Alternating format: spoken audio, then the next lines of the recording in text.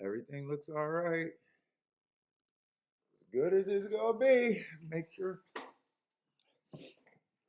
Oh fuck. Hey everybody, welcome to the Shake Up. Feel like I'm working overtime. Third show this week. We're doing the same thing. Golf stream and a little bit of freaking fairgrounds. And again, I didn't get all the fairgrounds done. Going to be just like yesterday. So hopefully that inside of the track's still good. Whew. Let's see. What am I missing? I'm missing the video. Hey, what's up, Joe?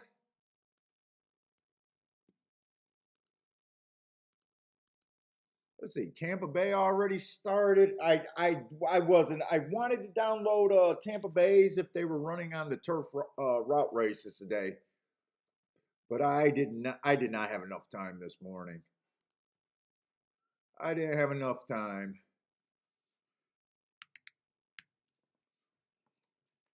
Oh man. Hey, what's up? Snapping Finger, Michael Lester. What's up, guys? Let's see. I watched a little bit of Turfway last night on a couple streams. A little Turfway and Sam Houston. I wasn't really paying attention to what Turfway did last night.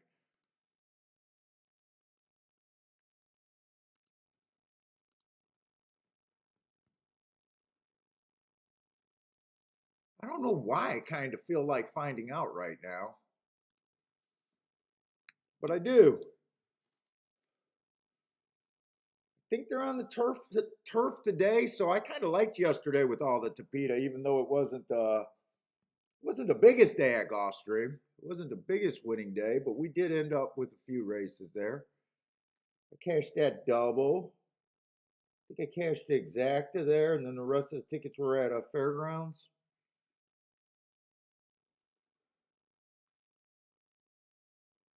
Let's see, what did I want to look up? For some reason, I wanted to just look up Turfway last night. I don't know why. It's not like I've been playing Turfway. It was pretty chalky last night. Wow, it was really chalky last night.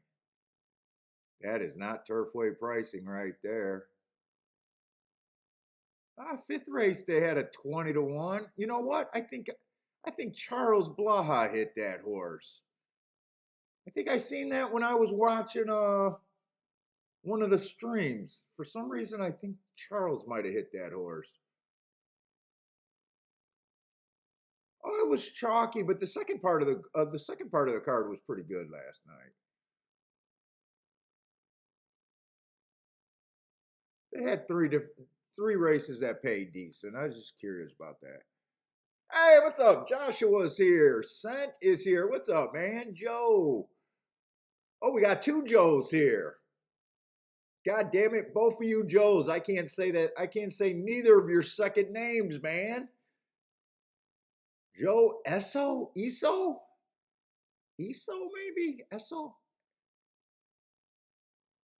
And the other one is Joe Linus. Oh my God, I'm killing it. I needed one of you guys to have a simple freaking name for the idiot host.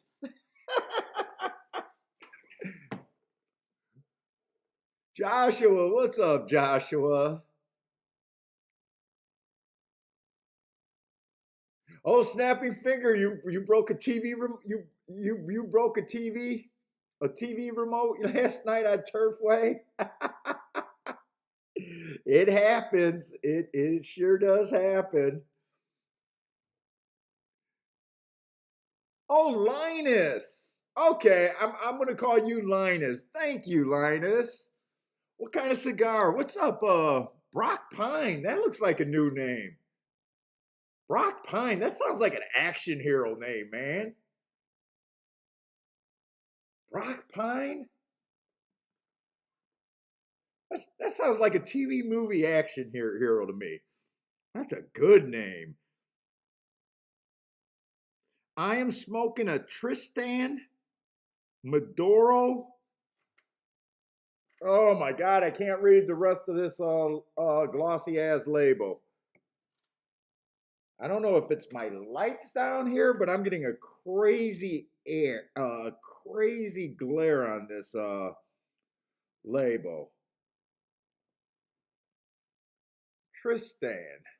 I've been smoking these a few times. Usually it takes me like a few times to decide if I like a cigar. I probably had it about 5 times so far, and I keep liking it. Joshua wants the more raining. Joshua, I need someone or something to piss me off.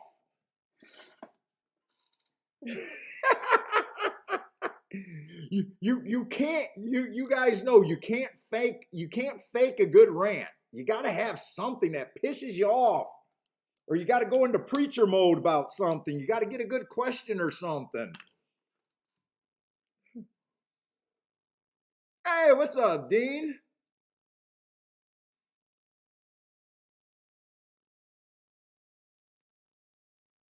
Opus X. I don't know. I have smoked the Opus before. Opus, if I'm saying that even right.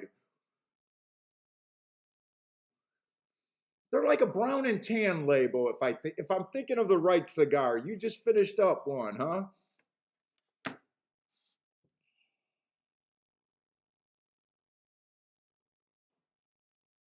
You want me to rant on the other YouTube shows?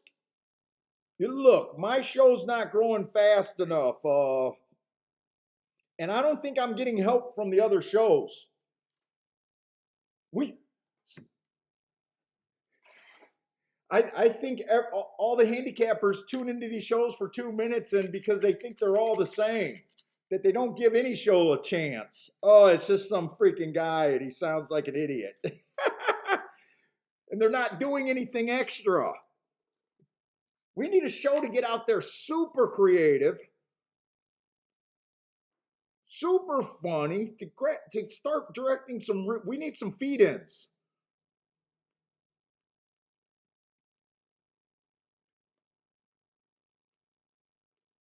Fucking Horse Racing Nation, we're talking about being a feed in for freaking On the Wrong Lead. No, we need a real feed in. We need a good horse racing show that can grab like 100,000 people, and then that'll be a lead in. You can't have 30 people leading into 30 people. What the fuck is that?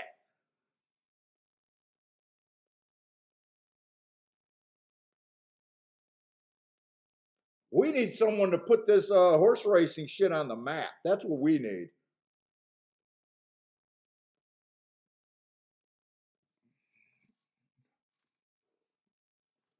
Hey, what's up? Snooker's back. Morning from Seattle. My brother in law is trying to move back to Seattle. Ah, Brock, this is your first time joining. Oh, you've been to every day a cigar. I smoke about twice a week, 3 times a week, and I'm trying to cut down. I only smoke one a day, one each time I smoke, but I only smoke like 2 or 3 a week. Brock, welcome to the show, man. I'm gonna put it out there because I think I do see. I think Snooker might be a new name. I know he was here yesterday, but because we got a few people in here, and it's early. Look, I do 100% my own handicapping. I am going to have a lot of ideas that are different from everyone you see. I don't just talk about the horses I like. I I'm about talking about handicapping. This show's goal is not to be a tout, it's to try to get people handicapping and to make people turn people into handicapping. I will sit out races. If I don't like a race enough, I play for the end of the year. I'm a profitable player at the end of the year. This is all I do. I believe sitting out is a real fucking skill. And I'm not gonna change. We had a troll in here last week who didn't like it. He could get the fuck out. So I believe in that. We celebrate handicapping. We've been doing this for about 3 years now. We're pretty consistent. Same people with the chat room sticks with us. We got a lot of sharp people in the chat room. Feel free to throw up your picks. I'm only able to concentrate on one or two tracks at a time, but you guys are sharp. And if you guys want to throw out picks all over the place, throw them out. The only thing we ask is that you guys include the name of the track that you're giving out the pick. That's basically all we ask for.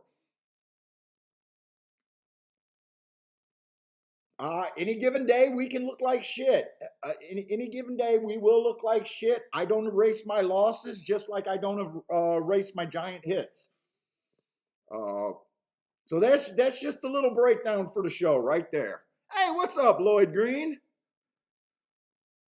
But hope you guys enjoy it. And I do kind of ask to give the show a chance, man.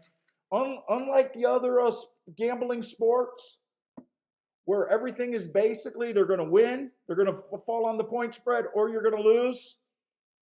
Those shows, it's so easy to fake the funk being a horse player where we will lose.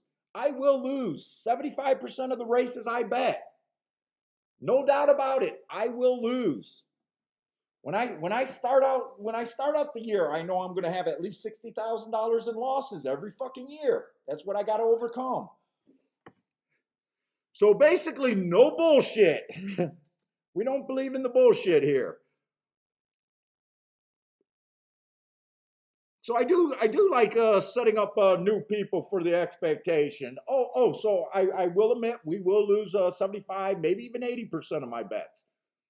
Long term, I will be profitable.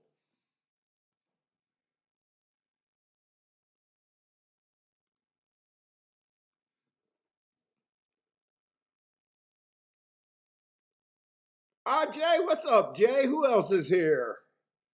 So I did a Gulfstream and Fairground so far today.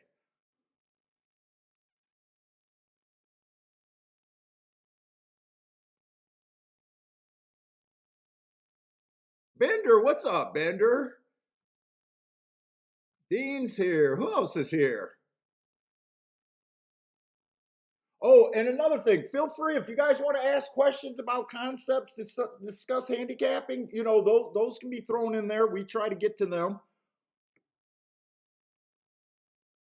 Oh, by the way, we do not boom on chalks unless you have a real bet on them. Joshua had a 500 win and placed bet on a 7-5. Usually that's not a boom, but the $500 in the single made it a boom. So, you know, a $2 on a 7-5. Please do not boom in our channel. Hey, what's up, Attila Boulder? What's up, Boulder? Oh, Jay. Yeah, Jay, I sent you. I seen the pics and you're making me want to buy one. Yes, I did. I love that car.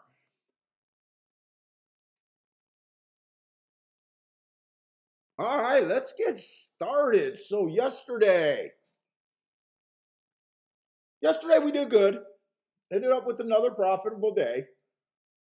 Not as sexy as the day before with a 30-1 winner, but more of a grinding day yesterday. First race today, we got a Tapeta route.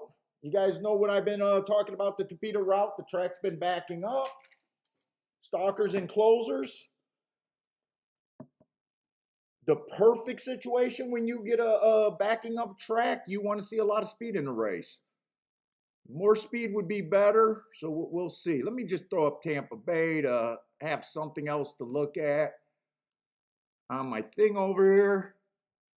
Joshua, what are you trying to do, man? You're becoming the biggest purse watcher on the planet, man. So yesterday I cashed roughly $900 in ticket. I think a little bit over 900. I think my profit of the day was roughly around $300, give or take. So, you know, so basically I would have bet roughly around $600 to make $300 in profit. That's why I say ROI really doesn't matter. The day before, what did we have? What did we have on Wednesday? 4,000 times 4,000 times ROI. And what was the next day? 50% ROI. ROI is garbage.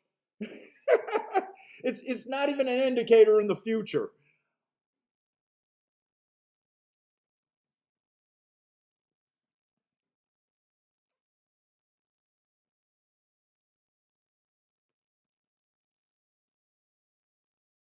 Hey, what's up, Jared? Jared's back. Earhand's here. What's up, Earhand? Our turkey representative. William, what's up, William?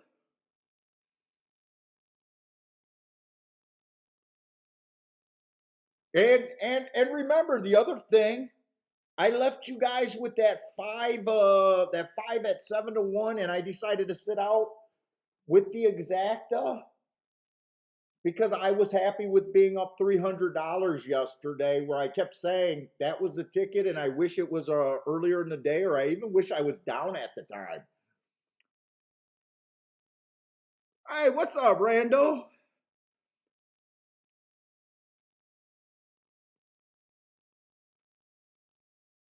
All right, let's get started. So we know what we're looking for. We know the perfect scenario is if we see a lot of speed in this Tapeta race. But we're going to get started. So we kind of know what the track profile was. So let's start going through the horses.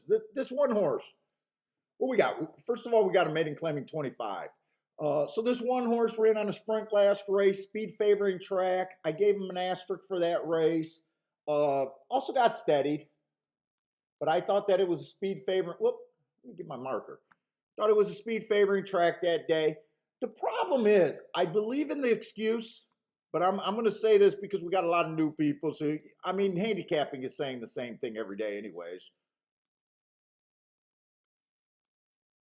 So I believe in the excuse, but I tend to want more running lines.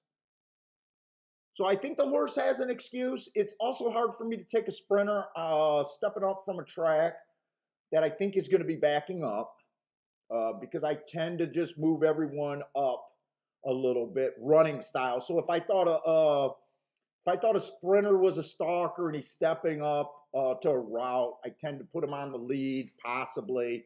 But with the one race sample, it's really hard to tell what he was.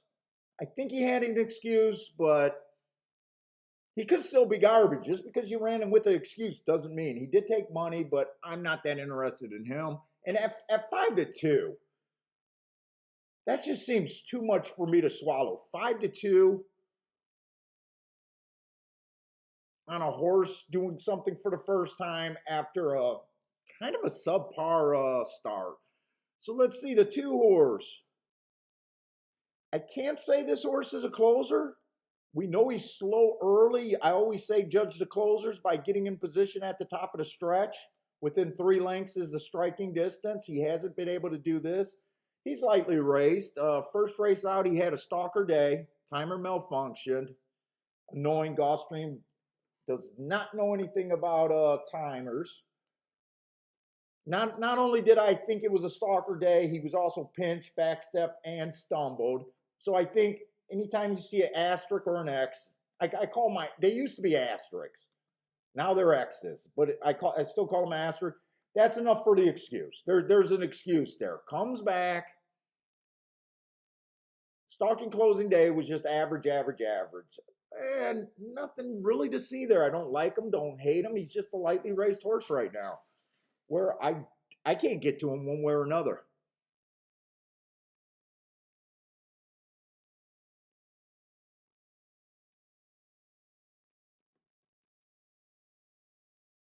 Hey, Joshua, I get what you're saying, but I think you're a pocket watcher, man. You're trying to figure out my yearly income. Dude, I tell you guys, I watch your pockets. So when my career as a horse player goes belly up, I know who I'm coming to borrow money from, and Joshua is one of the guys that I'm going to borrow money from.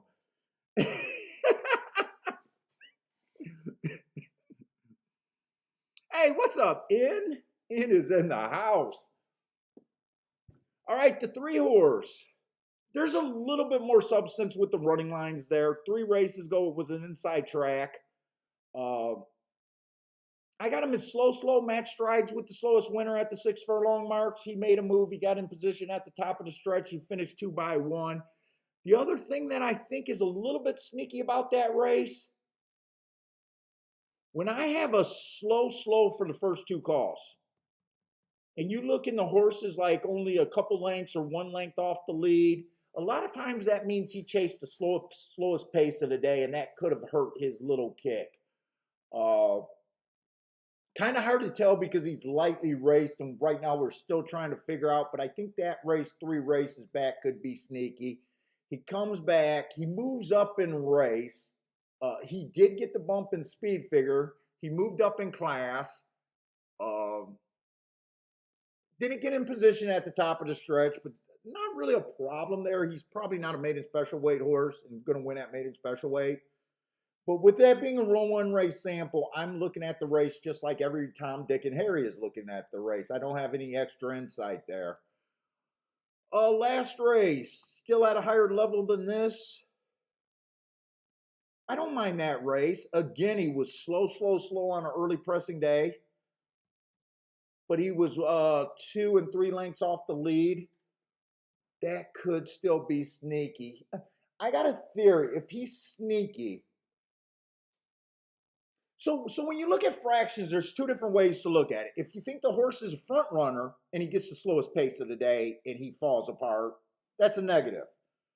But if you think a horse is possibly off the pace tile of a horse and he's close to the lead and the pace is slow, you look at it as a positive. So we're always playing with these puzzles about handicapping. Put it this way, the price at 2-1 is not right for me. I see him. I think he's sneaky, but the risk and the reward is not matching up, in my opinion. So that's my thought on the 3.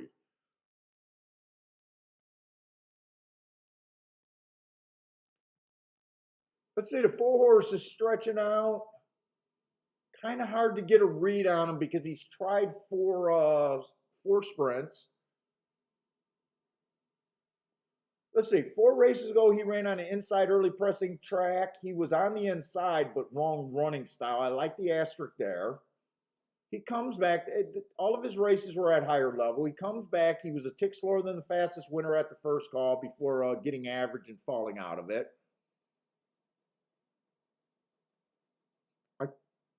But his last 2 races are a little hard for me to take. 11-1 on the class drop. I'm probably thinking he offers a little bit of value because I'm thinking of him at about 5 or 6-1. So at 11-1, he's interesting. So far, the race is shaping up in a race that I'm not that interested in. 5's the most interesting marked horse I have so far. Oh, by the way, if you guys are new, I do my marks and research the night before, but I put it in like a robot. I do not look for winners or anything before that. I have no idea what I'm going to do betting wise.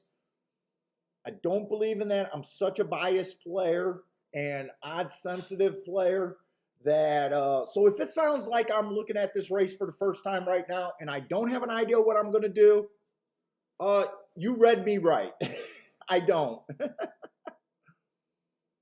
So I'm like breaking down this race at the same, like we're all doing it together is basically the concept of the show.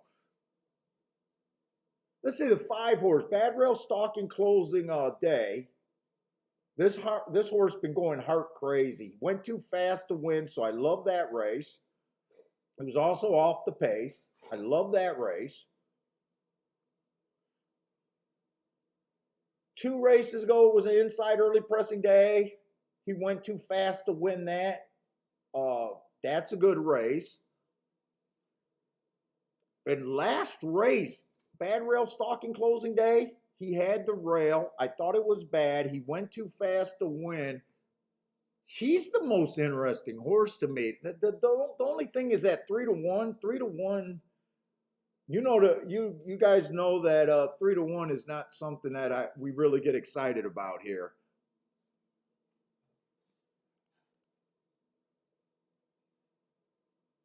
Oh, Bender's jump. Bender, you going pick five? Well, you know what, Bender? At least that does not look like a $400 pick five grenade. But interesting. You're starting out with a pick five there.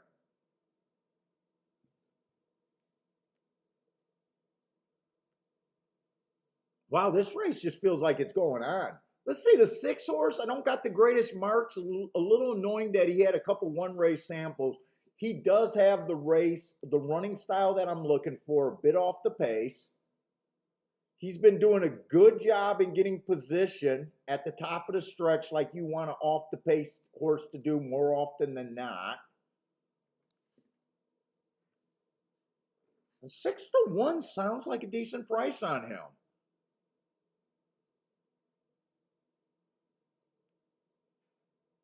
The seven horse just looks slow. I'm not sure the seven is interested in being a racehorse. He starts out slow. He never gets in position at the top of the stretch. Kind of hard for me to get around him. He has a couple excuses, but they're running style excuses. Two races ago, he had a speed favoring track. He'll always get an asterisk on a speed favoring track. Just like three races ago, it was a bad rail day. He had the 11 hole, so he was nowhere near the rail, but it was an early pressing day. And he's just a dead nuts closer if he's even a closer. So this horse is going to get a lot of asterisks.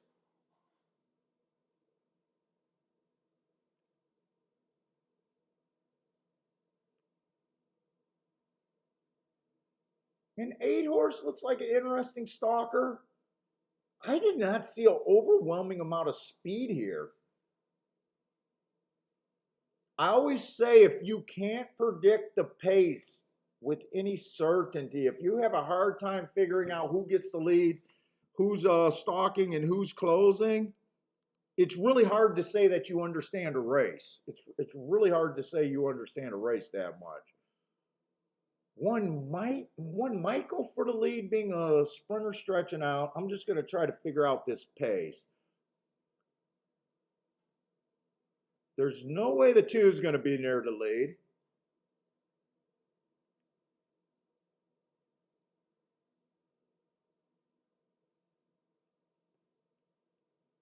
Maybe the three. I'm not sure. He's getting a class drop. He's been stalking at a sprint.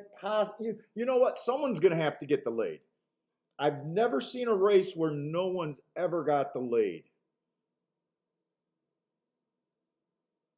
Five may try to go to lead, but I really don't want him to. I really don't want the five to go to lead. He's technically, in fact, I have not seen a single horse in this race that's technically had the lead. Even the six horse. He was dueling for the lead there, but he was second by a neck. Technically did not have the lead. In all these races, nowhere near the lead. I don't think there's a single horse that ever had the lead in this race.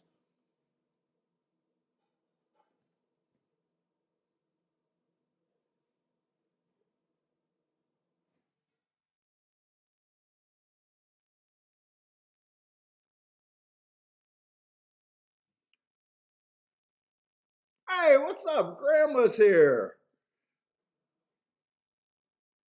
How did Grandma do at Turfway Park? I'm guessing unless she was hot during the second half of the card, with the first half of the card being pretty chalky. Grandma does not play those damn chalks.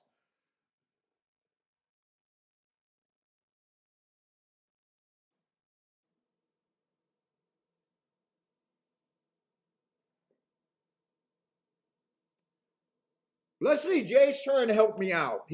Okay, so Jay's thinking possibly the one in the six. I kind of agree. I think it could be the one, the six. I really don't want the six to have the lead because I like the six. Or I'm sorry, the five.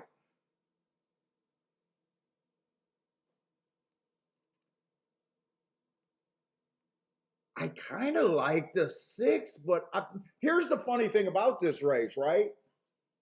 I don't want to be on the lead, but I don't mind getting first run here.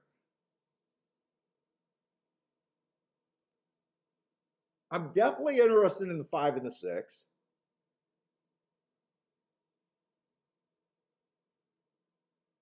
let's see, yesterday, I'm kind of forgetting what yesterday was. Yesterday, we did think that the Tapeta was favoring definitely off the pace. But wasn't yesterday the day that Bender, we thought it was favoring the outside of, yeah, yesterday it was, we kind of thought that outside call early was a really good call on the Tapeta. I don't think there was anything that made us really change our mind from that.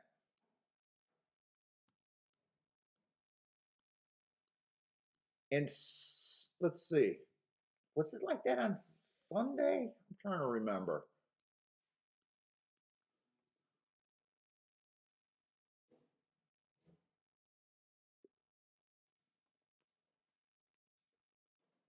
Let's see, we still got 5 minutes. It seems like I can beat this damn race to death.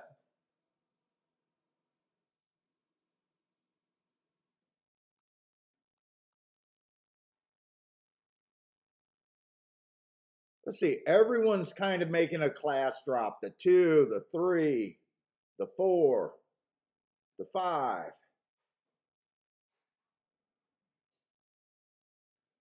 The only horses that really is stepping up is going to be the seven.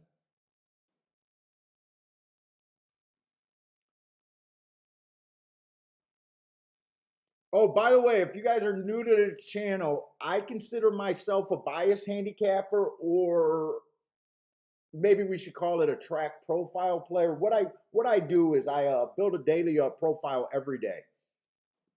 So when I grab the form and do my marks, I got to look up each of these marks every day. So if you're new and you're just trying to figure out what I got going on, these are my marks for last race, 2 races back, 3 races back, 4 races back. So I got to look up each of these. I have my notes. I do a little something with the times, and um, that's kind of what I'm talking about when I'm reading the notes and everything. Now, my wife is saying it's my proprietary.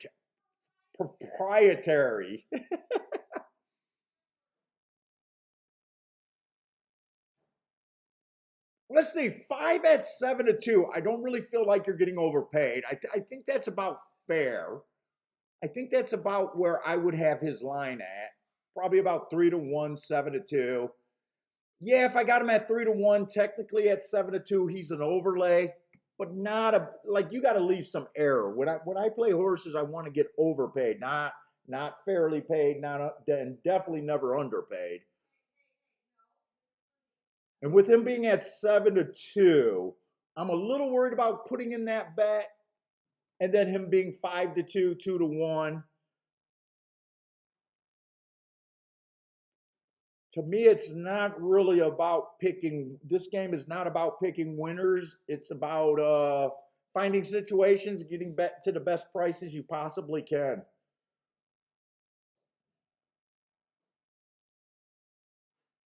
And 6 at about 5 to 1 is kind of the same situation.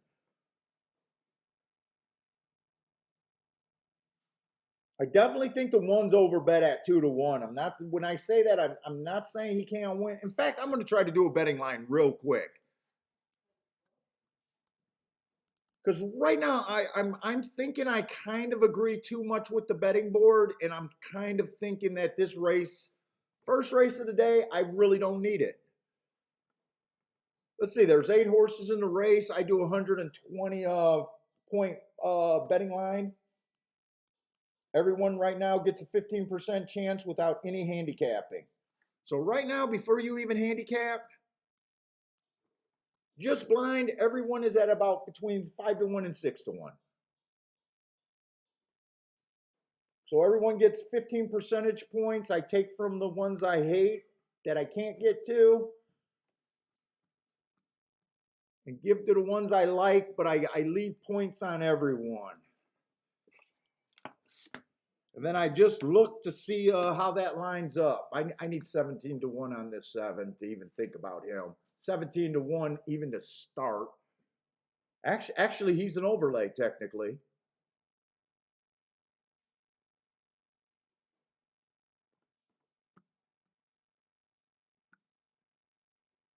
Good. I feel pretty confident saying I can't look at this horse unless he's 100 to 1. 1% chance. To me, it's always easier to start with the horses you know that you can't get to with your betting, with your own personal handicapping. To me, it's easier to start with the ones that you know that you can't bet.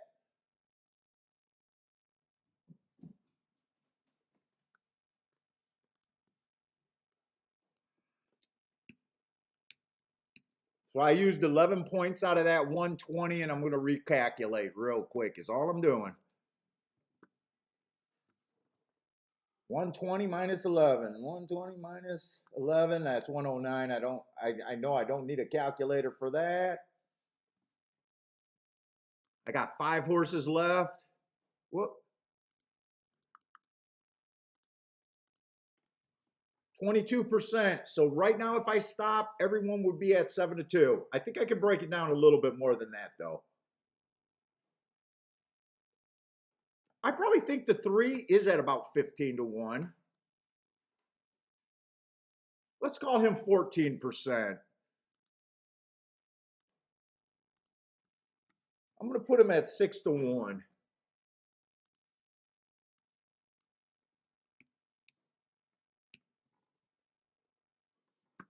So minus 14%, and I got 5 horses left, or 4 horses left. So just take 97 divided by 4.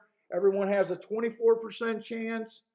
That's just a little bit over 3 to 1. Everyone should be about a little over 3 to 1. Can I break it down a little bit more than that?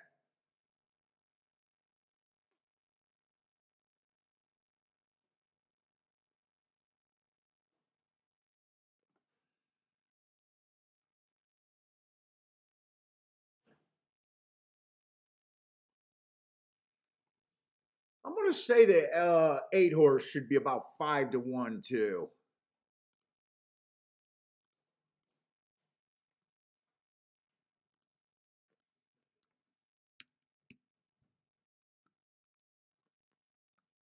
So minus 16 divided by 3.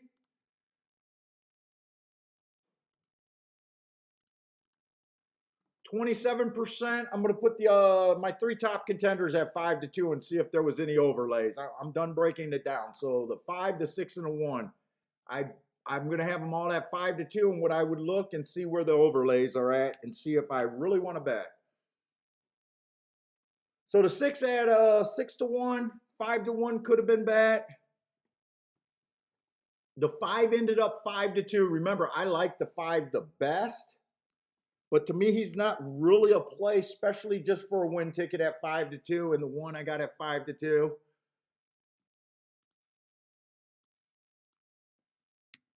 So I basically got a sit out race. If I did something with the 7, it would have to be in the doubles and the exacta. The only horse that I could do a win bet that I like, there's some other horses that are probably overlays, would be the 6 horse. But obviously, I don't have a bet there. Hey, what's up, Bob? Bob likes the 4 to win in place. Jared took the 6 there. Who did Bender use in his pick 5? I think he used, who did Bender start out with?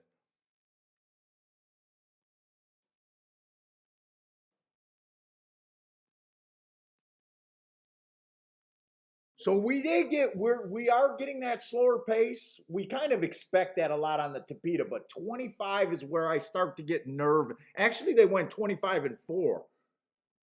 I now with that slow of a pace, with them coming way off the pace and maybe speed can't hold on, with that kind of a pace, the rules change. All of a sudden, speed figures or speed horses got a much better chance going that slow. That's extremely slow.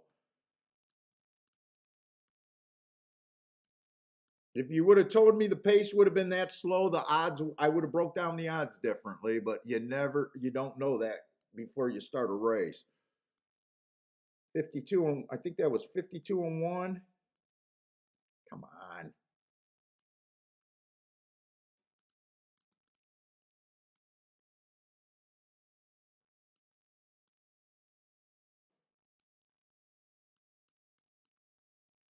52 and 1, 76 and 2. I think that was the 5 that squirreled through on the inside, so I really got no shame in my handicapping. I did my job. Like I said, I would have had to play exactas or doubles with him. Definitely not a win bet there.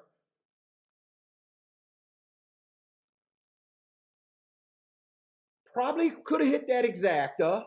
I got the 8 at 5 to 1. I don't know if the that exacta is paying enough for me to want to play it.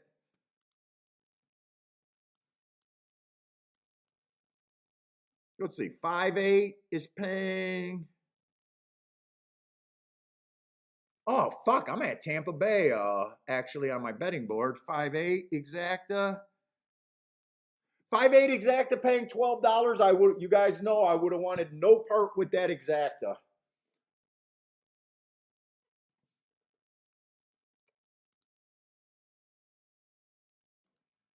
I'm pretty sure Bender, I wasn't able to look up his horse, but I'm pretty sure Bender handicaps a lot, pretty much same as I do a lot of races, and I'm pretty sure he's all over that 5. Jared looks like he's all over that 5. Brock used the 5-6-1, missed the exacta, but he had the winner. You got to take chances.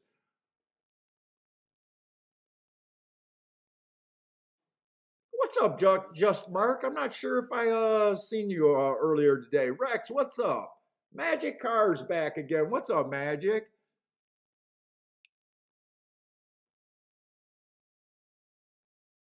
Attila liked the 8 horse to win.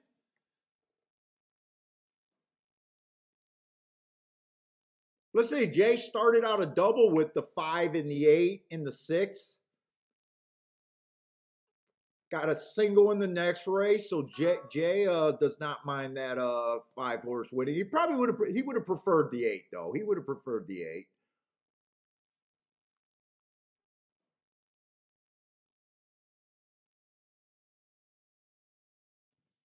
All right, starting out 5-2 is not terrible, or 2-1, not terrible.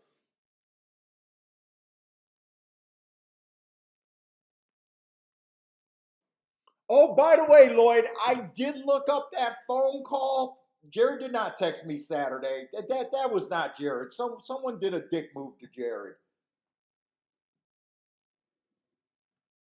I asked Jared to text me.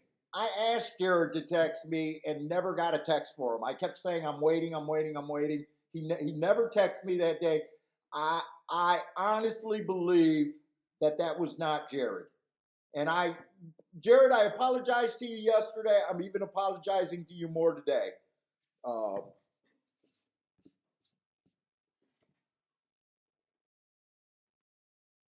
Someone did a dick move to him. Someone did a dick move.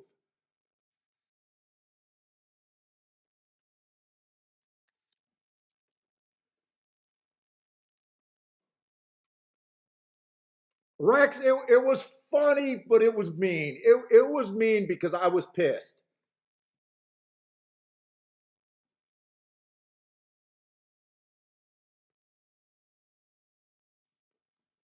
I was pissed at Jared. If someone would have came up and said it was just a joke, calm down, Paul, that would have been another thing. We might have been able to laugh about it if he didn't let it go so far.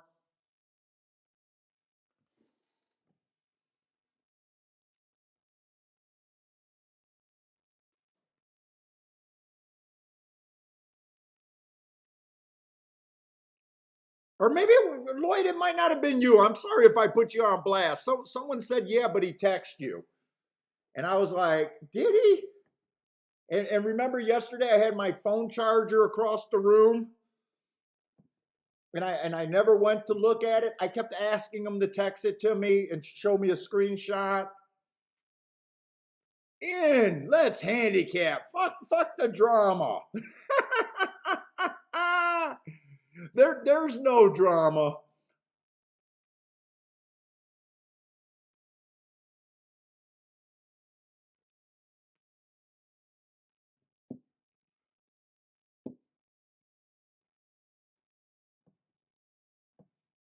Yeah, and you know what? It's grandma's fault. Wherever grandma watches on YouTube, the drama starts to happen, and then grandma leaves and finds another show.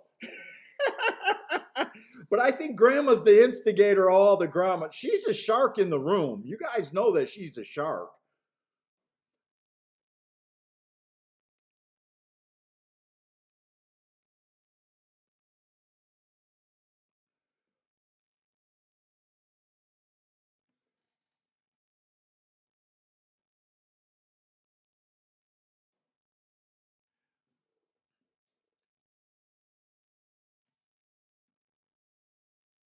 Yeah, and we don't need drama and we don't need hot chicks. We got the best handicapping show out there. We got the best chat room of handicappers.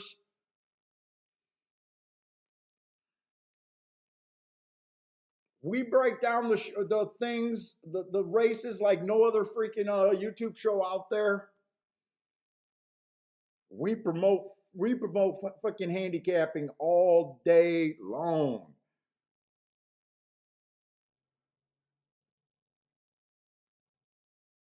I wish I knew who the fake Jared was because I would ban. Well, I don't even know if I could ban him. I could just ban him from using the chat room.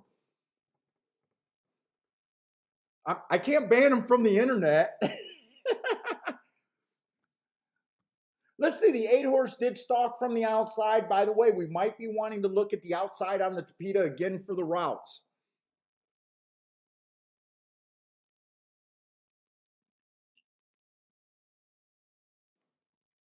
Come on, Joshua.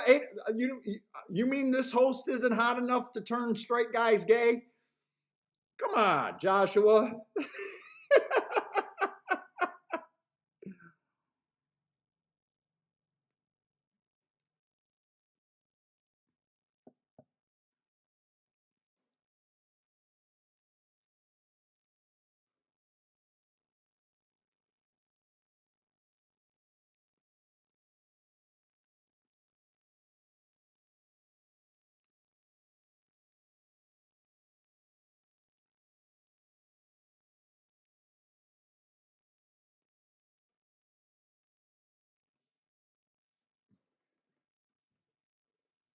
Hey, Joshua, I've seen your Twitter profile. You're trying to give the dreamy eyes in that photo, man.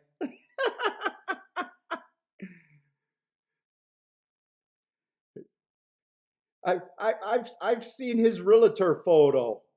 He's giving out the dreamy eyes in that photo.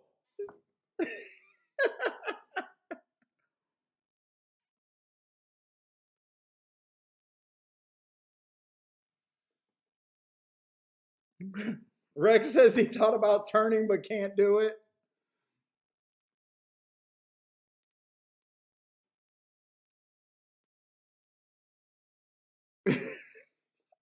What grinds my grandma? You're a Family Guy. You're a Family Guy fan. What grinds my gears? I think that's Family Guy, or did Family Guy take that from someone else when they did the Peter "What Grinds My Gear" episode? Let's see. We're gonna watch Tampa. You guys know what I think about the Tampa Dirt. I've never won on the Tampa Dirt. Only you have been able to take profits out for the Tampa meet just based on playing just the turf route races.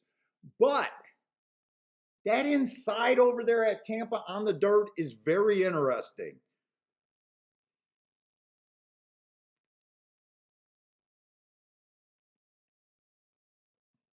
Grandma loves Family Guy. Nice. All right, we're gonna get started a little bit sooner in case I knew I wasn't that interested in that race because I really like the 5. And at 2 to 1, I knew there wasn't going to be enough time to look at a double uh, for me. By the way, the new guys on the show, if you guys didn't get bored with the show already, hopefully you're hanging in there. My main plays are win bets, but win bets to me are basically stopgap measures. For the end of the year, I expect to be about plus or minus 5% on my win bets. I don't bet them where I'm trying to make profits with a win bet, other than on particular days, like a stopgap almost. Most of my plays are doubles and exactas. Um, if you can tell, I'm just breaking down the races now, so I really don't get into pick fours, pick fives. I used to play pick fours back in the day. Uh, I think you can do way better in the doubles. You know, like a lot of people, you hear a lot of handicappers go around saying they're the best 3 out of 4 pick four player on the planet. When you think about that statement, you could have crushed one double, possibly two double, and if you would have won the pick four, you would have hit three doubles. Uh, you know, pick fours pay. You know, $1,000 is considered a pretty good pick four. You know, if you play your doubles 10, 20 times, you know, you can make a lot more in the doubles, in my opinion. Plus, you get to be able to see the payouts and know where you're at way before. So I don't do that anymore. I most of my action is you know, doubles and exactas and some win bets.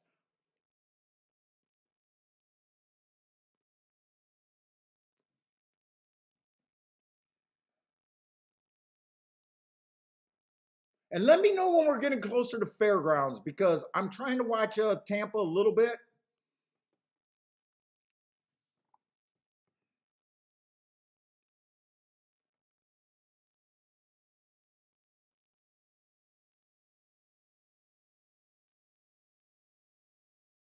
That was an outside horse at a favorite though, 3-2 over there at Tampa Bay.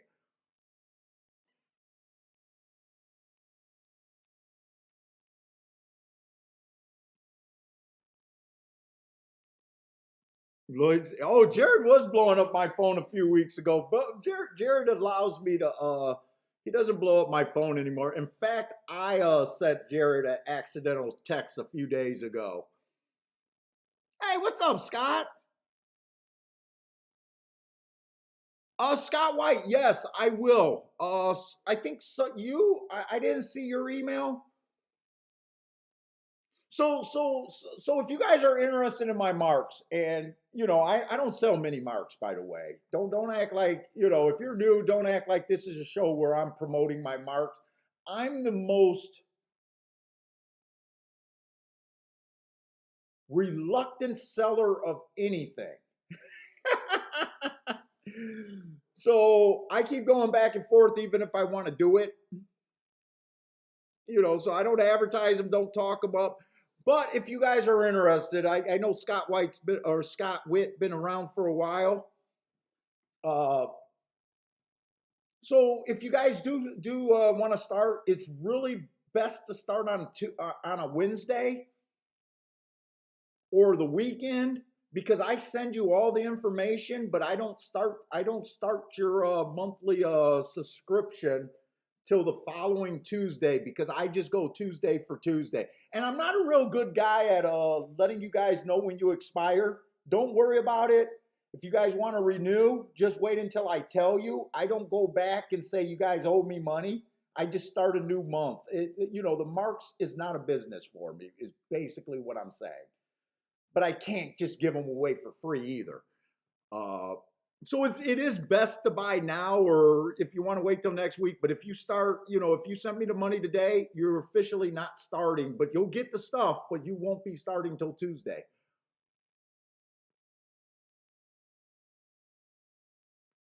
And Scott White, you do know that I'm not selling the marks anymore. I'm selling the bias reports and the stuff to make the marks. I am not selling the marks. So that's the other thing that I wanted to address in your comment. I stopped doing that. I wasn't selling enough to make it worthwhile. It was just too much work.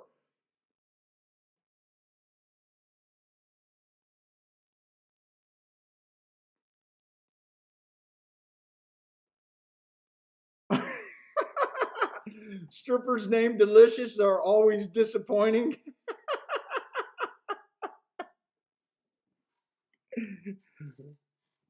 I always go for the strippers named after cars. I like the Lexus and the Mercedes and the Porsches. Hey, what's up, Elliot? Elliot's pointing out there might be a merry-go-round over there at Aqueduct.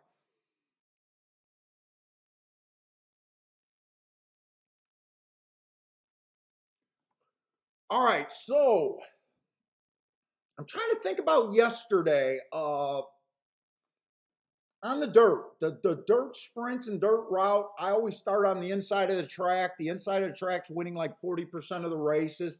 I will admit, last weekend it was outside. Kind of caught me off guard on Sunday, and I never made the adjustment. Bender spotted it late. Uh, Yesterday, I think we only had one dirt race, so it was really hard to judge. I think the winner was the 3, and the second place was the one horse at 4 to 5, so it was inside. But the 3 was, I want to say 3 to 1, and the 1 was 4 to 5. Those were the only 2 horses that were really in the race. That was a race that I hit the double. Uh, so I do have in the back of my head that for the weekend it was favoring outside. But I always go back to the inside. You guys know that I hate route to sprint. That's going to be what this one is.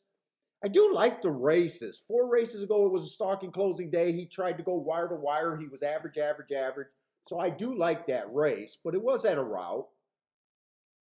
His next race, 3 races ago, it was a stalking closing day. He was technically a stalker. He went too fast to win. I absolutely love that race.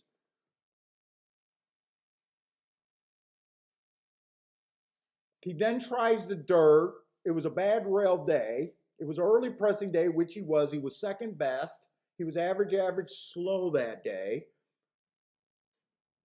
But I don't think that was a bad race. And then his final race, it was an early pressing day. He was just slow, slow, slow. It was kind of one of the slower races of the day. So that could be a sneaky good race, but I do have a prejudice against routers going a sprint. I consider 7 furlongs a sprint. 5 to 1. 5 to 1 is probably where I would probably have them in my head, just with that prejudice. So I prefer sprinters in a sprint. I even prefer 5.5 furlong specialist stretching out to 7 furlongs than I do a mile horse going to 7 furlongs. The 2 horse, 4 races ago, early pressing day. He was average, match strides with the slowest winner before tiring out. He comes back, middle of the track was good. He had the 4 hole. He was the slowest winner of the day that day. Nothing's wrong with being the slowest winner of the day. It's just how the marks came back on the profile. 2 races ago, he was average, average. And then last race, he comes out fast, 1 tick slower than the fastest winner at the first call before the pace got slowed down there. What's up, Bentley? 2 to 1. 2 to 1 is not a price that I'm interested on him.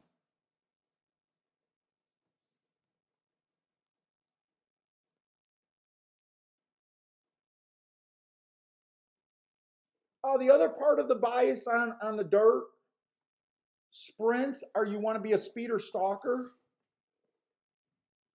4 horse, yeah, the 4 horse borderlines on being a closer. 3 races ago, I got an early pressing day. He was a closer that day. I gave him an asterisk there. I don't like 2 races ago. He had a stalking closing day. I'm surprised that came up as an average race. It looks terrible, but I'm surprised it came up that good, actually, or just being average. And then last race, he was slow, slow, slow while being a closer on a sprint. I'm not into the 4. I can't get to the 4 there. 1's another router. I'm sorry, 5's another router. Now there's always a rule that can be broken. The more routers I have at a sprint, sometimes I can get to a router. So we got two routers in this race right now. Nah, I don't think I can get to them. 5 horse ran a route last race, slowest winner of the day. Love the race 2 races back. He got the asterisk. But this horse is really a sprinter. I can get to him. I can get to the 2. I think I can get to the 5. No, I can get to, well, I'm messing up the numbers. I can get to the 6. I can get to the 6, and I can get to the 2. But the prices, I'm agreeing too much with the track. I'm agreeing too much with the bettors here. And 8's going to be another router, so this is a route heavy race. So the rules do kind of change. But I'm seeing a race where I agree with the betting board. I think the 2 and the 6 has the best chance, in my opinion, to this race. I don't really see any upside. I want to get overpaid, not paid 2-1 here. This honestly looks like a sit-out race for me. I don't even think I need to make a betting line or anything here.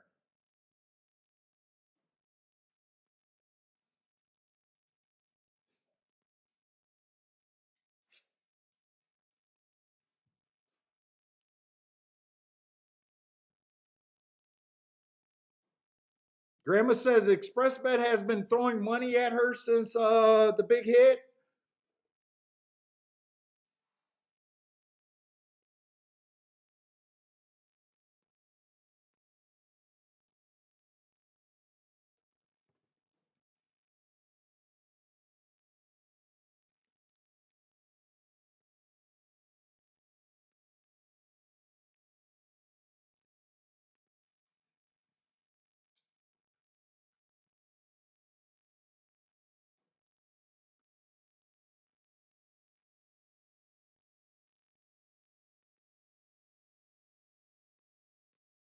Anyone that interested in this second race at Gulfstream?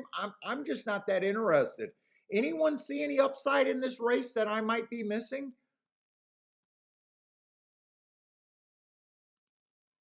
I'm going to put Fairgrounds video up right now. We still got 34 minutes for Fairgrounds.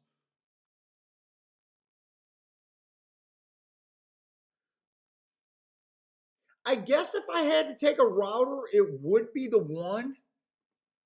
5-1, 4-1 sounds about right on him, but that's still pretty chalky. That's still pretty chalky. I'm just looking at this race and I just don't see any real upside here.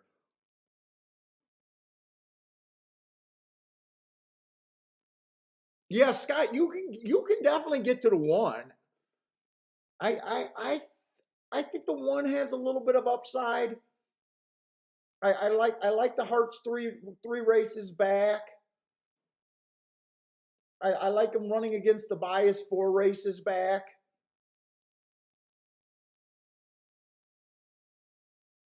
My biggest problem with routers going shorter is a lot of times they're betting the front running routers, and a lot of times they're just not used to the fastest cadence.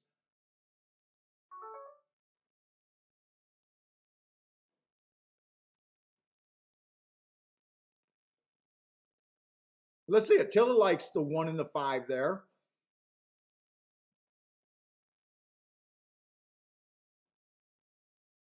I think he's the best possibility for a price. Put it that way, the 1 horse.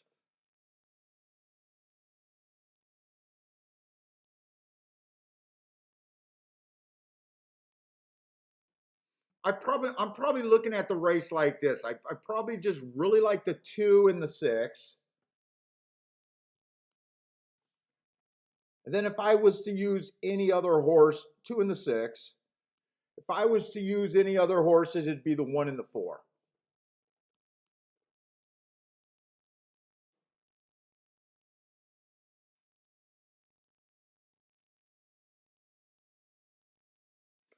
And I guess if you're really starving for a bet, but I'm not going to do this bet, I could see a scenario where I could play the 1 and the 4 to win.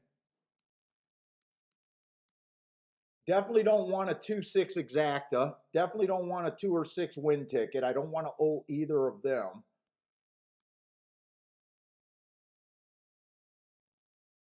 But I could see going a 2 and 6 on top of the 4. I can also see 2 and 6 on top of the 1, like play the 1 and the 4 to win, play them in second like that.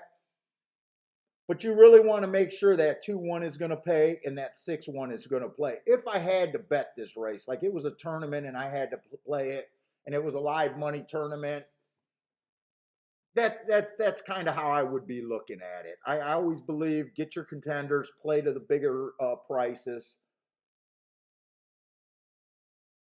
But let me just write no bet. I'm just gonna leave that up there because that's what I'm cheering for, kind of deal. But I'm gonna leave this on here, so I got to remind myself that I did not bet it.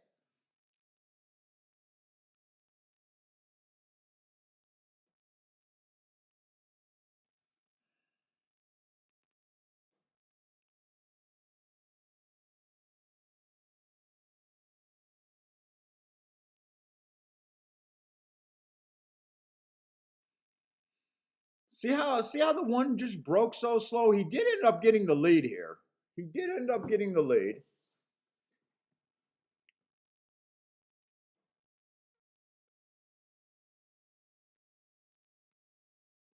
Who is the 5? I kind of missed the 5. Who was the 5 there? 5 was a Rotter. Yeah, I could see him up there.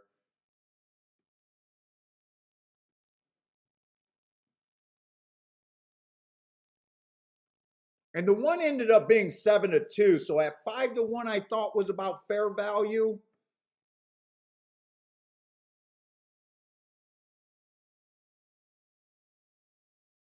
At 7-2, I just don't think that he was that fair of a value. Come on, I don't mind seeing the 1 wins. Looks like a few of you guys went with the 1.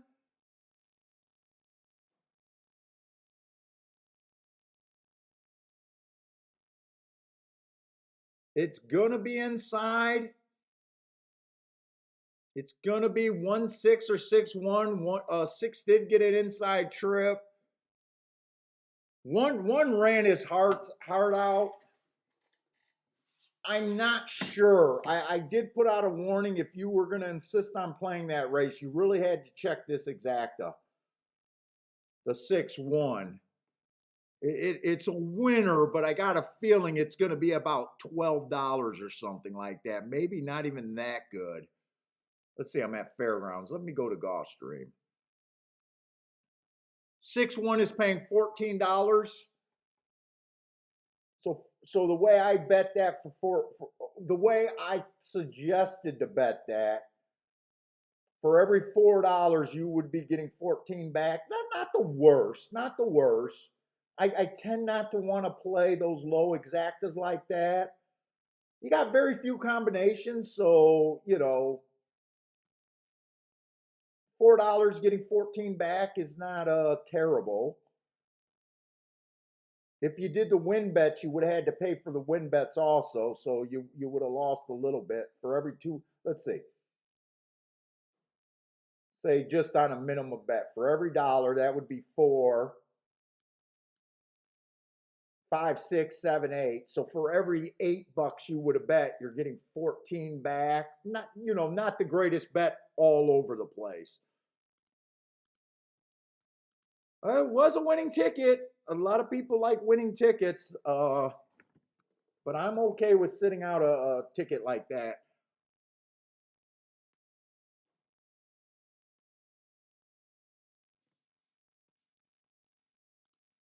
Hey, what's up? Saturday's back today. What's up, Saturday?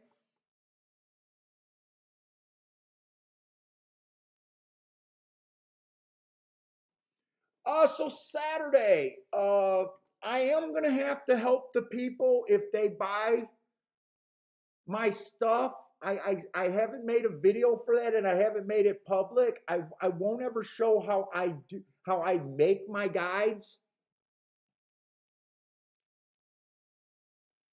But if someone buys the package before I decide to play it, sell it, I will tell those people. I'm not gonna really put it out there. Uh, Yesterday during the show, I know you were here. I don't know if you stayed for the whole show, but there's plenty of shows where you do see me pull it up and mark up horses.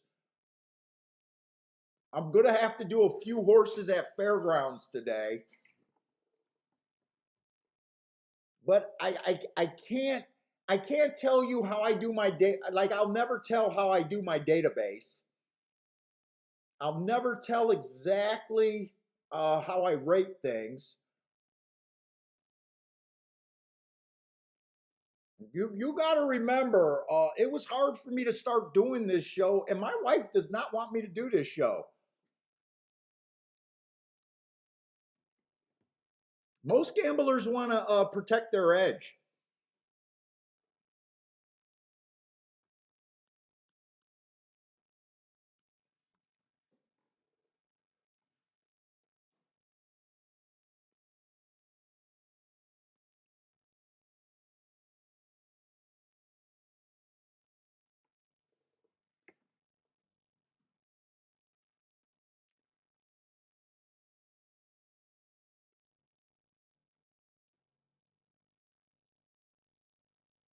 Let's see, Scott White looks like he took the 14-1 exact payout there.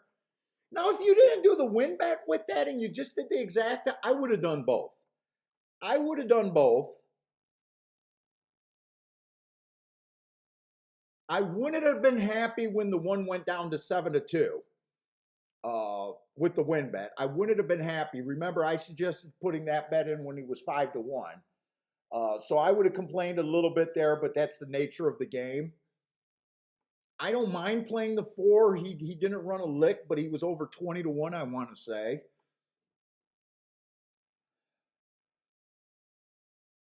But if you just played that exactly, you would have been better off. You for every $4 you would have bet, you would have got 14 back.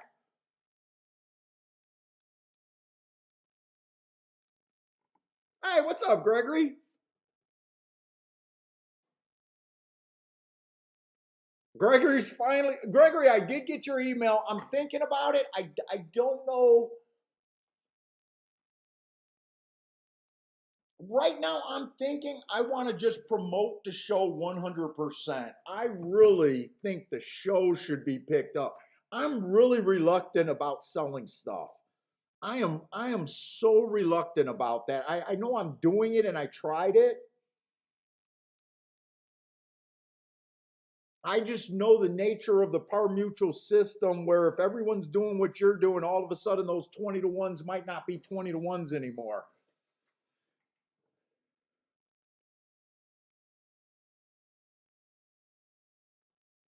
I'm looking at Bender's freaking rise in success as a handicapper. I'm looking at fucking Stephen Marshall, who's been buying the stuff and just killing fairgrounds. Just killing fairgrounds. And I'm like, I knew some people were going to get better. I honestly hope they're in the minority.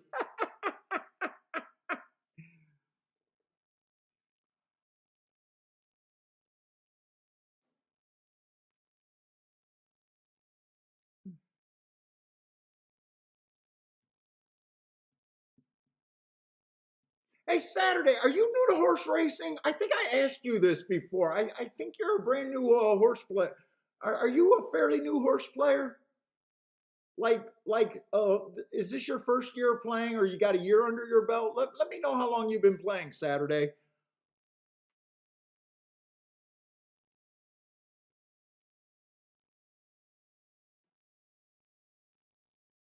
Oh, Rex, YouTube. I think my best month on YouTube was about $200 coming from YouTube. And a lot of that was based on tips. Uh, YouTube takes no, YouTube takes 30% of all the tips. On months that I don't get any tips for the YouTube, I think just that advertisement, it's in the almost the nothing range. It basically pays for my forms. Around $30, $40 a month. It's not this is not a YouTube. You really got to have the viewers. You got to have about 4 or 5, 500,000 followers and a lot of clicks on your videos. I think on YouTube I get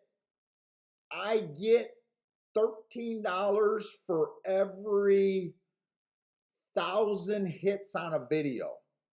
So you can see my video. My videos usually get about 500 views. Each video. So $6, and I don't know what I get. I probably don't get anything. They probably have algorithms where I know, since I do a 5-hour stream, some of that is just people, watching chunks at a time. The same person might be watching the whole video, but clicking on 6 or 7 different times, watching it in little chunks. I don't even know if someone watches it 6 times, does that count as one click because it's one person, or if that counts as 6 clicks. I really don't know how it, but this station will never make any extra money, really.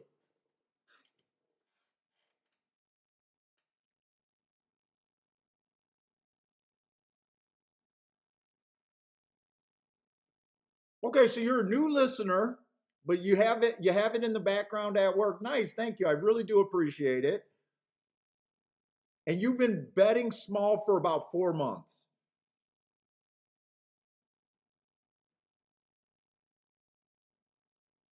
I suggest you keep betting small and keep learning. The worst thing about horse racing is the learning curve. There's a huge learning curve, an absolutely huge learning curve in racing.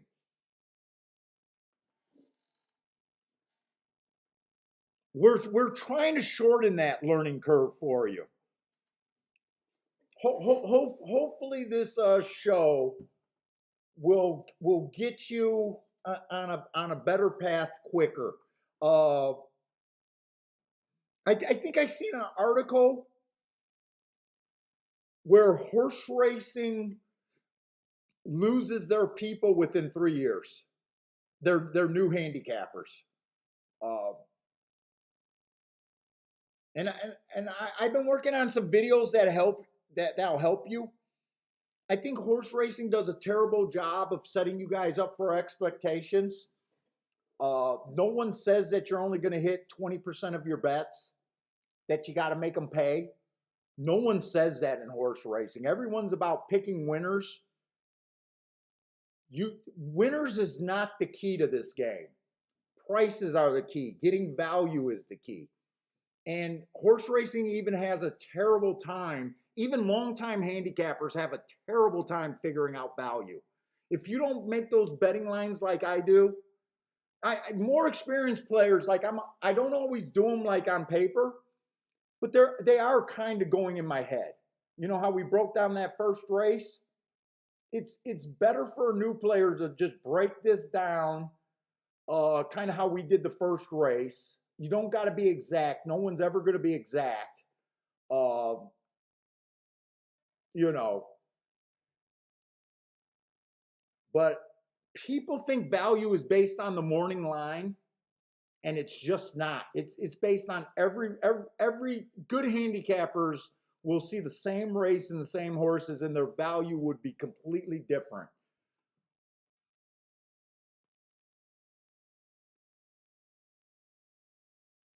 And I think you were on the show. I think I even answered your question. I think you should read the books, then forget the books. I think you should concentrate on pace.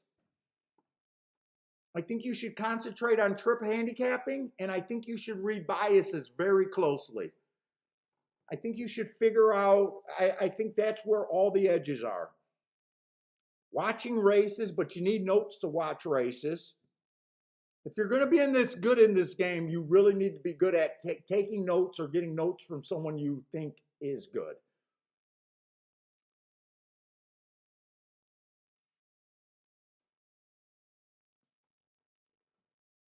But there's a lot of rabbit holes that new players will go down. There's way too many blind alleys. The speed figures, I think, is a blind alley. I think the price is already built in. They're too easy to learn. There's no real edge there when everyone has the same speed figures. They'll get you on some hits, but you'd be hard pressed to just be a speed figure or handicapper and really. The more you handicap like everyone else, put it this way: the more you handicap like everyone else, the better of a better you're forced to be. The more you can look at races different and get to prices, it's still good to be a better. I'm trying to be a better, but because I live in the 7-to-1 range on up, and I'm not scared to bet 50-to-1s like most people, uh, I'm allowed to make a lot more betting mistakes than someone that's more by the book. That's something you really gotta think through and digest that. You know, every chapter in that book, from breeding to class, will put you on winners. But the question you got to ask yourself is, most of my competition looking at the race the same way I am? If they are, you're going to have a hard time unless you're a spectacular bettor.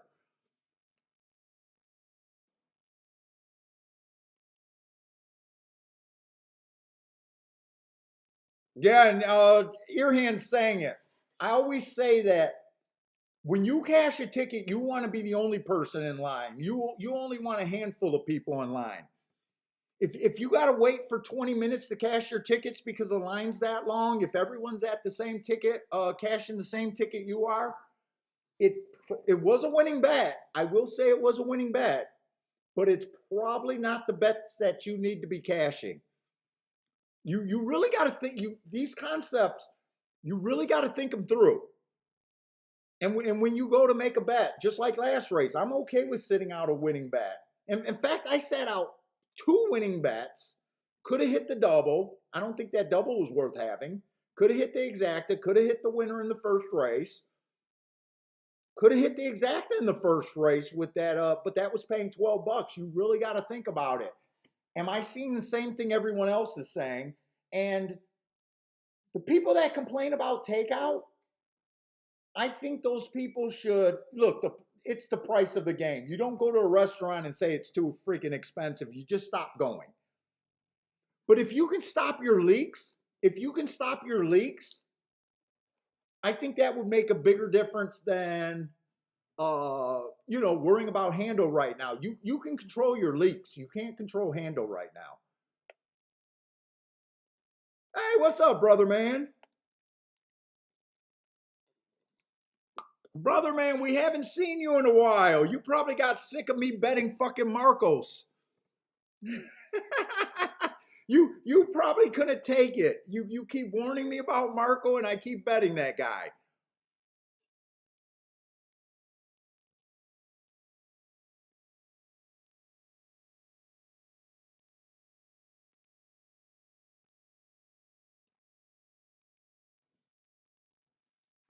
I love when brother man comes in. I missed him for the last few weeks. He haven't been around unless he's been quiet.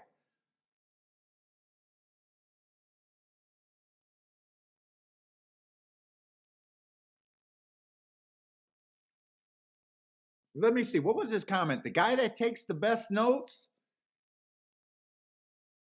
I think he's saying the guy that takes, meaning the guy that cashes, takes the best notes. I think he lets out a double take there. I like that comment better. The guy that takes the best notes. I think that's what he was saying there. I don't want to put no words in Brother Man's mouth, but I know Brother Man's a note taker because he's always Brother Man's a trip handicapper in the chat room.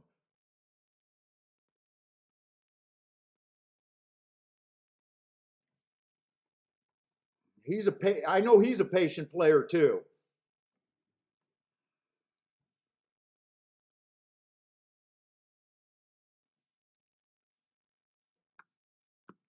All right, these turf, I wasted way too much time, but I do like talking sometimes. These turf sprints, we love these turf sprints. We want more of them. We wouldn't care if every race was a turf sprint here at Gulfstream. That bias is huge. You got to be on the lead or within 3 lengths of the lead to really have a realistic chance. 3 lengths of the lead at the first call. Little tricky. I don't do anything with first time starters. I ignore them. I don't believe in any of the factors that get you on first timers. I don't look at workouts. I don't look at trainers. I don't look at jockeys. I don't look at breeding. So where can I go with first time starters? I ignore them. The more first time starters that are in the race, the less I'm likely to play. Uh, and I think we got 2 or 3 in this race. Two and a horse that ran once. So the one I'm just ignoring him. If he beats and the horse that I like runs second, I did the best that I could. But I ignore first time starters.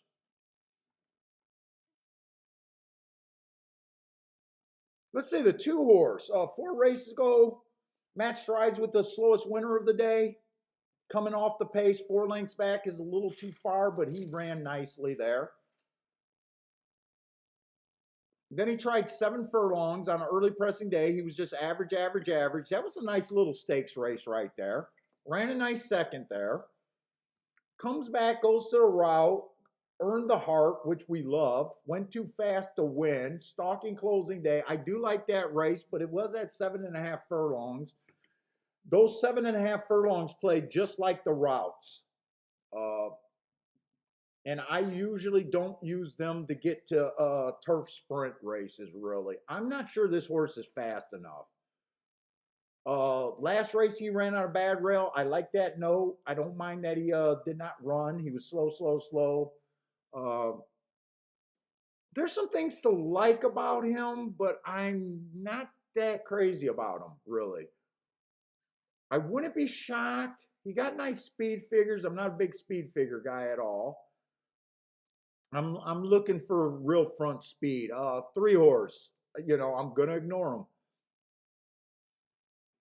4 horse never tried to sprint, never tried the turf before. Been close to the pace, but never been on the pace. So this is a hard call right here. 3 races ago, rail was bad. I didn't give him an asterisk. He was in a 4 hole. If I got time, I'm not going to have time. I would like to watch that video to see if he was actually on the rail. I think he might have been because his speed figure dipped. He was running in the 80s. He went to his worst race. I got a feeling he might have been closer to the inside, but without seeing that, I'm not sure. Last race, he ran against the speed favoring track. He came out 2 by 1. I think that was a disadvantage. I gave him an asterisk for that race. I do like that race. And then last race on the dirt, he had the good inside. He was just average, average, average. Wasn't good enough. Whoop, I lost my videos.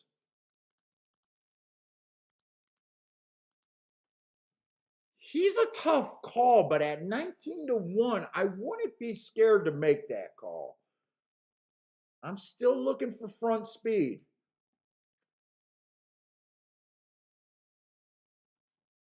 The 5 horse never ran on the turf either. Been running on the Tapeta routes where we know that's been a real disadvantage earning hearts on the Tapeta routes. So I do like those race 2 and 3 back. He kind of was a fast stalker last race. At 30-1, I wouldn't be scared to take him, but so far I'm not really loving this race. 6 is out. 7 looks like he fits perfectly. Hasn't he's at least been the closest to the lead so far. 1 tick slower than the fastest winner. 3 to 5 is always going to be overbet in my opinion. I don't give any horse more than a 50% chance to win the race. I always stop at even money. I think he's a player here. 3 to 5 is not right. I might do a play bet, my play bet category bet here. And I'm going to try to quickly, I'm running out of time. I'm a little interested, like I said, at 2 giant long shots, the 4 and the 5. I'm going to see if I can quickly look up this Churchill race. Whoop.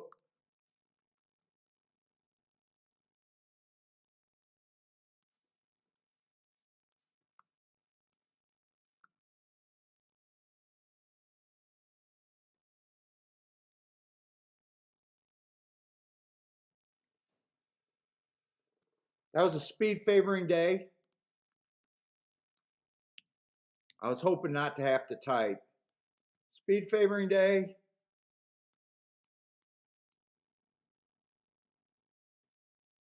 Slow match strides with the slowest winner. We don't have the final call. Let me look up November 14th real quick. I think that's as far as I can do. This was a bad rail day. I would give him an asterisk for the 3-hole. He's coming off of 2 excuses. He can be a little interesting.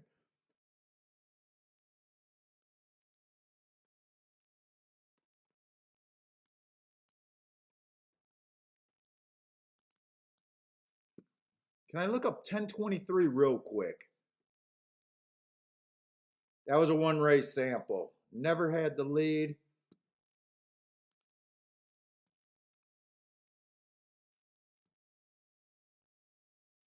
I don't know. This is what I'm thinking. I'll have to look up these exactas. Those 2 are probably good. The 8 I'm not so sure about. I could probably do a 3-horse win Dutch here at those odds. I do got to fade all the first timers, so it's a little. Oh wait, 2 could show some speed. You know what? I might not do anything here.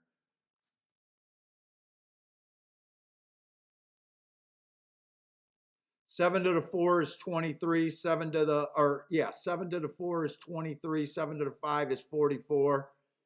7 to the 8, I can't play. That's only paying $9.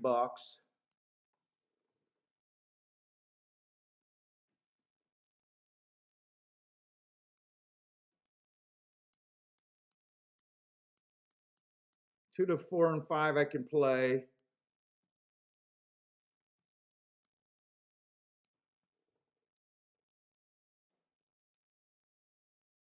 Question is, if I do this in my playback category, it still adds up to be quite a bit here. And I still got to fade a couple first-time starters. I would probably drop this 8. I would probably drop that 8 off the win ticket.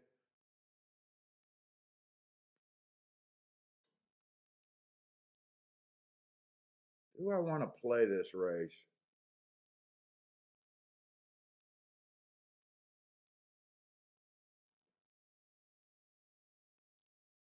I think I'm just going to do 7 on top of the 4-5 if I can get it in.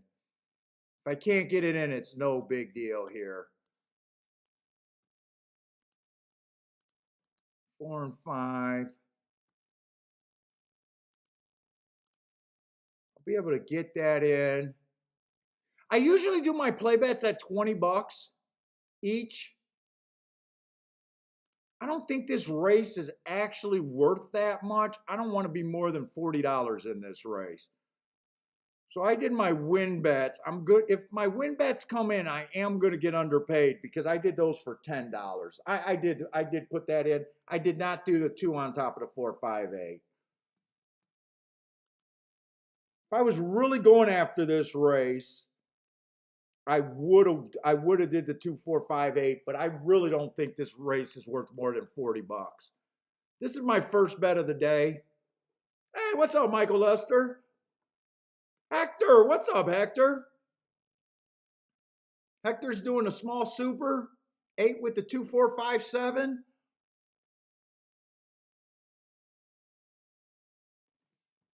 And definitely, oh, Fairgrounds was sneaking up on us. Do we got enough time to look at Fairgrounds? Fairgrounds, that inside I thought was pretty decent yesterday. Had a good day at Fairgrounds. Could have been better if I didn't sit out that last race. Let's see, $5,000 claimers. They're kind of heading to the gate. Three ended up getting the lead. I like where the four's at. Three's a first time starter. If it comes in 3-4, I did my job. But come on, four, I don't mind getting lucky here. Nope, three is the fastest horse early.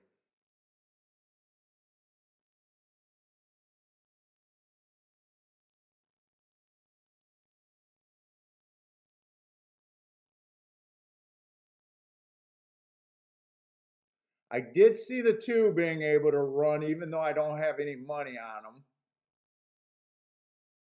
I think two was within 3 lengths of the lead at the first call, but three was the fastest horse early. Seven didn't have any really speed. Like I said, that was just a play bet, any kind of bet. And Fairgrounds, I'm not going to be able to do anything at Fairgrounds. I hope this two is not long over there. I'd be looking right now. I guarantee I'd be looking for the inside of the track. Fuck.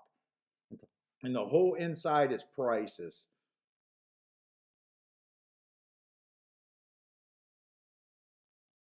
God, I probably should have walked away from that. But those turf races, we want to play those turf sprints. I want to play as many turf sprints as I can. Let's see, Airhand with the boom over there. Hit the exacta.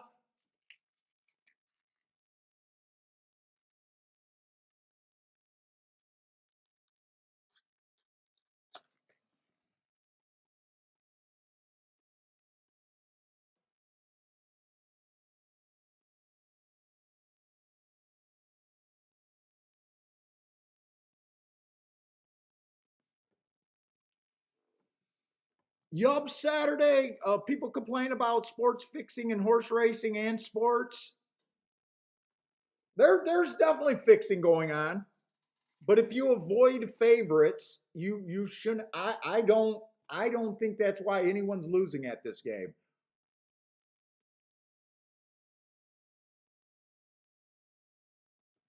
And when they point it out at horse racing, I can point it out at all the other sports too.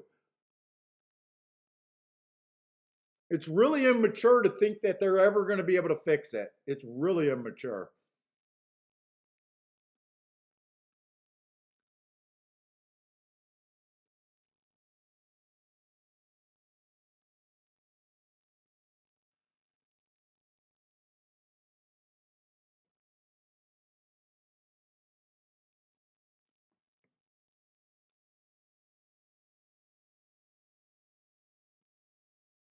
I'm guessing, is Bender live in his pick four? I'm guessing Bender should be I'm guessing Bender probably had the two there.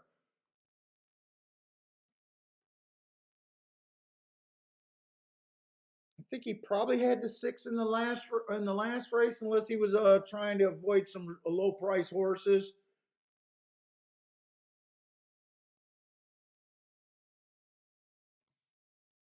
Wow, so they did start with the seven horse in the first race.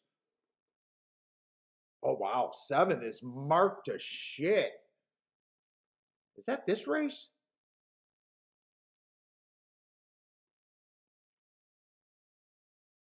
I definitely would have been interested in the two. Seven would have been on my radar like no one's business. And you guys that watch the show all the time, you guys know what the marks mean. So I don't think anyone would call me out on saying bullshit on that one.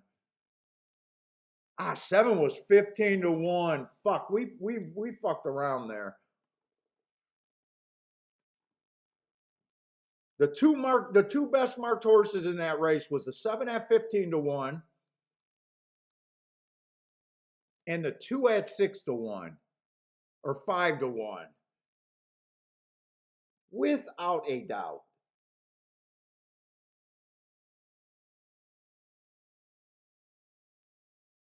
Without a doubt.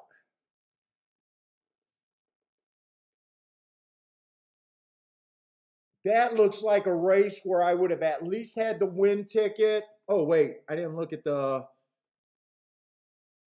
Jesus Christ, wait a minute. The top three marked horses were the 2, the 7, and the 10.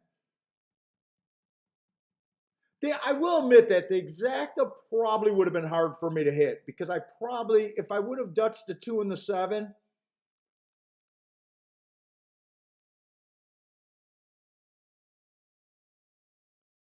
God, I don't know because I like the inside so much there. I like the inside. I don't think I would.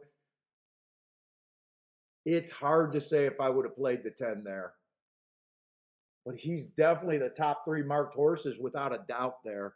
Without a doubt. I wish the best I can do is look at a race in hindsight. I hate that I didn't have enough time to look at that race. That was a betting opportunity. What was the 10 at? 4-1?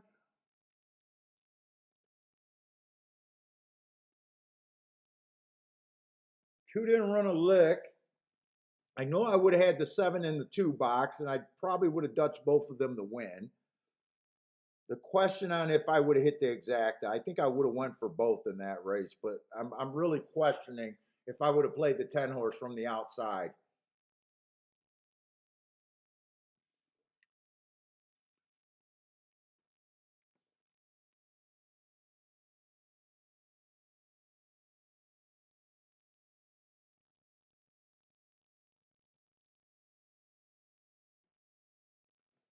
Elliot, I don't think the morning lines are corrupt.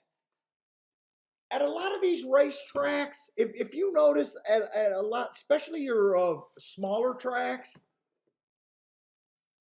and even your bigger tracks, these guys, all they do is cry about money. All they do is hope for slot welfare. If you ever around the track, you'll notice that they pay the guy, and he actually has about 20 different jobs at the track. He might be the general manager, the ticket taker, the janitor, and the morning line guy. I just think there's so much error with morning lines. And you got to remember, his job is only to predict what the public's going to bet or what the public's going to bet. I don't think it's corrupt. He's not out there looking for value. It's not even his plays necessarily. A lot of your hardcore players don't really care about morning lines. I like to see them, but I don't know if there's an effort to get people off of picks. I don't know. You know, it's almost like workout reports. I don't think workout reports are corrupt, but I think the whole system's flawed. I was talking again with Parsons. You know, Parsons owns horses. He's my the only insider I really know. He's the only horse owner that I really talk to. He tells me that the clocking report compared to what his trainer has and what the clocker is always different, and it could be very different. There's no one that all you do as a trainer, you tell the clockers what order your horses are, but no one's checking the chip, no one's checking the tattoo. There's nothing. You know, you could put a different horse in that looks similar, no one would know. The whole system is flawed from the start on workouts. That's why I don't trust them.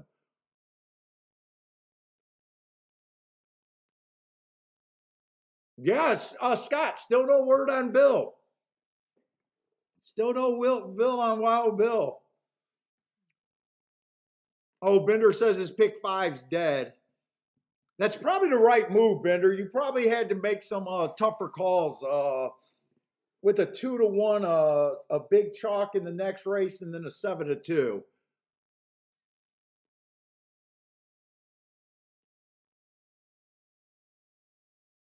Yeah, I mean, like places like New York, they're probably able to hire a morning lines guy, and he would bigger tracks. They probably take a lot more pride.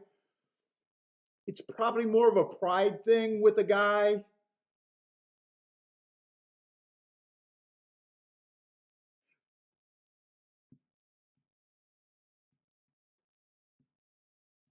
But I remember hearing like stories of announcers. Like I've heard announcers talk that they were also the pick guy, putting the picks at the bottom of the form.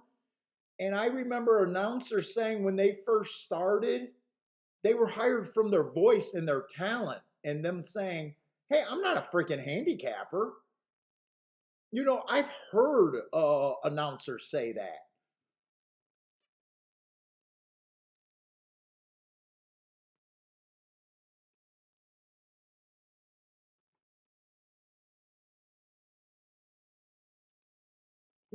So I just know the nature of the business.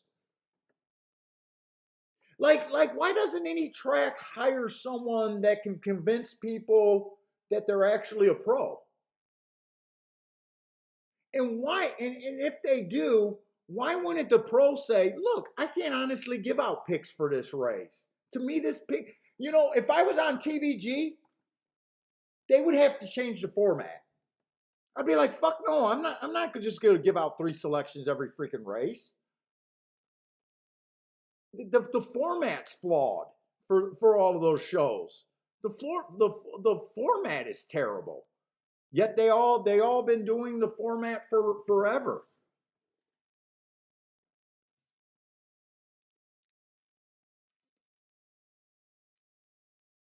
Like tracks are scared to say you should be sitting out a race. I think that's flawed. Because what happens when you're brand new? You're a brand new person, right? And if you go for a track, say you really took to the game, you really wanted to learn the game, right? So you go to the track and you start taking notes by what the talent says every morning, right? Dude, within 2 weeks, you're like, these guys never pick anything other than a chalk. And they're supposed to be professionals because everyone thinks because they're on the show that they're some real handicapper. And to me it's like you're killing the customer right off of the bat. You're not allowing them to grow, and then they're just going to say these guys can't pick. Why the fuck am I going to try to play this game? It's rigged. I'm just going to pick numbers. So they decide not to even become a handicapper, and then like I said, within 3 years they're gone from the game.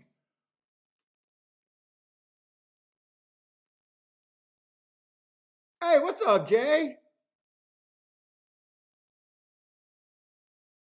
Yeah, like Jay, like Pete, the announcer at Gulfstream, does the morning line there. I know he gets a lot of shit about his morning line. Now, the guy at Oaklawn, I love listening to him. And I know that he's won and done very well in real tournaments. I respect him as a handicapper. Him, I believe, is 100% a handicapper. Vic, I love listening to Vic when he's on the YouTube shows being interviewed. I love listening to him.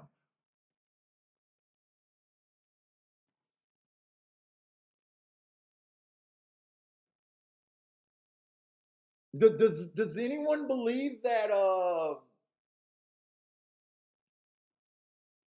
who's the big chick at who's the girl at Gulfstream Park? Does anyone believe that she was in her 20s when she was competing for Miss Universe was trying to make a go at being a real handicapper? I don't believe it.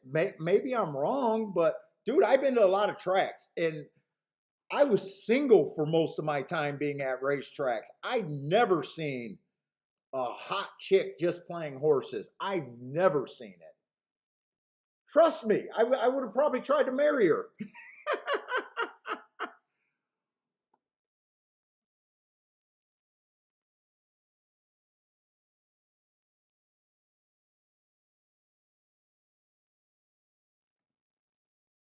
Dude, if all these young chicks, young 20-year-old chicks at every racetrack is hiring, if all of them started out being handicappers and had years under their belt and actually tried to make a living at it, I'm not buying it. I'd never seen it.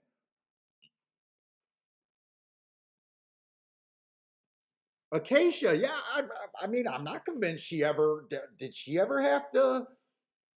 I'd rather them hire some grizzled old man who can't pronounce a single name who sounds like an idiot, but he gives good, insightful handicapping.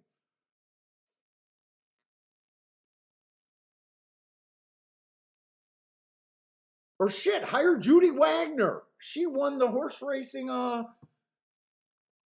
She's a legit handicapper. Why aren't they pushing her?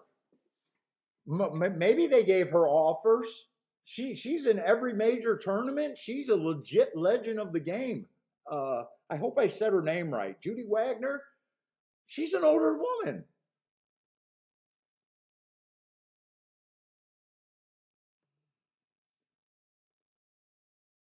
Yeah, and what does riding show ponies have to do with picking winners in horse racing? It has nothing.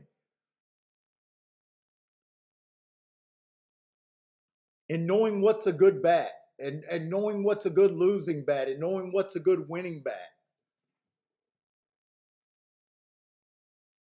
And if I'm wrong about if I'm wrong about the talent, I do apologize because I don't know them. I'm just saying from experience.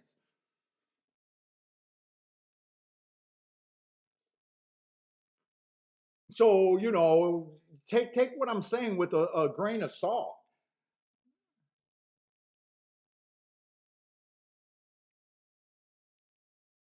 And you've never seen someone on TVG says, I'm not good in this race. I have no opinion.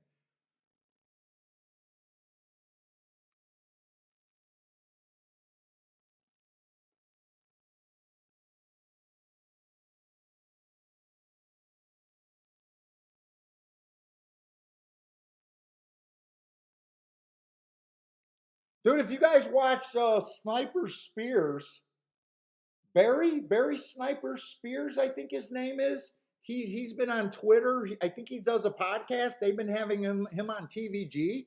He just gave out a 25-1 winner. That's respectable. Fuck, it doesn't even have to win if he runs second or third, but if that's your pick, that's respectable. That's handicapping.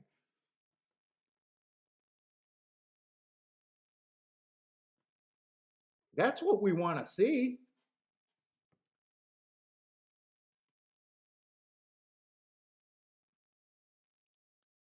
Let's see. I got to speed it up because Joshua, I hope the rants are okay for you. They're not filled with hate today. We got another inside track here. So that first dirt race did come in inside, right? It came in. Six got a rail ride and he just beat the one horse on that $14 exacta. And actually, I'm a little bit behind on these. Where did I do the tic tac toe board today? By the way, where did I do that?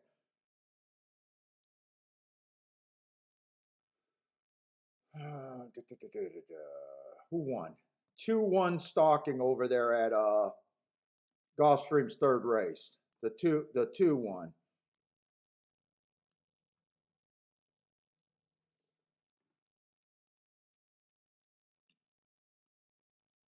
All right, we got a 6,000 on the dirt again. I'm still looking for speed and stalkers towards the inside that might have an edge here. Let's see, the one horse, 3 races ago, inside of the track was good. He was in the 7 hole. I like that race. Matt strides with the slowest winner before giving it up on the outside.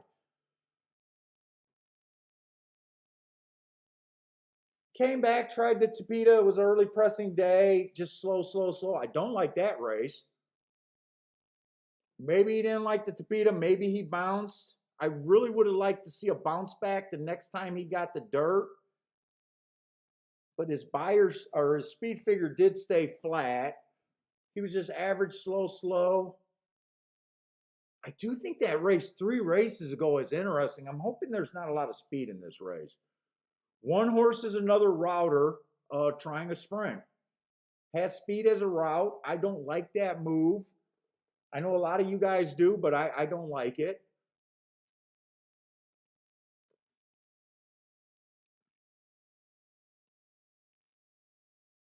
Let's see, 4 races ago, this 3 horse had a bad rail. He was in the 5 hole, so it shouldn't have hurt him.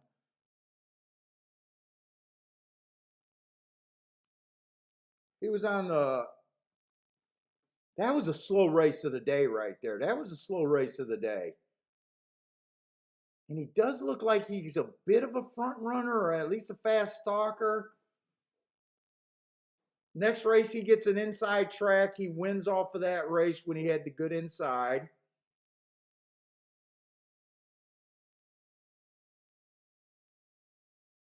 Two races ago, he was fast early and fell apart. It looks like when things don't go his way, he's pretty close, quick to fall apart. I think he's a little interesting here, but let's see what else is in the race. 4 might have some speed, but technically never been on the lead. The best he's been is a second by a head on a day that the inside was good last race. I got a feeling that February 19th race is going to come up a few. Why did I feel like some of these horses should have been running together? 5 has no speed.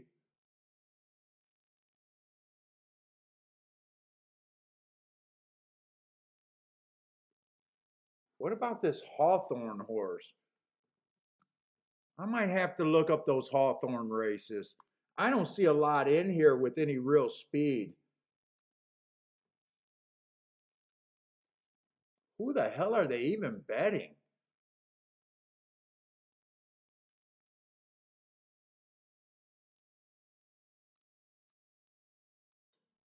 The 7 and the 8 are out. Why did I get those scratches? I thought I got the scratches over here at Gulfstream today. Am I in the right race? 4th race, right?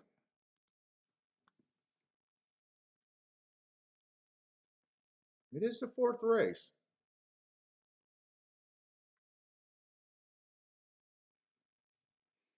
4 is a favorite at 7-5. I can see it, but he does look capable of being beat. I wanted to look up the 6's race at Hawthorne.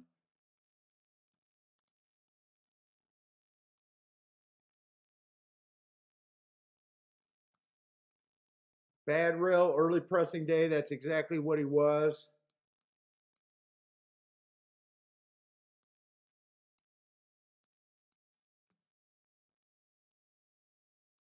Another early pressing day. That's what he was. He's just been average, average, average. Actually, average is okay in this race. He's 5-2. That's not really where I want to be.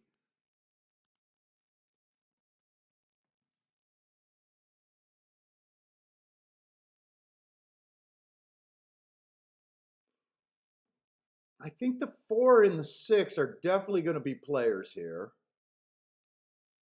But there are a couple interesting long shots that I see.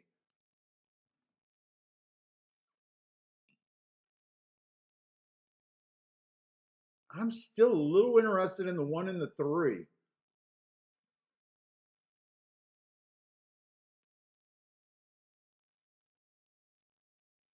I'm still a little interested in the 1 and the 3. Let's see, I got to get over to Gulfstream.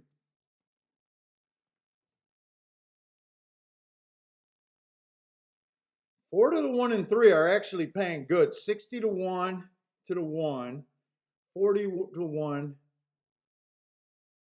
And the 6 is paying good. I think I'm going to play those two exactas. I can't play a 4-6-6-4. Those are $5. I definitely can't play those. It's a result that I do see, but I definitely can't play those.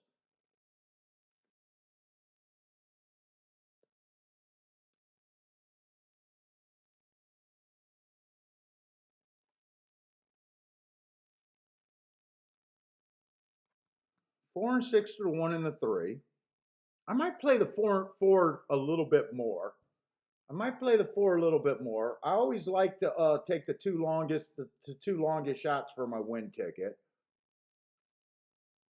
If I hit the exacta, that would actually be a really nice payoff. And if I hit the wins, no matter what, I got nice profit for a relatively small bet.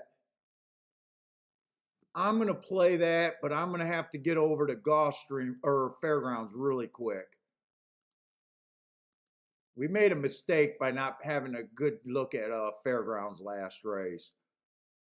Let's see, I did want to play the exactas with the 4 for more. 4 on top of the 1 and 3 for more. And then 6 to the 1 and 3 for less. I'm just going to circle the 4 because I'm playing that one for more. And then I'm going over to Gulfstream. So that's going to be my second bet of the day. Or I'm going to Fairgrounds.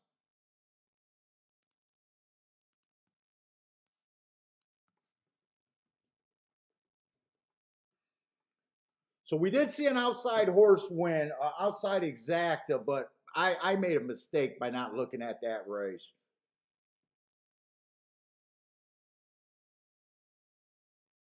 Got a maiden claiming 20 or 12.5, 6 furlongs on the dirt here. How much time I got? I only got 2 minutes, so I'm gonna have to be really fast here.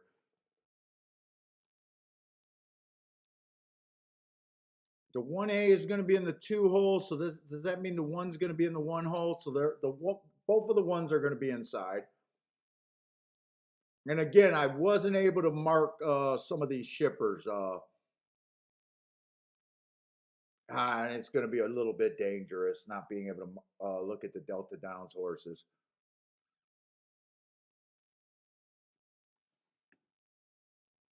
Seven's going to be the big favorite.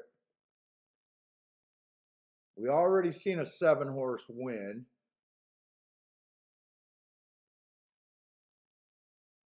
I do want to look up this Delta horse. This 5 horse is catching my eye at a decent number.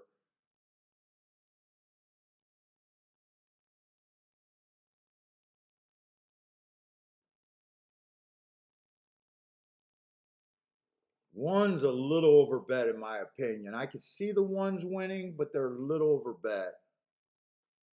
Really right now, this Fairgrounds at a glance does not have a lot of upside to me. Let's see if I can look up Delta Downs and do it quick enough. Let's see, January 19th. That was an inside day. He had the 10 hole.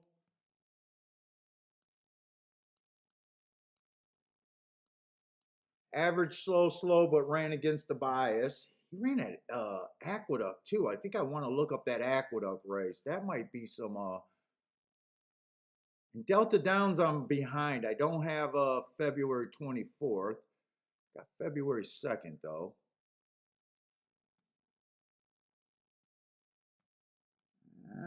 He's not as fast that day. That race actually looks terrible. That race was terrible.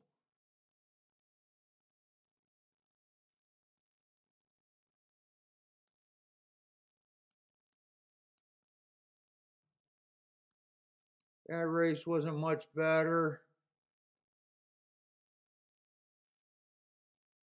Stalking day, he would have got an asterisk there. 23 and 4, 48 and 3. Wait. I'm looking at the wrong profile. Wrong profile. That race was his good race right there. And he has not won within 3 races after earning a heart. I don't think he got a real bump from that race. His speed figure did end up going up in 2 of his 3 next races. He did get a bump, but he did not win.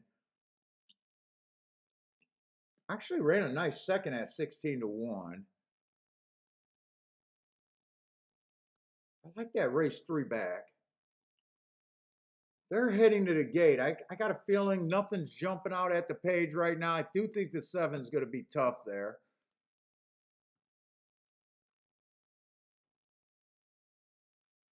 Let's see. Just Marks likes the 9 horse over there at Gulfstream. 7-1, nice price. Going to be in the 7 hole. That's where it really gets tough to win at Gulfstream from the 7 on out. But if you like them, I wouldn't get off of them at that price. At least you're getting the right price to try the outside of the track, in my opinion. Let's see, Aqueduct. You know what? I'm not going to have time to look up that Aqueduct race. You know what? I'm going to look it up while the race is going off, but I'm not going to be able to bet that race. It is kind of sucking that they can't separate these races here.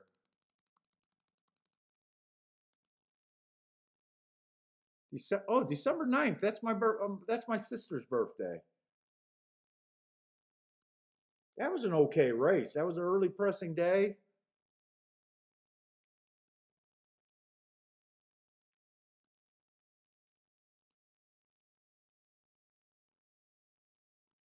But he slowed down. Okay, Fairgrounds is off, so definitely no bet there. Who's the 8 getting the easy lead over the 7? I ran against an inside by. Oh, wait, no, he had the wrong running style. Where did this speed come from on this horse? There was no hint of speed on the form on this 8. Am I in the right race? Yeah, I'm in the right race.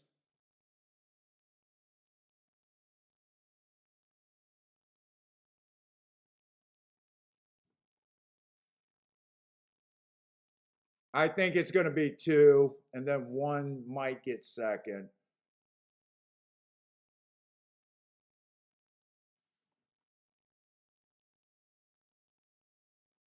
Two, 1, 1, 2 is what that's going to end up being. So that was a 1 through 3 post position right there. 9-5 over 5-1. Eh. All right, Gulfstream's getting ready to go off. Who else got some plays here at Gulfstream?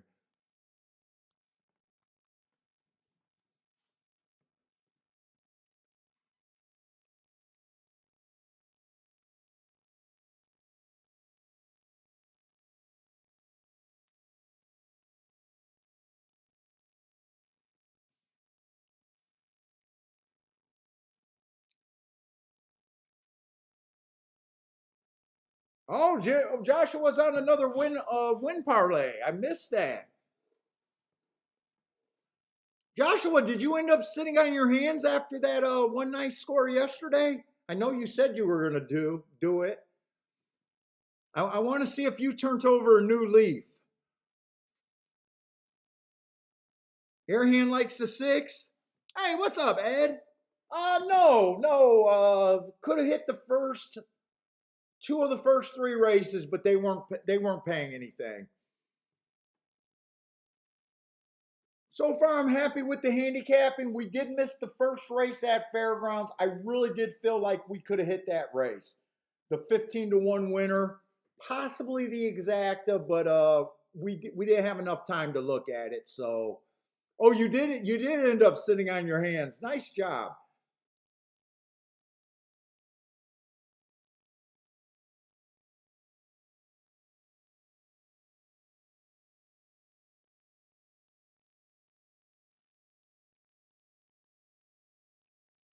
I think I'm dead money over there at Gulfstream, by the way.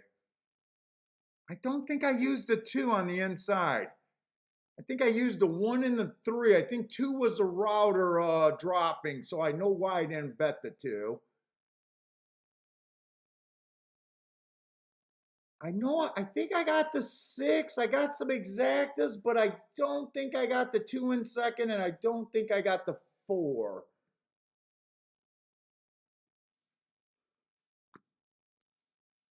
I think I used 6 on top of I used 6 on top of the 1-3. Oh, I used 4 and 6 in first.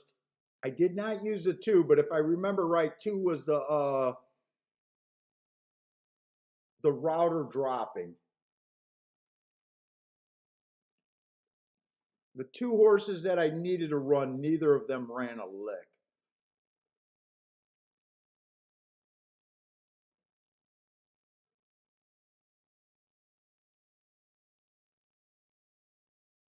One got the most non-threatening fourth in the world. I guess technically he ran, but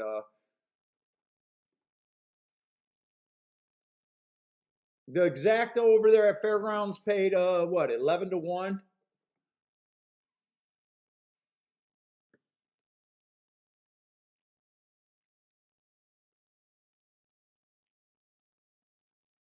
Yeah, Gulfstream's on the chalky side. If you're new on chalky days, my goal is to basically lose less than an average losing day. Unless big bombs are running second, I have basically no chance on a chalky day. And right now I'm doing a good job of that. My bets have been small so far.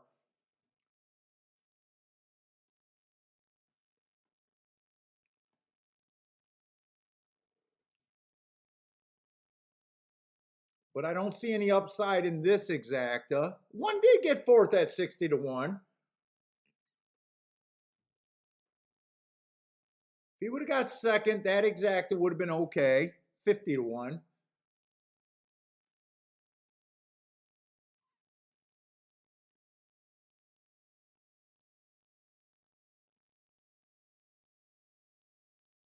Ah, nice, Joshua. Joshua, you're liking those win parlays.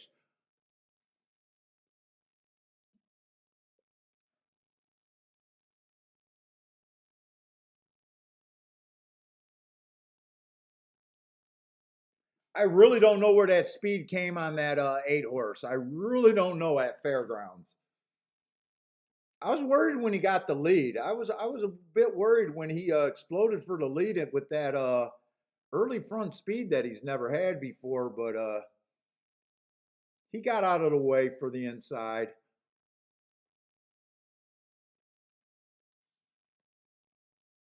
So I don't mind what I'm seeing today. Just really no opportunities yet so far. Hey, what's up, JW? Hey, JW, I seen a video about a fixed race that you posted 2 years old. I don't know how it showed up in my feed with that 7 horse that ran second, where what's his name got suspended for. That video, I hit that exacta, and that was one of my early videos. If you, I don't know how many videos you posted, but I thought it was funny that I seen JW. I'm pretty sure that was you.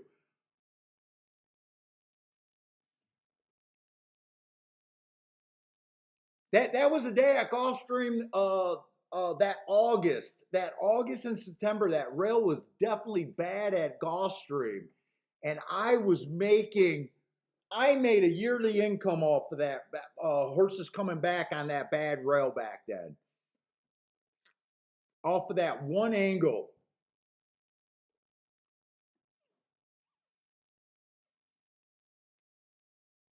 I think that race came in 6-7, something like that. The jockey on the 7 was full of run. He never whipped the horse. He just hand ride, missed by maybe a head or a neck. He said he was dehydrated. That was his excuse for not riding. Was that you that put up that video? Yeah, that was you. That's actually one of my early videos off of that hit. I hit that race. I didn't see the controversy until after. I had the exacta either way. I think the 7 was 8 to 1, and the winner was like between 6 or 9 to 1, if I remember right.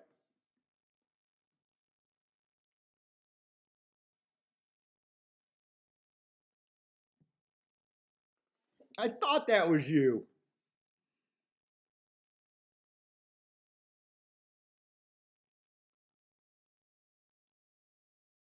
Yeah, he did get 60 days. He did get it. They did hold up a suspension on him.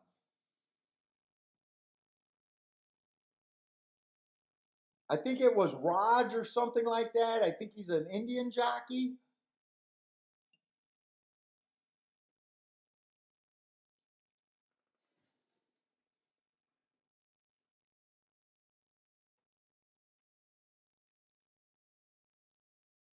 Did you bet him in that race? Is that why you posted it, or you just thought you had something?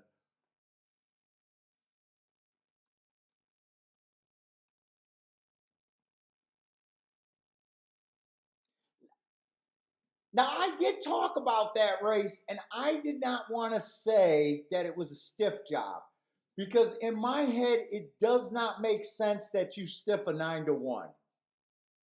I'm curious. I never took the time to look up to see what the horse did after that. To me, I thought that he got the benefit of the bias. He stayed outside, and to me, the jock was almost surprised, but it was still unexcusable that he did not give an effort. I don't believe it was a stiff job, but it does not look good. It did not look good.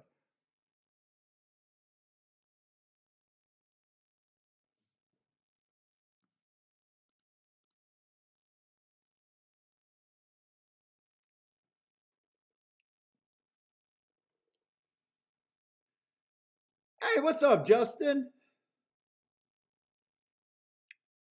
Ooh, that cigar is making my freaking head spin.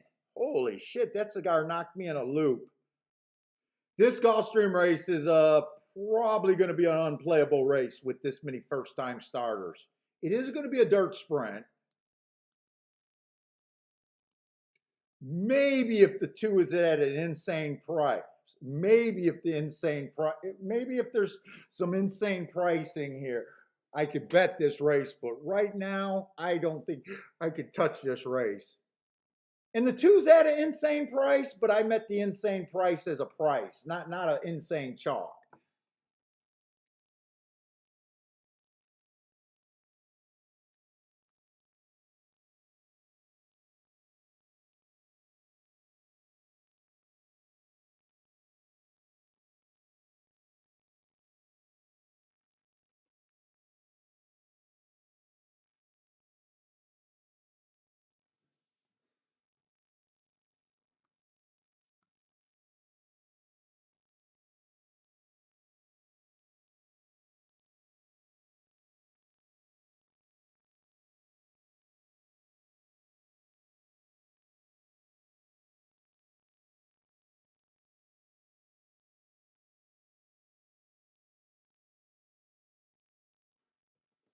Whew.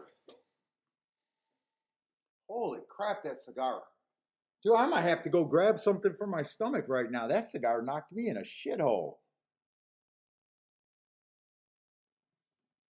I got the sweats. I'll be right back. I'm going to have to put something in my stomach.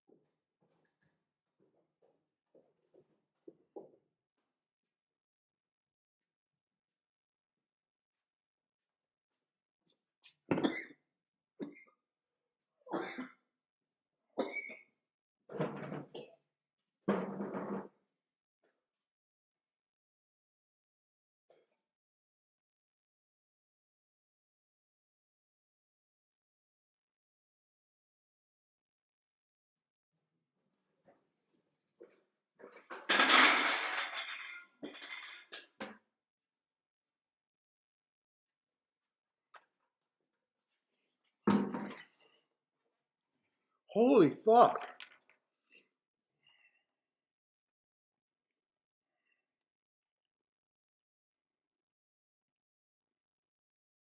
Holy shit.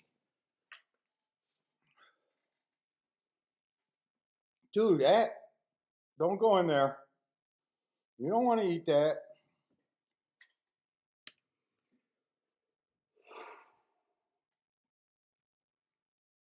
Oh my God, dude. I am freaking sweating like a freaking.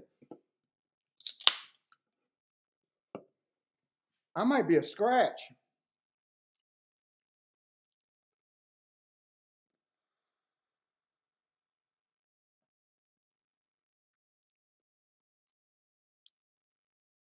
Holy crap.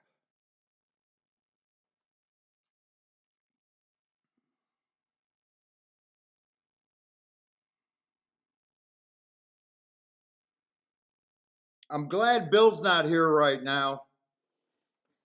He'll be trying to make me throw up.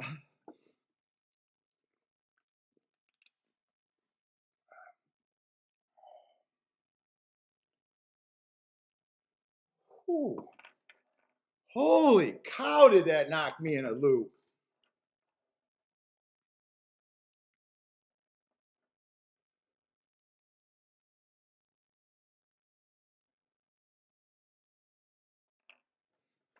Oh, man.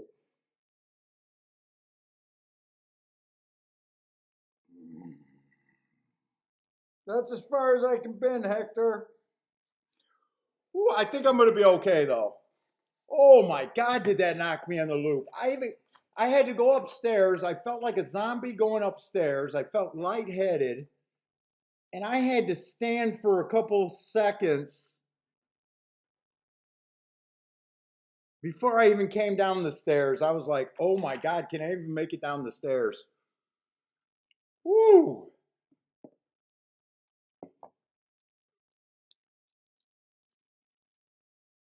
Okay. All right, I think we're going to be okay though. You know what? I actually ate breakfast. We went to Panera Bread this morning. I usually don't eat. I'm a nighttime eater. I usually don't eat all day. Holy cow, did that knock the shit out of me. Now, is that a good cigar or is that shit now? I'm not sure. Sorry about chewing on the thing, but let me just get a little something in my belly. I think I'm going to be all right though.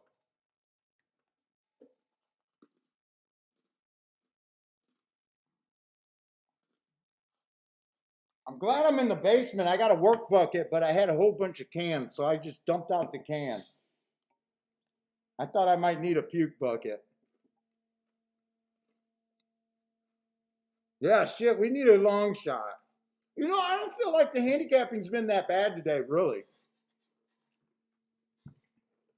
Just really not any real possibilities so far today, but I feel good about the card still.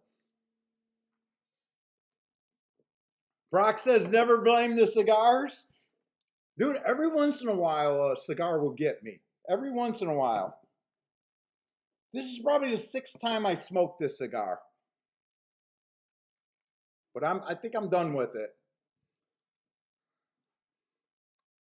Woo! Dude, I even had the lights go.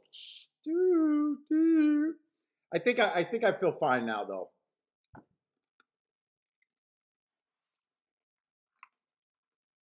Come on, Brock, you can't tune in for your first show and have the host pass out.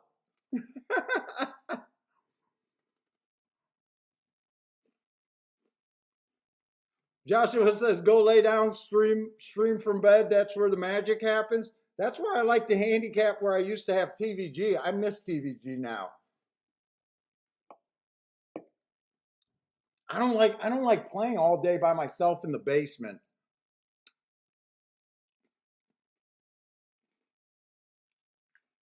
Well, this too is insanely overbet at Gulfstream. That's about all I can say. I'll just tell you what marks we got. Let me finish this. I think that's all I need. All right. I think we're back.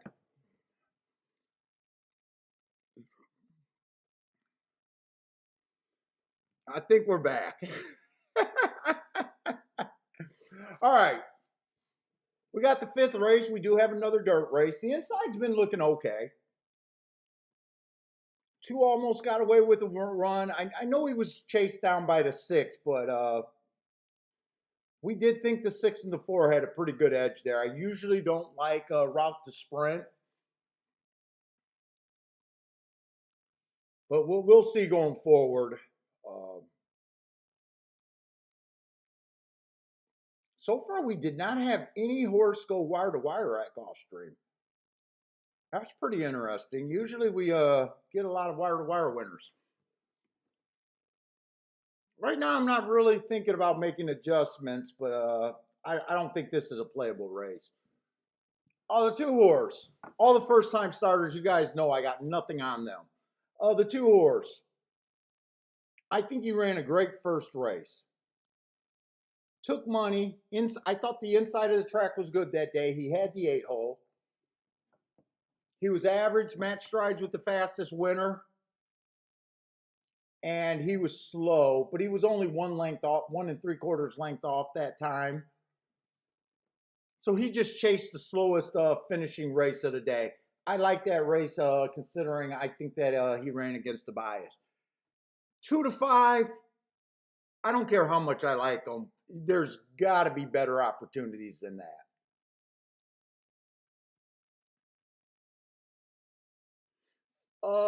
Let's see. 6 horse. 4 races ago, stalking day, tried to go wire to wire. I like that running against the bias. He was quick that day. But probably when I got a stalking day, that means no one really went wire to wire. So I like that race.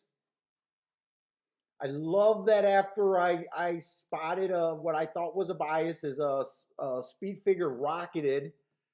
And he stepped up in class. So he improved his speed figure off of that bias race twice in a row. I don't think there's nothing wrong with 2 and 3 back. In fact, he stepped up in class both times. 2 races ago, inside of the track was good. He had the 9-hole. And then last race, he tried the turf for the first time. It was a speed favoring track. He came out 4x3 and was just a little flat.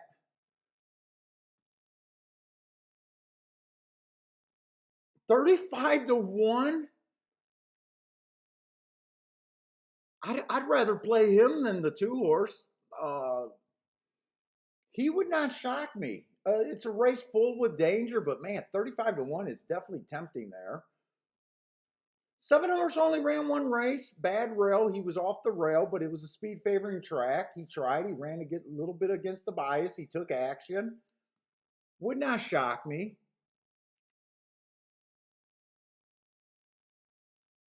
And then the 8 horse, he ran against the speed favoring track also. Looks like it wasn't the same day as the he didn't run a lick, but he did. No, he didn't. That's I was going to say he was only 3 lengths off the lead. That's my blurry vision. I want to be shocked to if he improves, but I'd be more interested in the 7 and the 6. But in a race where there's 1, 2, 3, 4, 5, 6 first timers that I'd have to fade, to me this is just a race that I'm gonna say is unplayable. And Probably got to go to Fairgrounds. Let's look at Fairgrounds. Fairgrounds got to be a better handicapping race than that. $50,000 route race. We've seen two races, but they both made sense.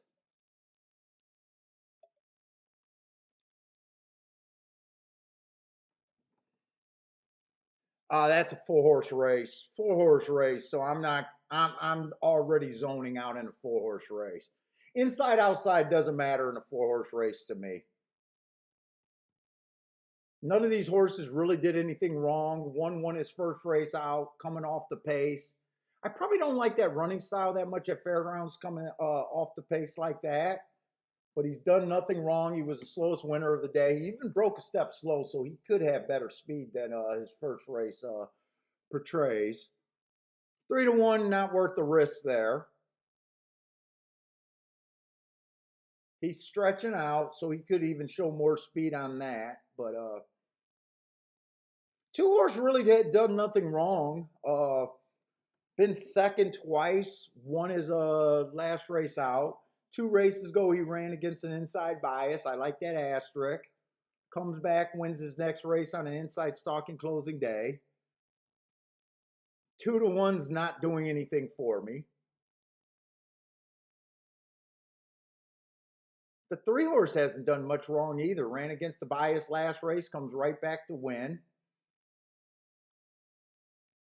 But I got 2 races basically back to back that I'm not interested in.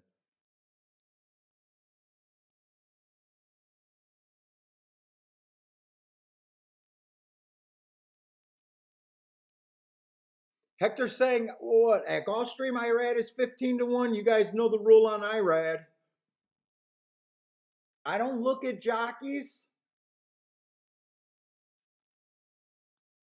But if you believe this jockey is going to keep winning at a 25-27% jockey, and jockey is the only thing that you want to bet,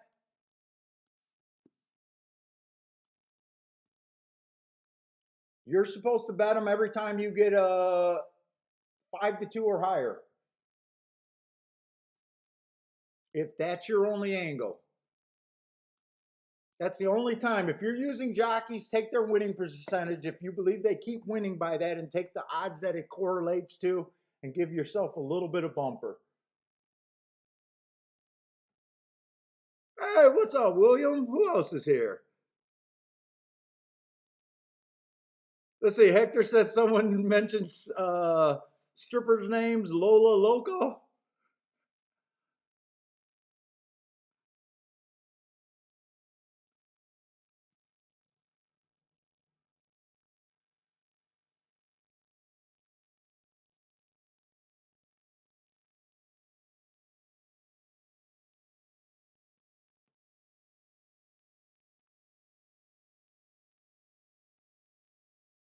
Since yeah, Bentley heard me. All I did was spit up a little bit of bile, but Bentley thought it was a free lunch over there.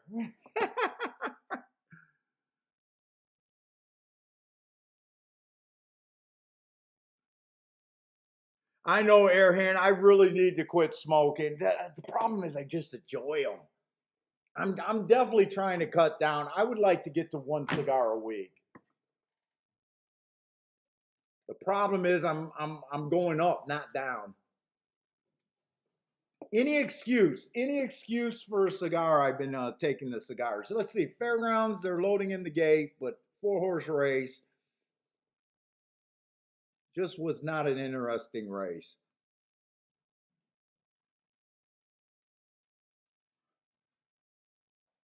Let's see. Scott White's gonna take a shot with the 2-6 exacta and a 6-7-10 in an exacta box.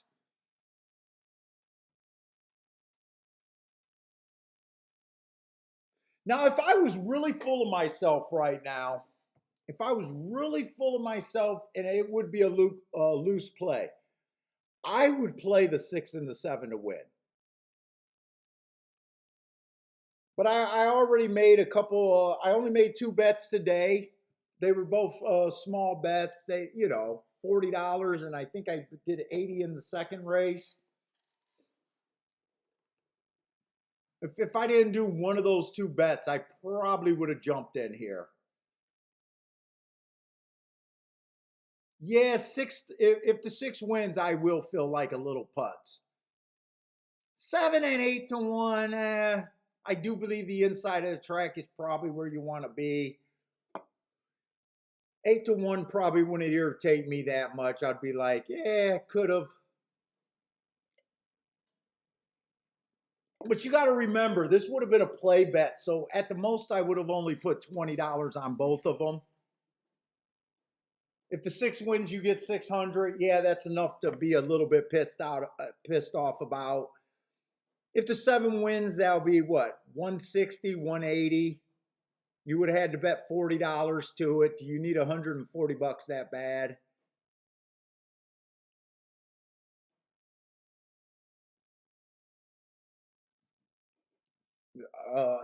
In no circumstance would this ever be a race that I would go after. Let's see. Sen is looking at the 10. Who's a 10? A first-time starter?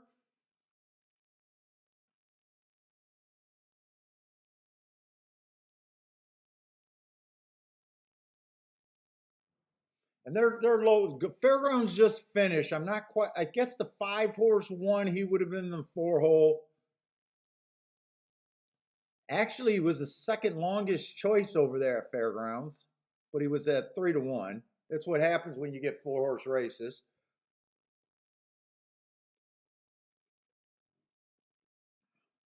Oh, we got someone else that snuck in here. To oh boy, to fund to gun to fund the gun. I'm gonna go with just fun. Welcome to the show. Scott is saying, jump in, the water's warm here at Gulfstream.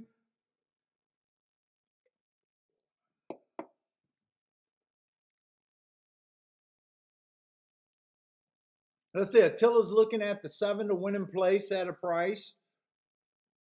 6 and 7 are the only two places I could go here.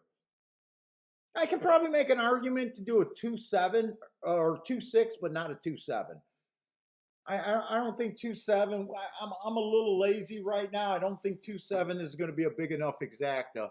That sounds like that could be chalky.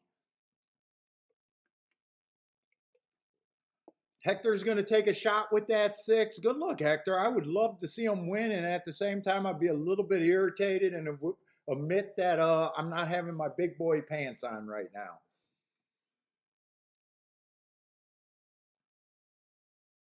Dude, to me, it's so dangerous taking a 1 to 2 at any time, but when you consider off of only one race, it's like, ugh.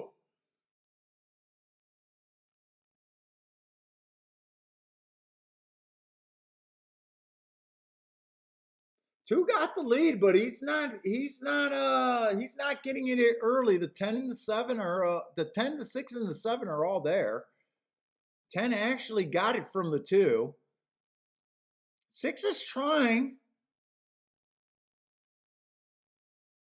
Come on, let's get this win place and show home. Come on, go away with the 2. Come on, 6.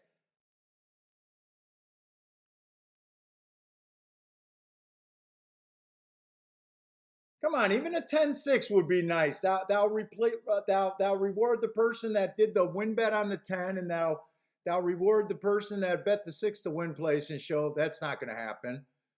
Come on, 10. Just beat this 2. No one wants to see a 2. Don't reward 2 to 5 bettors.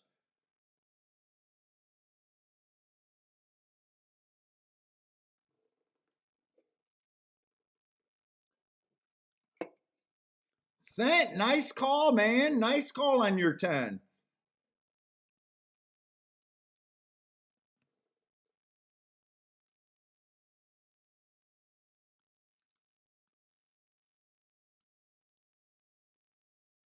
Grandma says it's the old Philly on a Philly angle.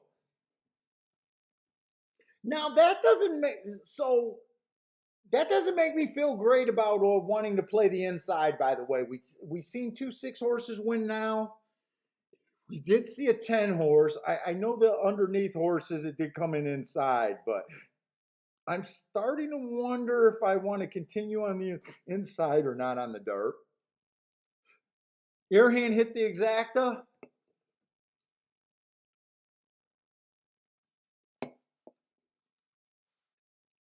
Yeah, nice call on the 10.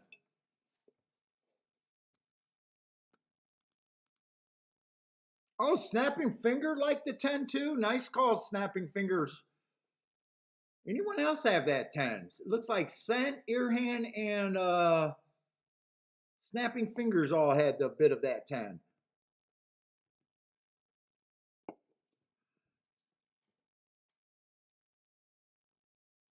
See why I don't want to get off the inside. The 1, 2, and 3 all kind of hit the board. Yeah, I mean the 2 was over bad. Should have never been 2 to 5. I don't know what inspires a horse player to say see 2 to 5 and go up to and say give me a win ticket.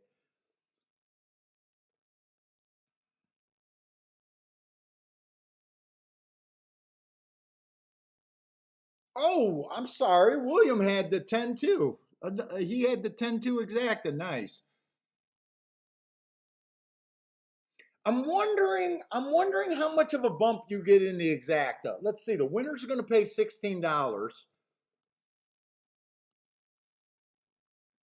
I wonder if you really get a bump with the exacta.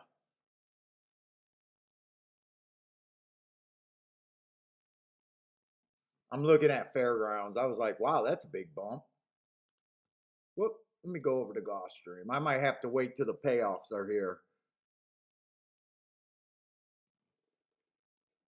Right now it says you're getting $16, so you really didn't get you didn't get any kind of a bump on the exacta, if that's what it stayed.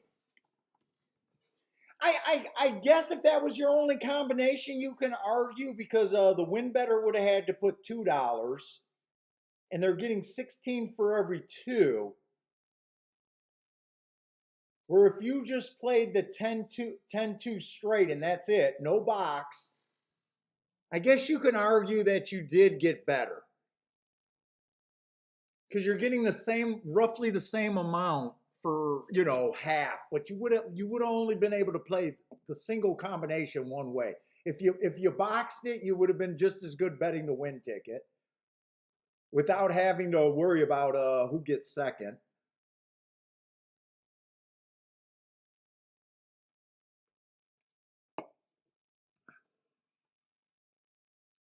Hector's misogynist, so he couldn't play the 10 horse.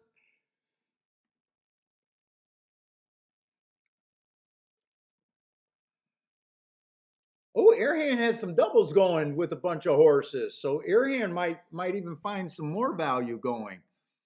1, 3, 4, 5, 6.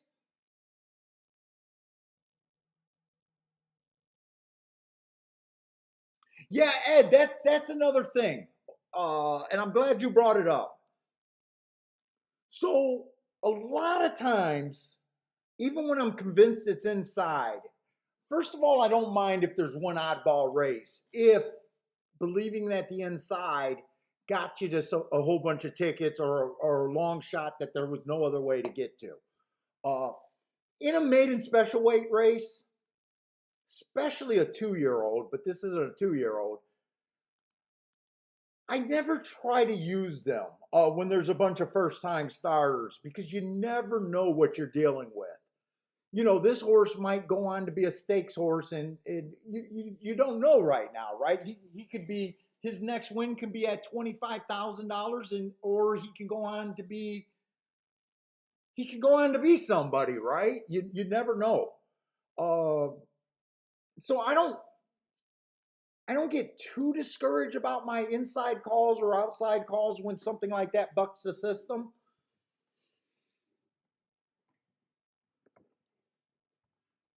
I knew Brother Man. Brother Man jumped in early. I knew he was going to be watching some horses here.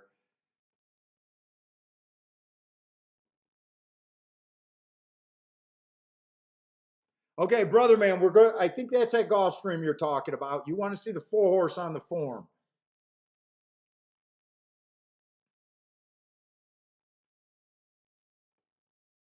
Let me see. I have watched a horse finally coming up. Can you show the line on the 4 at the next in Gulfstream? I'd like to see the comment by the horse's February start. We got lacked room studded. If you can't read my form, it's lacked room and steadied. And you know what? I always respect brother man's notes. So I want to watch that replay for myself now.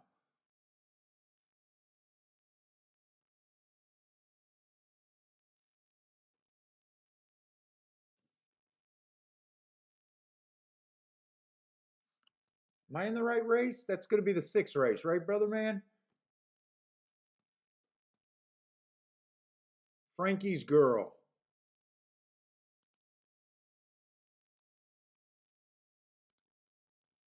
He would have been the 4 horse that day.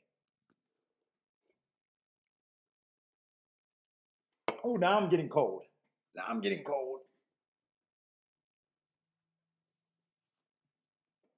Oh, it was raining that day. So I got that it was stalking closing bias, and he was basically pretty close to the pace. Went too fast to win.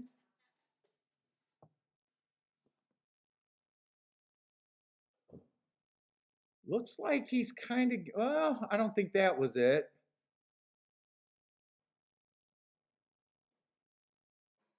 He's definitely uncomfortable. He almost clipped heels. The 1 horse almost clipped heels. He did not like where that 1 horse was. You could really see him looking around. And he is pretty boxed in right there.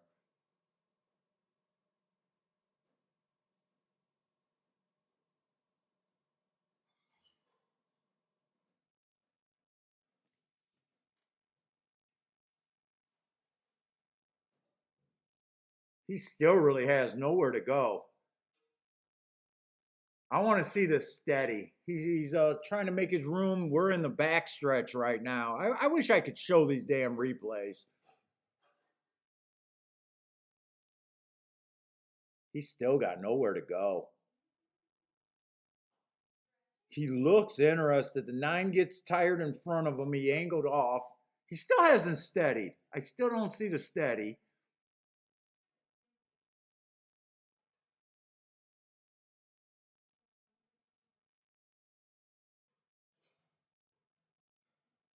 He got nowhere to go.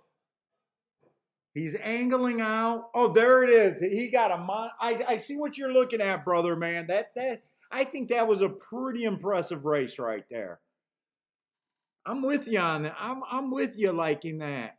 Damien, what's up? Thank you very much for the $20 super chat today. Happy Friday.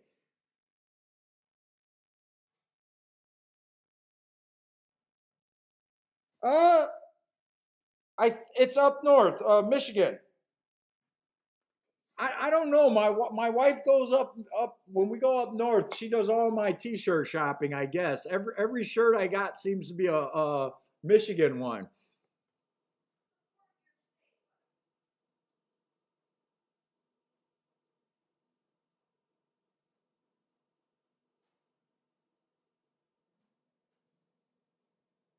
Yeah, so the 4 horse definitely. The only problem with your 4 horse, I'm not excited about the price we're looking at right now. He is the chalk right now, but that I think that's an impressive race. I liked it with just the marks running against the bias, but then the replay was even more impressive.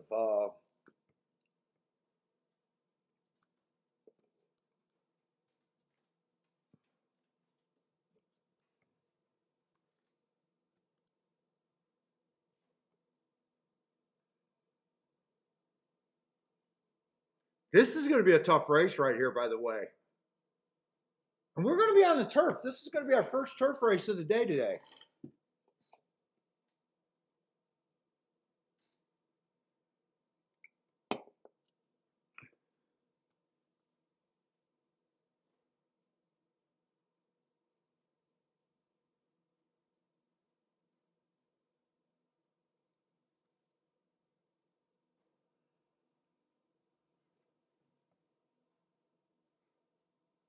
Yeah, for 90% of the race, this horse had nowhere. Well, I'd say for 100% of the race, this horse had nowhere to go.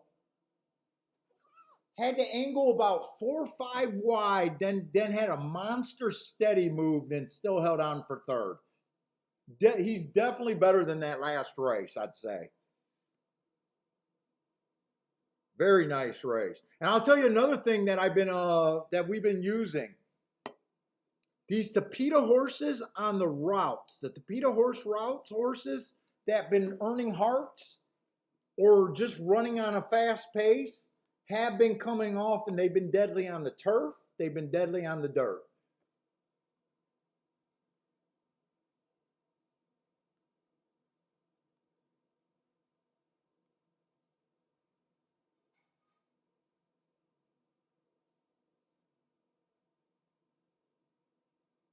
But I'm not sure he's an easy a layup here though. I definitely like it. The 7 horses coming out of that same race and was in front of him the whole time. So if you like the 4, you can make a case for the 7, and the 7's a job. Oh, actually, I'm probably going to make a case for the 7. 25 to 1.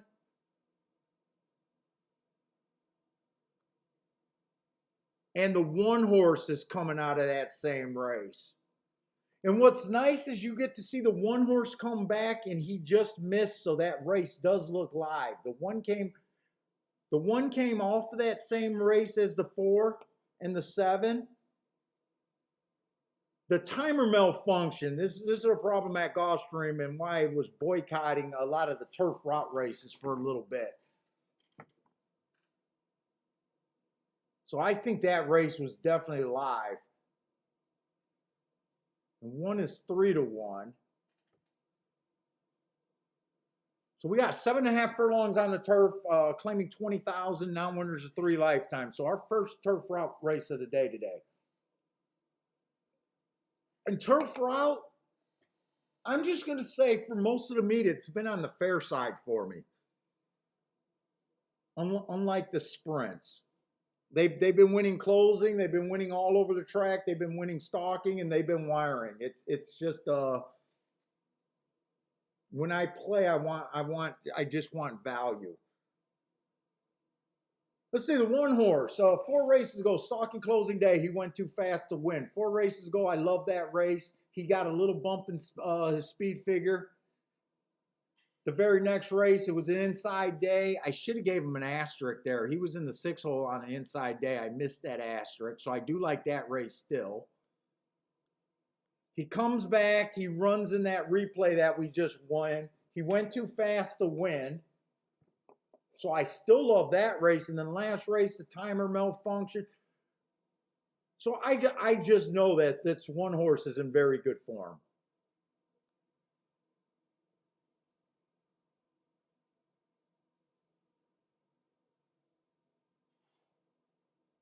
Two horses in pretty good form. He was on that Tapeta trying to show speed on a stalking closing day. I like that. I like his last race. Just overall, he kind of looks like he's stepping up here and might be a little undergunned in class, but he is a sharp horse. Wow, he's a big price. He's a sharp horse, but I do think he's a little undergunned here.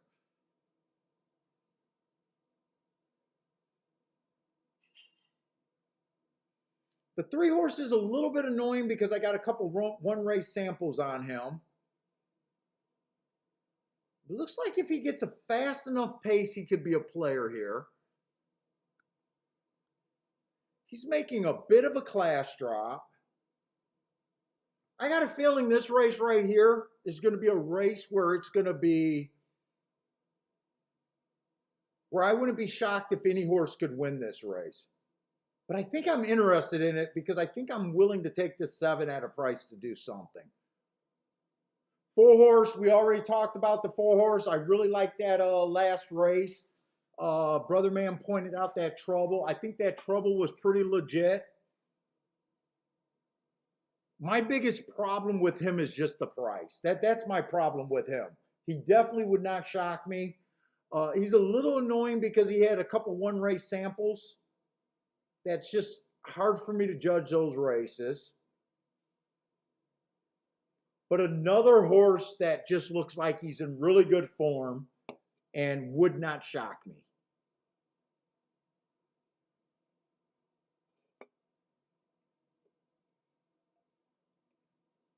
Five horse looks a little undergun here too. Five looks a little undergun. He did run a really nice race 2 races ago. Went too fast to win, but there's quite a few horses that have been capable of doing that. I'm not a big believer in him. I can't say it shocked me, but he's probably the closest thing that I got to throw out so far.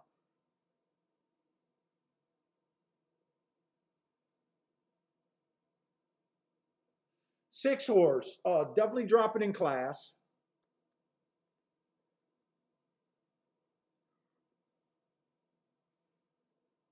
Probably, I could see a fast pace here, but 2-1, I'm not interested.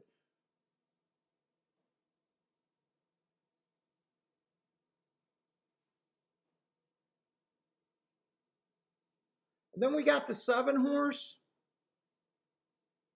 coming off that same February 9th race. So he got the hearts, went too fast to win. The 3 races ago, he went too fast to win. He's the only reason why I'm interested in this race. I think I'm definitely doing something with the 7. But to me, in the long run, I believe you got to take these shots on these 25-1s when you like them. You only got to win 1 out of every 15 times, 1 out of every 20 times for him to make sense in long term. We hit enough of them where we don't mind taking these shots. Even if he runs second, there's going to be value in the exacta. But other than that, I would not be touching this race. I'm not sure how I'm going to bet him. I'm going to go over to Fairgrounds, but I'm definitely doing something with the 7 here.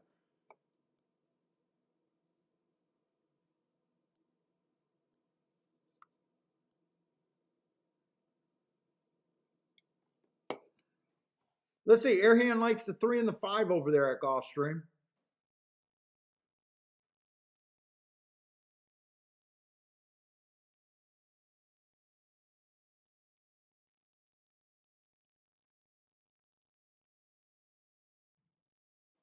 Wait a minute. Wait a minute. Bender is pointing out that I made a mistake on the 4 horse over there at Gulfstream. Last race, he did not earn hearts. Hold up. Hold up. Bender knows how to check me. And usually Bender's right when he says I made a mistake.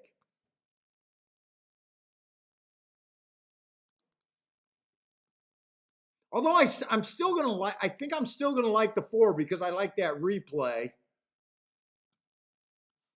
February 9th. You're talking about the February 9th race I'm taking it?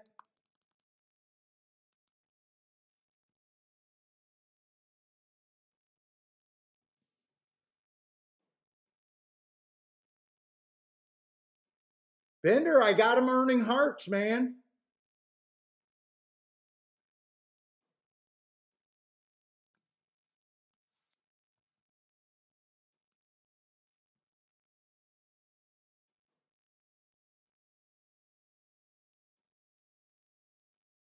I got 25-2. He was 25-1.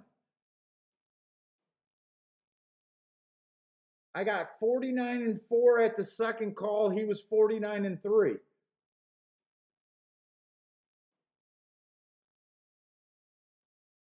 And then I got him as a second.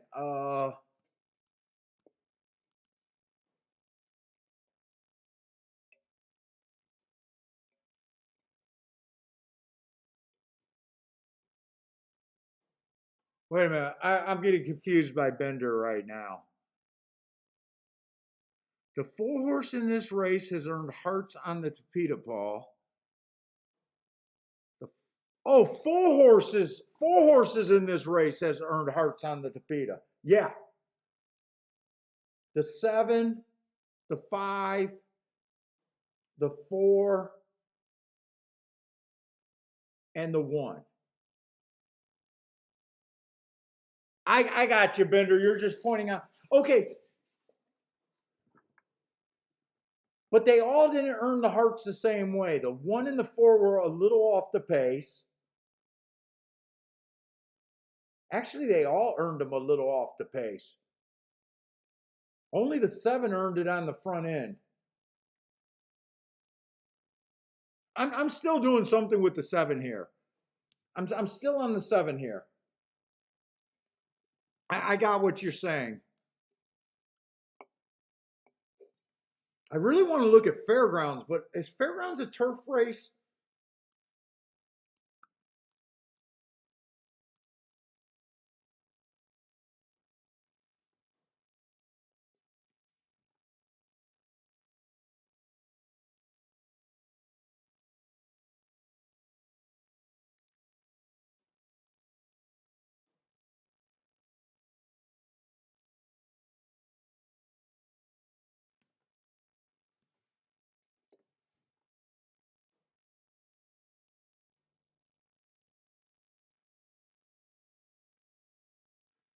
Fuck, Fairgrounds, I'm gonna be fast. Fairgrounds, I'm gonna be fast.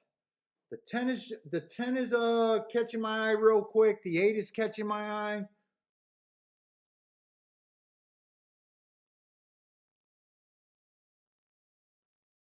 And the 5 is catching my eye.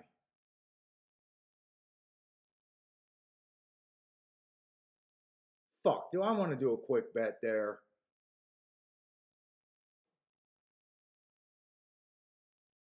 3's the favorite.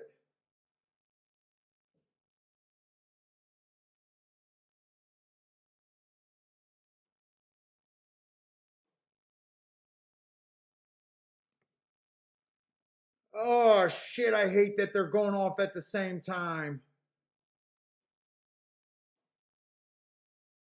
I'm just going to Dutch the 10 and the 5 real quick at Fairgrounds. I may not be able to get that in.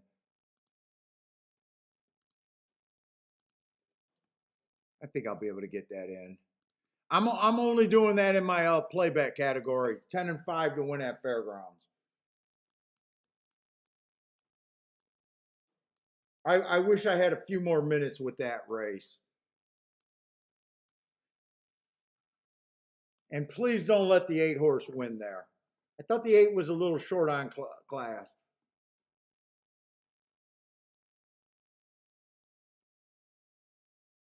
Gulfstream, I'm doing something with the 7. I'm definitely betting the 7 to win. In fact, I'm going to put that in now. I'm definitely putting them in to win. I don't know if I'm going to do a place bet. I'd rather do an exacta.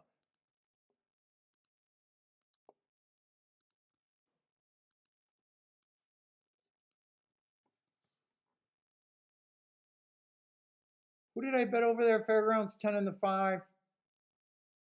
I didn't want the 10 to go to the lead. I don't think you want to be on the lead at Fairgrounds.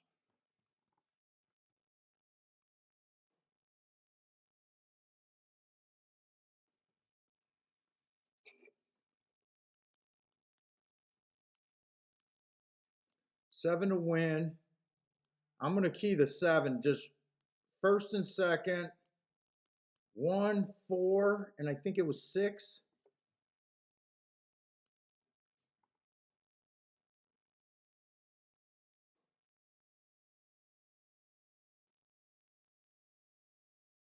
Dude, I almost think I should go all. I almost think I should go all. I'm not going to go all, but I feel like I could have went all.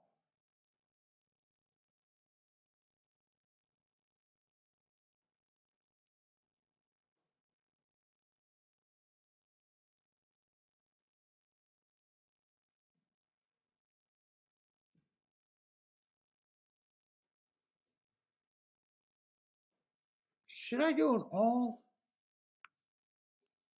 Fairgrounds. I don't think Fairgrounds worked out for me. I didn't think that 10 would be on the lead. Two horse, I think, won that race. Too close from the pack. I wanted a closer there. I should have. It's 215 to 1 over there. Who won that race?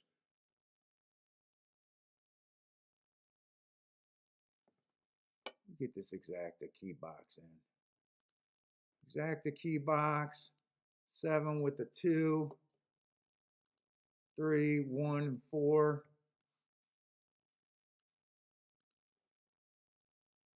My 5 got second there.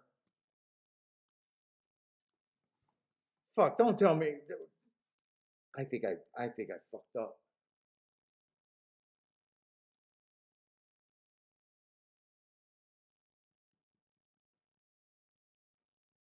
Dude, he is a fucking deep closer.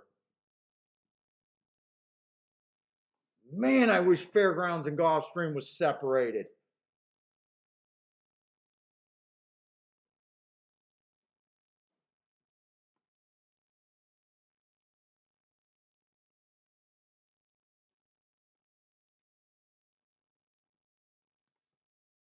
Ah, fuck. That's a nice exact over there at Fairgrounds. 15 to 1 over 7 to 2.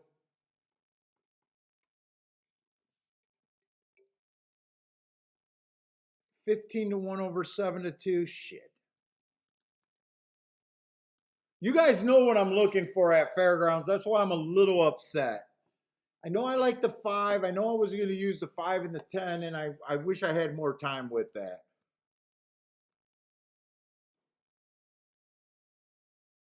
2 is definitely an off the pace horse, and so was the 1. And 2 looks like he gets first run over that. I wish. I don't know what I could have done. Hey, what's up, Stephen Marshall? Yeah, you seen it. There was really not enough time. Did you hit that? Did you hit him? Oh, Stephen Marshall did get a boom at Fairgrounds. Nice job. And I know there's some new people. I'm complaining that there was 2 races at Fairgrounds that I felt like I really felt like I could have hit that first race with that 15 to 1. And I think there was a good chance that I could have backdoored this exacta here.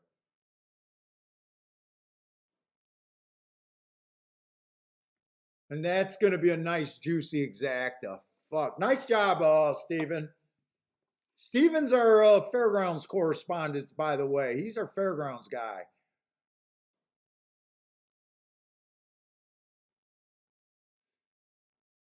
And I actually think that race would have been easier than the Gulfstream race. Gulfstream, I said I only like this race if the 7 runs first or second. He's not really running right now. Nah, I got no shot here. 7 got a wall of horses, and he doesn't even look quick enough right now.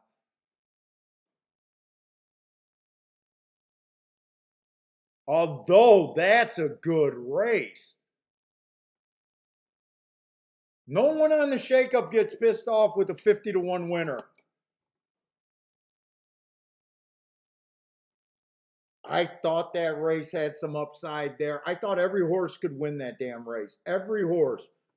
The only horse that I said was the closest thing to a throw out was the 5 horse.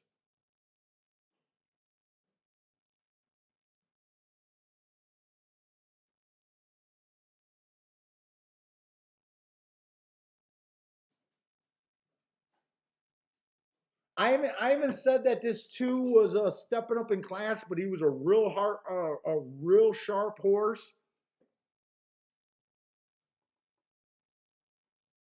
I did not see the pace of that race.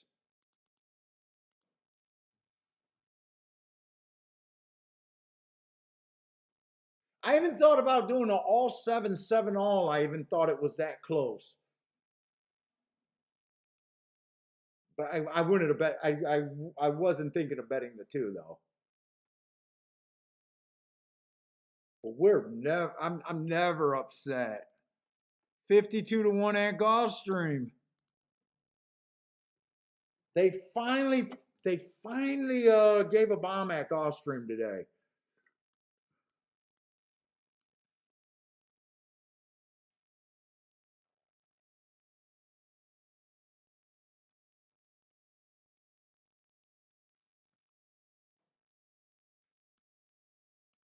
You know what? These are the turf races today.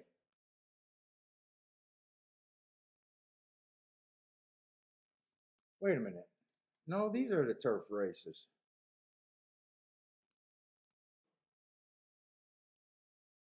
I think this 8 horse won on the synthetic.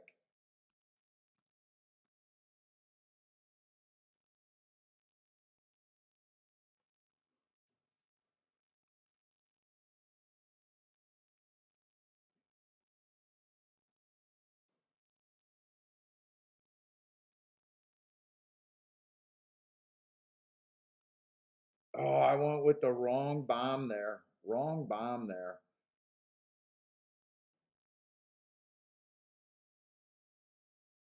Wrong bomb.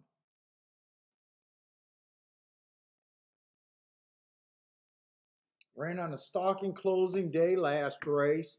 Another Tapeta horse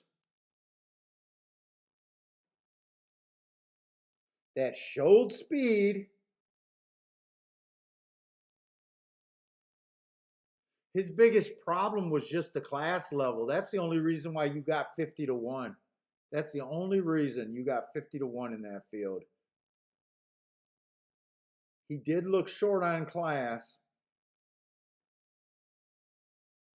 He definitely looked short on class, I will say that, but he was a sharp horse stepping up. And they let him get away. I didn't see what the fractions were. 20, 25 and 1. They went he went decent enough fractions. He went decent enough. They weren't slow, but they weren't fast either.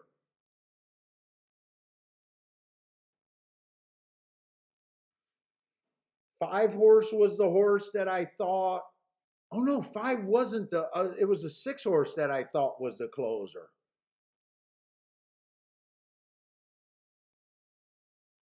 So all the horses out of that February 9th race, none of them came back to run there. The one finished the best out of that group. The 7 was nowhere to be seen. And 7 usually has some speed.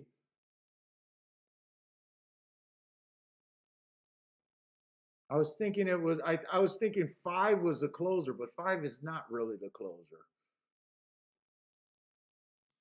Oh, that's the race that gets me excited.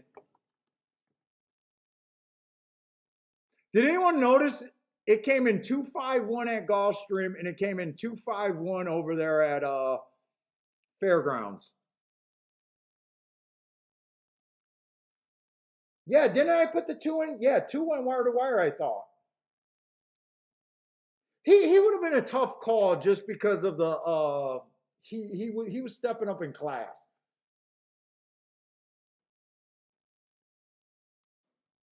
He was really stepping up in class, really. But even then, I didn't think that he was a throwout. I really didn't think he was a throwout. I think I said 5 was the closest thing to a throwout.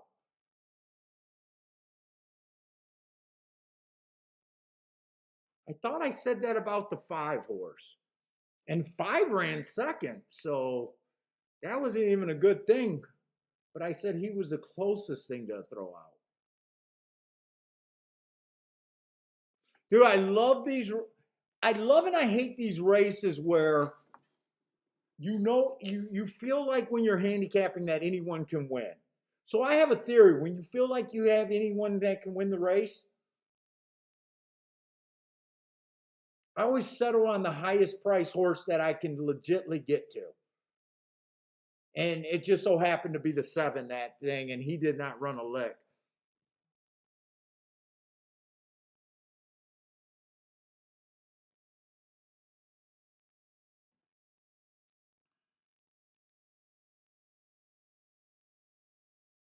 Yeah, nice ride on that. Nice ride on that. He gave him the chance that he needed.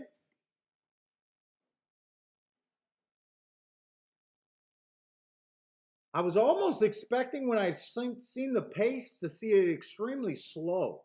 I'm wondering if it could be kind of inside there on the turf. Every once in a while, this turf comes up inside.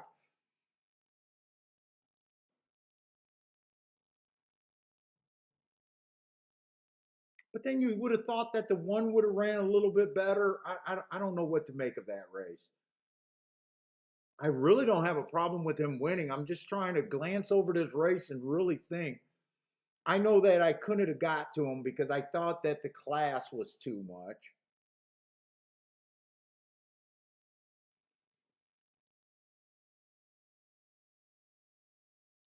Hey Charles, was that you that hit that turf wave 20 to 1 last night? I think I was watching a show and someone said Charles hit a 20 to 1 on one of the shows that I was watching last night.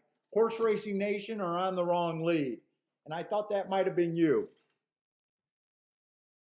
When I watch those shows on my tablet, I can't see the chat for some reason. I used to be able to, and it disappeared, and I can't figure out how to get the chat back.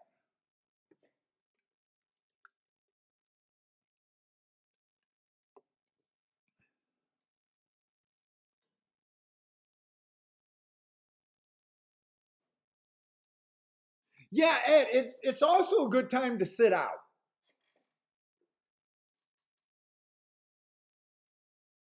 Like when you feel like anyone can win the race, it's also a very good time to sit out a race. So then you're kind of borderlining. Do you feel like you're getting overpaid on any particular horse? Like I wouldn't take a 3 to 1 and under in that situation. Probably not even a 5 to 1 and under, really. When you think, when you say that anyone can win the race, it's probably 90% of the time I sit out those races. But the 7 horse caught my eye, and at like 25 to 1, 30 to 1, I made the move on a race that normally I wouldn't have played. Like you're always on that rage. You're doing that balancing act, risk worth reward kind of deal. But when you sit there and say any horse can win a race, and it comes up like that, you definitely can't bitch.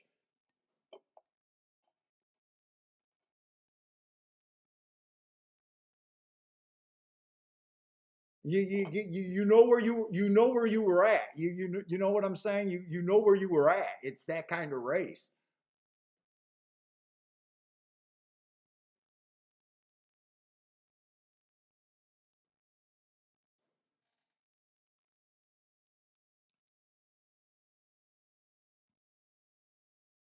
Let's see, let's see.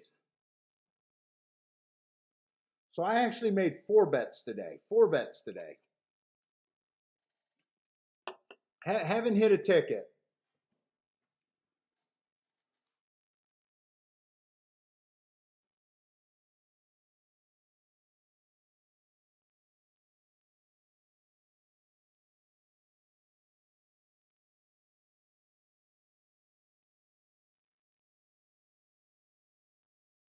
I just wish we had a little bit more time. Maybe I should stop bullshitting and get to work. We do got a torpedo route race. I need a layup.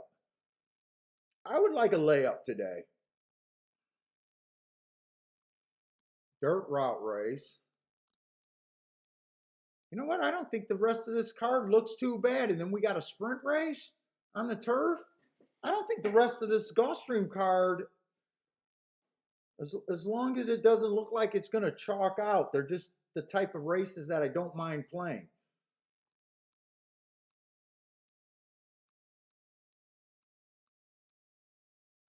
I think there's still some opportunity right now. I think there's still some opportunity.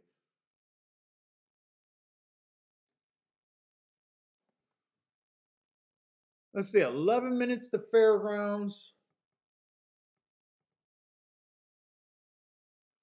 Do I want to look at fairgrounds first? I think I want to look at fairgrounds first. We have not gave fairgrounds a real chance yet.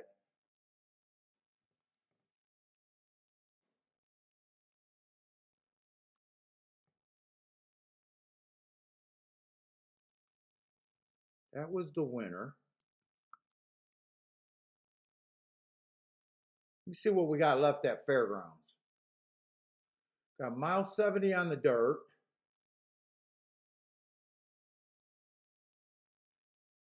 I'm not interested in this race at all. And if I play any other race, I'm going to have to mark up things. I'm probably not interested in the optional claiming race on the dirt. I might be interested in this race if there's no first timers. I might be interested there. I don't know if we'll be on that long, but I might be interested in that race. I think we got, okay, so I definitely want to look. This is kind of my last best chance at Fairgrounds.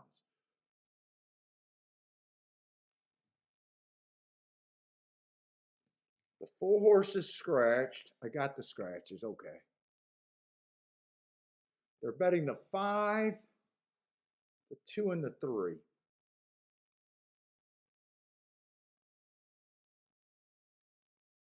We got one of those little allowance stake break races here. The 1 horse is definitely good marks. 4 races ago, stalking closing day, that's what he was. He was going fast that day. I like that race. Next race, he runs against an inside bias. I love that race. Next race, he runs against the inside bias, goes too fast to win. I love that race. Next race, he gets a stalking closing day, goes too fast to win. I'm interested in this 1.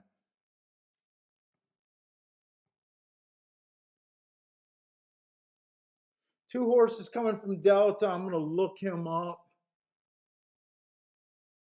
Let's see. 3's coming out of the same race as the 1. I noticed that right away. He went too fast to win.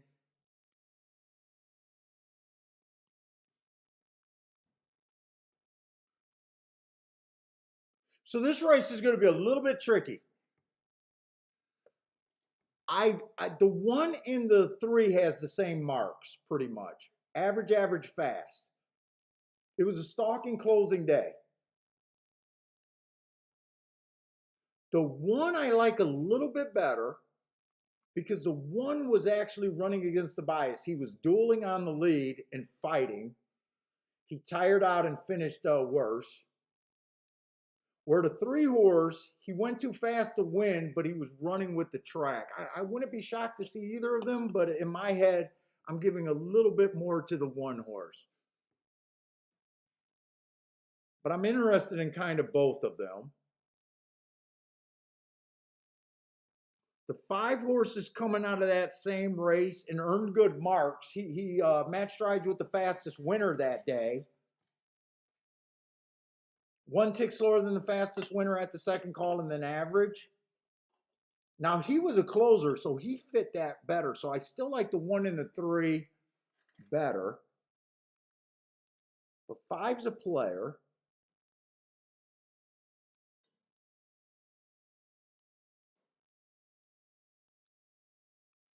And 8's coming out of that exact same race.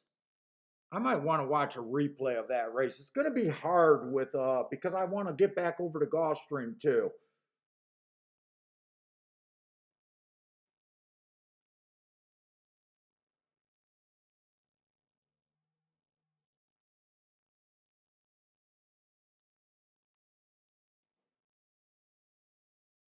And I feel like I need to look up this Delta Downs horse, and I really don't want to waste the time doing it. But he is taking money, and he just coming off a win. So at Fairgrounds, because I haven't been playing it for as many years, and I really don't notice how the Delta shippers are doing right now.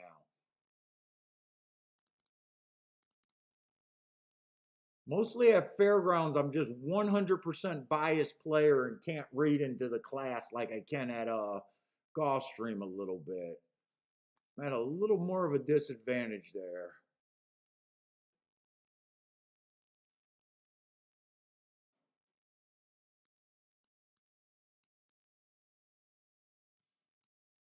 Actually, no, actually I read that wrong.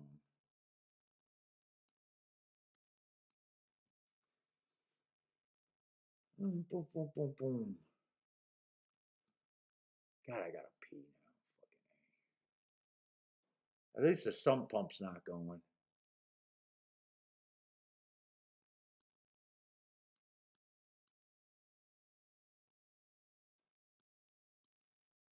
I'm not sure about the class. I definitely want to do something with the 1 and the 3 really at fairgrounds. I really want to do something there.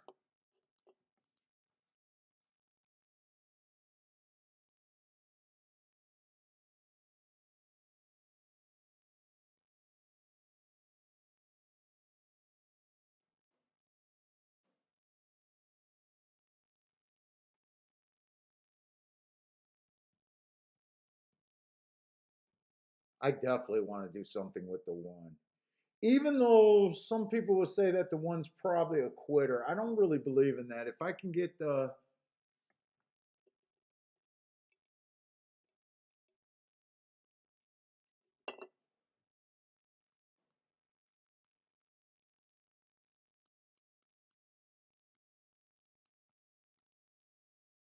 I almost just want to do that. I almost want to just do that. 1 to win. I got to really make sure that's worth boxing though. That might not be worth boxing. 1-3 is paying 19, 1-5 is paying 22. That's the best case scenario. No, it's not worth boxing because if 3 wins, 3-1 is paying $9, 3-5 is paying $9. It's not worth boxing.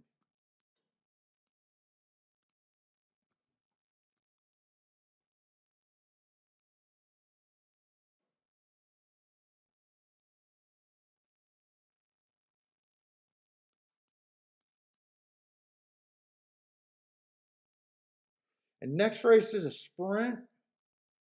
Turf. God, I can't even play a double there. I can't even play a double there. So there I would like the 1 and the 3 to win, but I don't think that's worth a Dutch. I might just have to do just a 1 to win and that's it. I'm going to have to see where those odds are. I'm going to keep an eye on it. I'll let you guys know if I'm going to do a bet there or not, but that's kind of what I'm thinking. Although, wait a minute. I can still do a 1 on top of the 3-5. I can still do 1 on top of 3-5. I can't box it.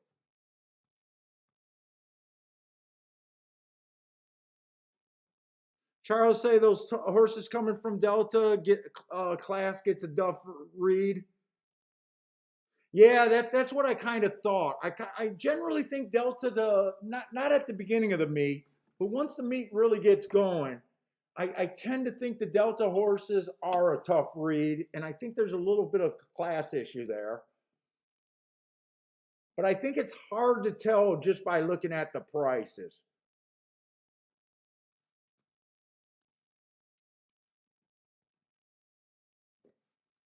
In fact, I think I'd even would I throw him in for second? Let me see.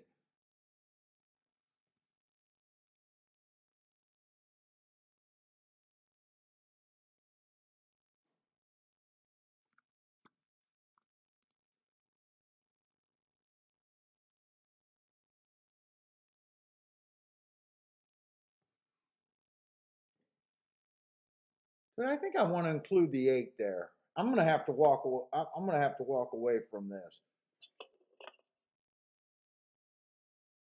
1 on top of the 3-5-8 exact. I'm just gonna fade the 2. It might be the wrong decision there. I'm gonna put the win bet on the 1 now. I'm gonna play the exactas that I got right there. 1 on top of the 3-5-8.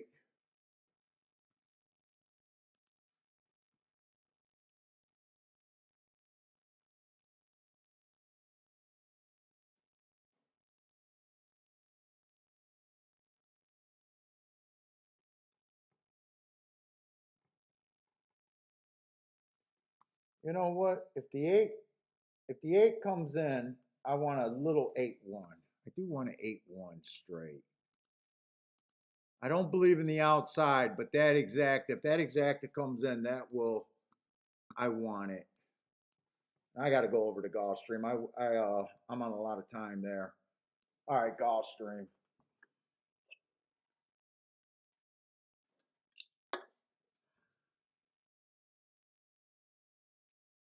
Got a mile 70 on the Tapeta 12.5. One horse is sprinter stretching out.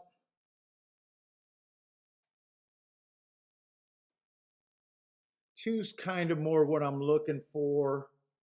Let's see. I want to see a lot of speed in this race. Looks like the 5 tried to go, or the 3 kind of went for the lead last race, I think.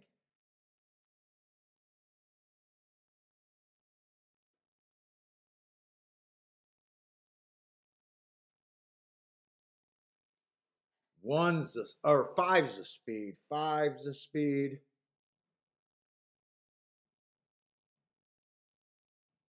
Why are they betting? They're betting the 4 horse there. 4 has the right running style, but I think other horses will get first run at him.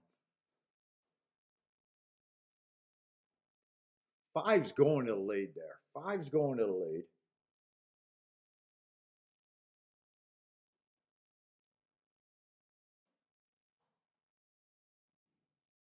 Man, I can't wait anymore. I gotta go to the restroom. King of that cigar. Oh, that cigar knocked me in the boot. I almost threw up. I had sweat and everything.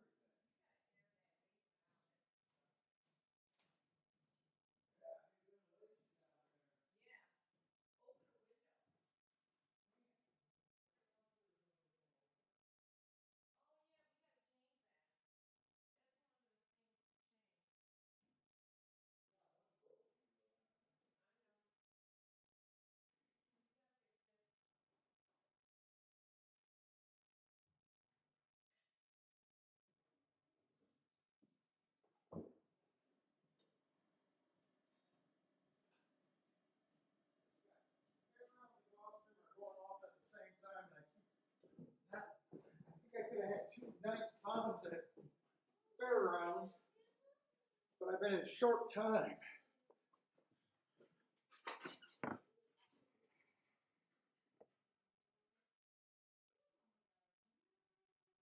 Ah, shit. Now that 1 went down to 7-2 over there at fair rounds.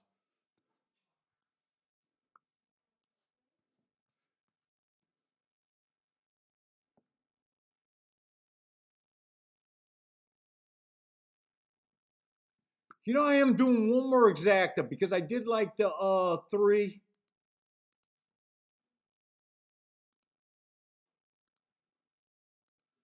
I played one more exacta at fairgrounds. I played that 3-8 exacta.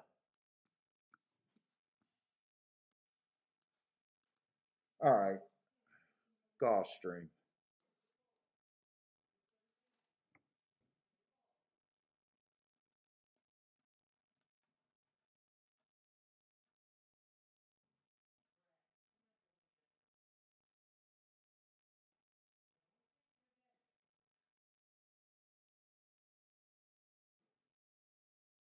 I think 8's just going to be strung too wide out. I think 8's going to be strung too wide out. He's trying. I think I'm ending up going to get about 3-1 on this one. He looks like he's man, right now, I think he's getting a lot of pressure unless he's re-breaking. I left out that 3-1-2 exacta. Come on, 8.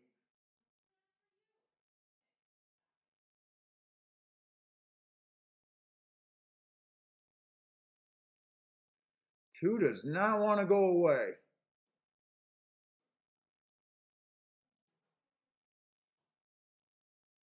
I need either this 1 to open up or this 8 to keep coming.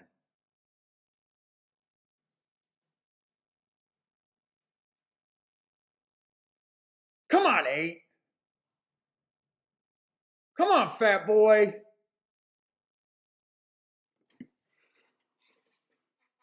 gotta hide. Come on, fat boy, one more time. One more time, fatty.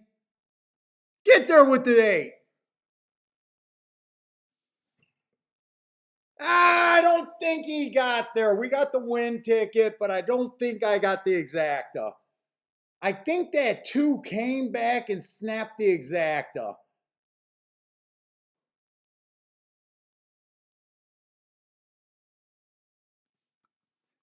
I gotta blow this up. How did this 2 come back?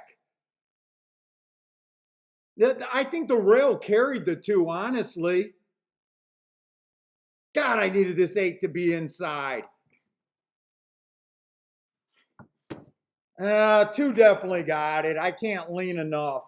And I ended up only getting fucking 2-1. I thought I was getting 5-1, then I thought I was getting 7-2.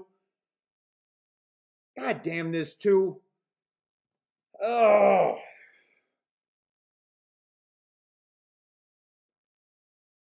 Stephen Marshall, was I crazy for using the 8?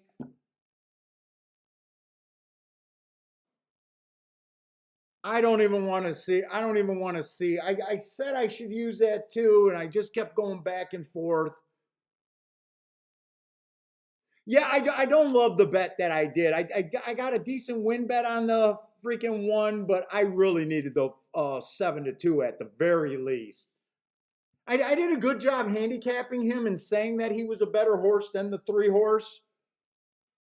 I did a good job handicapping. It's just that the public, all the late money, either you pricks bet them down for me or Fairgrounds just know what they're doing there. It's a little disappointing with that win ticket right now. It's a little disappointing. Charles thinks that the rail. I think the rail carried that 2 horse. I think if the 8 was in the 5 horse or better, I think he would have definitely got second and maybe even been a threat for the win. I think 8 ran a fantastic race.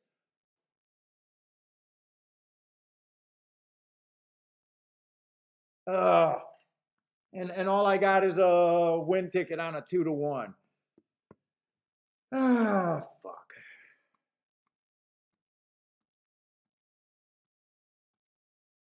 And we went why the 1 wasn't going to quit. We know I knew the 1 wasn't. I really liked the 1 there. I thought I was stealing at 5-1. I really did.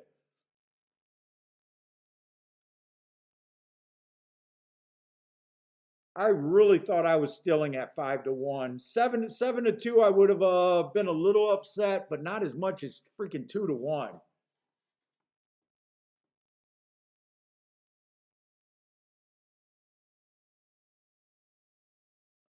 Oh, fuck.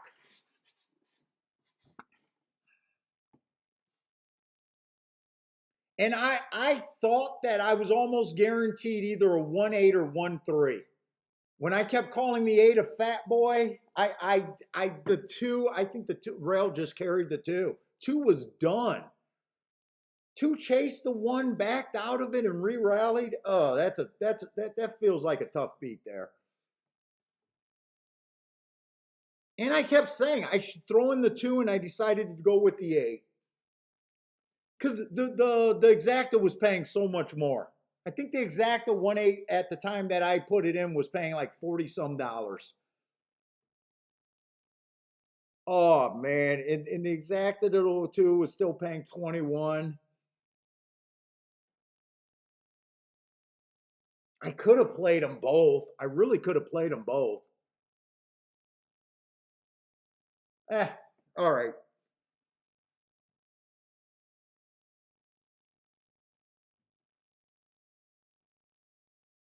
Dude, I think this is kind of a tough race over here, Gulfstream. I'm wondering if like yesterday we only seen one turf Tapeta route. I do like the 1 horse, but I keep thinking that the track might be a little bit favoritism to the outside right now. Let's see. Wait, I'm looking at the wrong race. Wait a minute. Wait a minute. No, it wasn't the one. I'm sorry. It wasn't the one that I liked. I liked the two.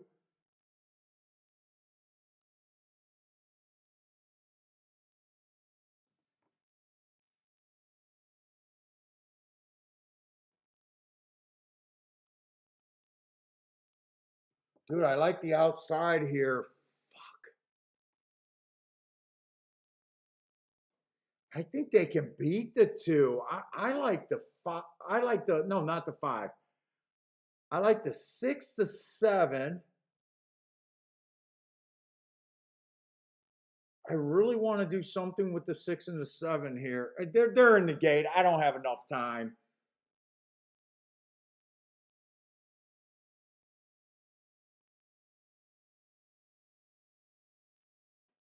I don't have enough time. It's fucking Gulfstream and Fairgrounds is doing me no favor at the same time. I think this track may. I definitely think it's favoring off the pace unless you get a crazy slow race. And I'm leaning towards just favoring the outside a bit. And I wanted to do something with the 6 and the 7 here, and I ran out of time. Oh, 7. Why is 7 taking the lead so soon? Or is that the 5? That's the 5.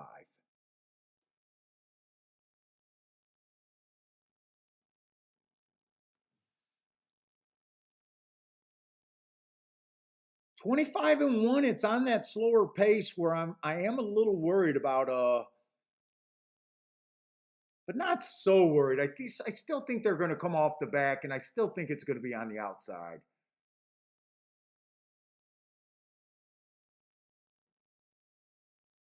8 looks gone. If 6 or 7 gets second, I think I could have hit this exacta. If 4 gets second, I won't hit the exacta, or if he wins. If 6 or 7 wins or gets second, I think I would have hit the exacta here. That track's just coming off the pace.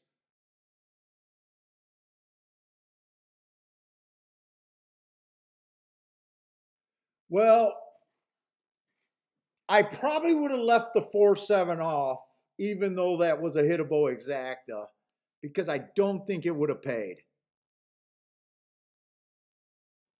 That's Fairgrounds. I'm looking at the wrong thing. I think I would have wrote it down, but I think I would have eliminated that exacta. Yeah, $9. I definitely wouldn't have played that. So I would have had a 7-8. I would have had a 7-6. I probably would have ended up boxing to 6-7-8 there, trying to beat the 4. If I did anything there. If I did anything there. Let's say Charles got a boom over there, 9-1 at Oaklawn. Let's say Brock like that 4 horse, 50 to win in place on the 4. Nice job. I think that's win in place. Oh no, 50 to win on the 4. Hey, what's up, Frankie 888?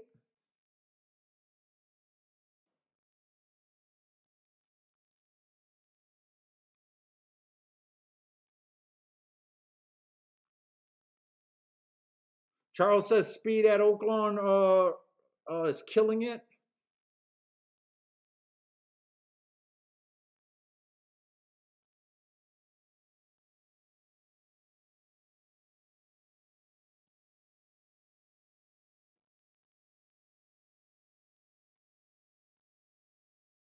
Let's see. Jay looks like he's alive in a double to the 5 and the 6 next race at Fairgrounds. Good luck over there, Jay.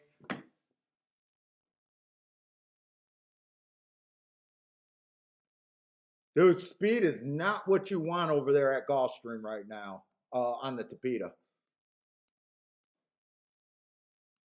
I got no problem with the 4 winning, but I know if I would have bet that race, I definitely would not have had the 4-7-7-4. I would have keyed off of the 7 and the 6. Actually, 6. I didn't realize that the 6 got third at a nice price. although I don't play tries.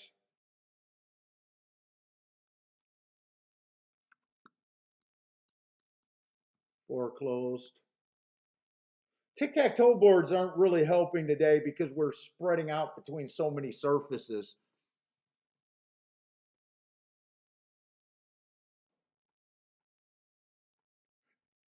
Hey, what's up? Rex says when the top jacks are gone. Dude, I don't even know when I'm betting a top jock.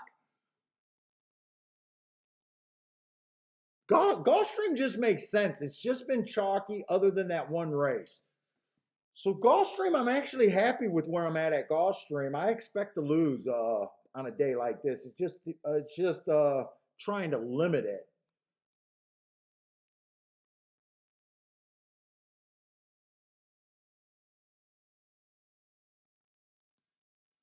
Fairgrounds. I think Fairgrounds is where all the missed opportunities were there today. I'm really convinced that I would have hit the first race and possibly backdoored that 2-5 if I had enough time to look at it. Because I know what I was looking for. And Fairgrounds next race is going to be on the dirt. I still got two races at Gulfstream, and I feel like I'm seeing everything okay. It's just a matter on if there's going to be a price in the next couple races. I haven't checked out yet, that's for sure. Let's see, Jay starting a pick three, 1-7 all to the one over there at Oaklawn.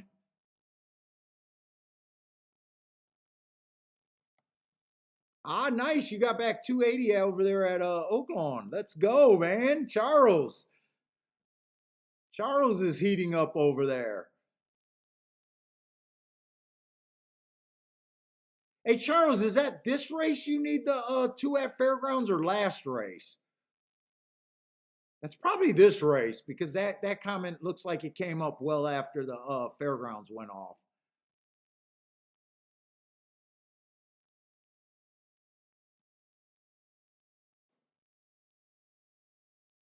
Hey, Ed, is that at Fairgrounds, that question? Where you said you loved the two horse? Wasn't he the class?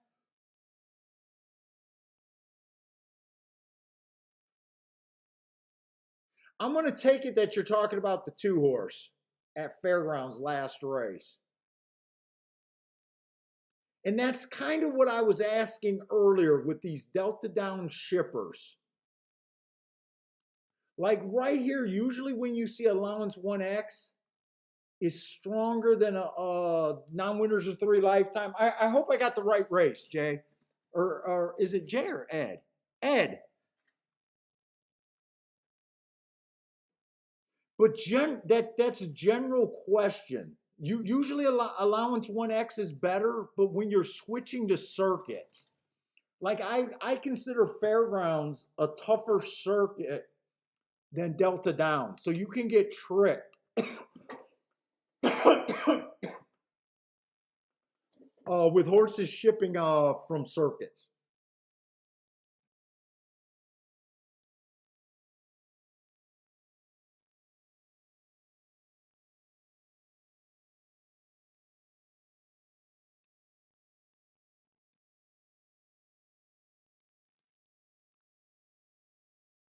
But it's tricky. I even asked that question before or I asked that question when I was talking about the two, and was admitting that I'm not sure what the right answer is.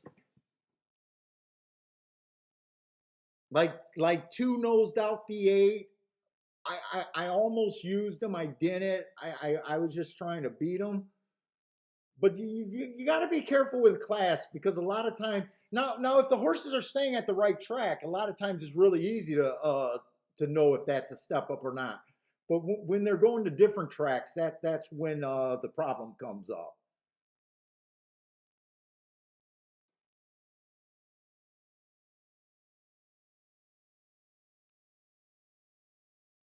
Or were you talking about the Gulfstream race? Maybe you were talking about the Gulfstream race.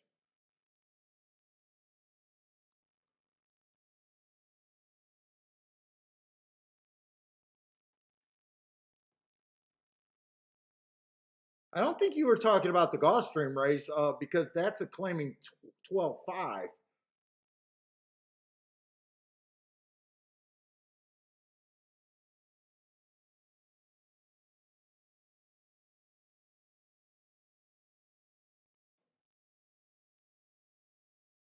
Yeah, you're talking about the fairgrounds race where the two beat me out of the exacta, I think. Yeah, and that's where you got to be tricky. You got to really be know the circuit, and that's what I was kind of saying because I don't. I've been playing a lot of fairgrounds, but fairgrounds I just been playing the inside of the track, and I'm having a really good meet at fairgrounds again.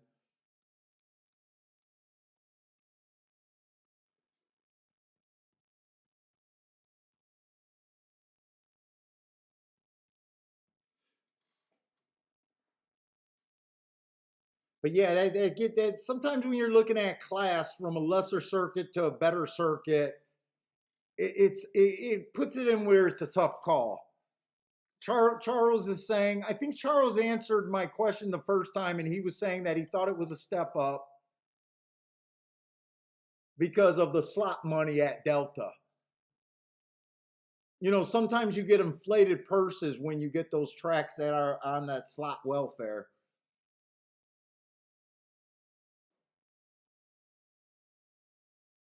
Yeah, the fairground race. That's what I'm talking about. The Delta going to fairgrounds. I hope I answered your question.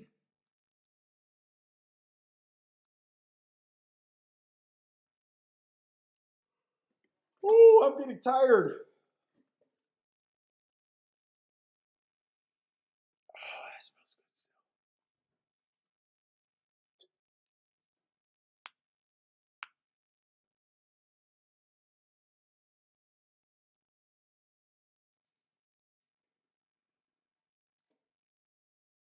Yeah, I think fairgrounds has been inside except for that first race.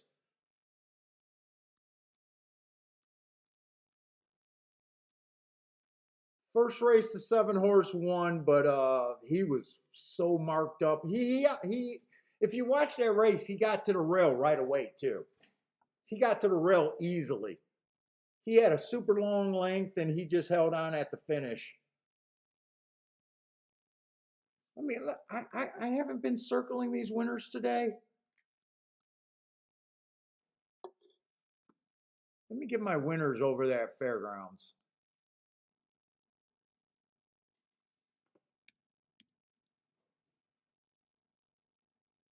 I think you're right. Other than that race at fairgrounds, it's been all inside.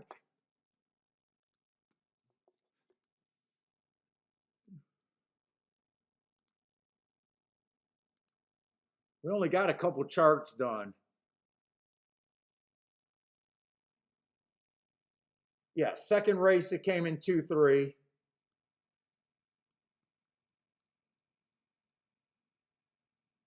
Third race was on the dirt.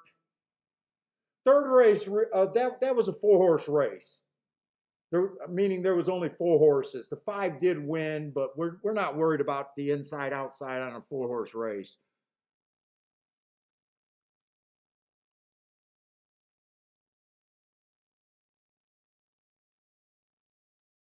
Fourth race, the 2 horse won, but I don't include him in that profile because I think on the turf that stalker closers, really closers are the most important thing you want there.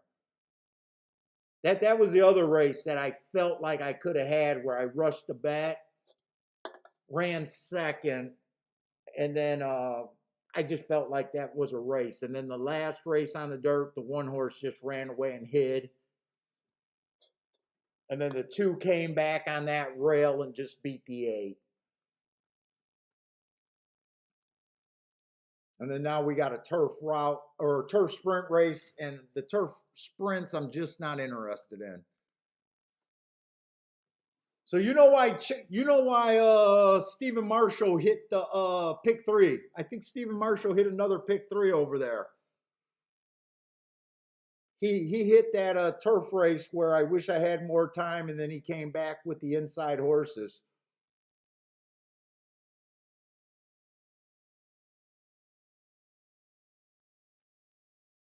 let's see, Lloyd got to play over there at Gosh or at Turfway, Tampa Bay,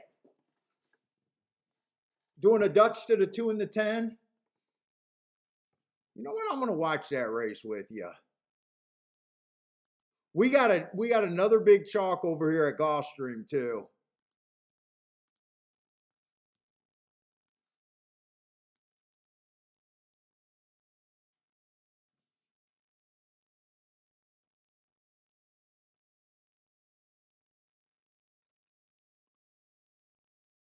And Tampa Bay plays just like Fairgrounds on the turf. You don't have to worry about speed for the most part.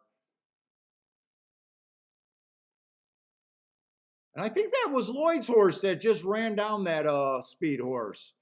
Didn't Lloyd just give out the 2?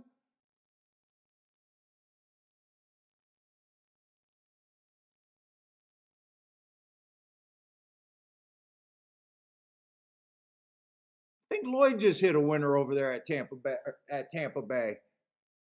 Or is that the next race he's talking about?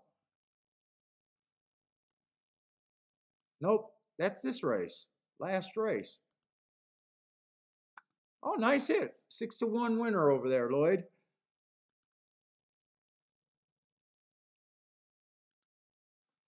Let's see. Got to go over to Gulfstream.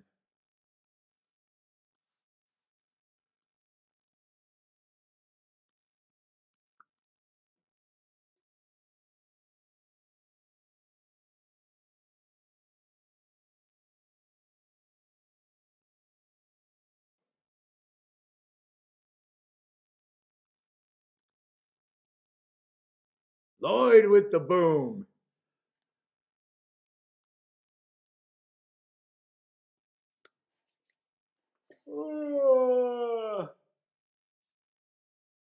So I'm a bit down today. All I had was that win ticket on the one horse at Fairgrounds. So far, that's the only thing that I had today.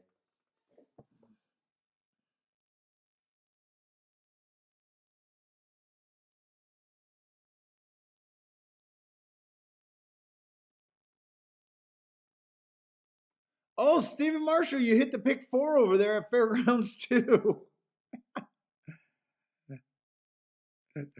You didn't realize you had it. Nice. You pick up an extra 297. I'm taking that was for probably what, 50 cents?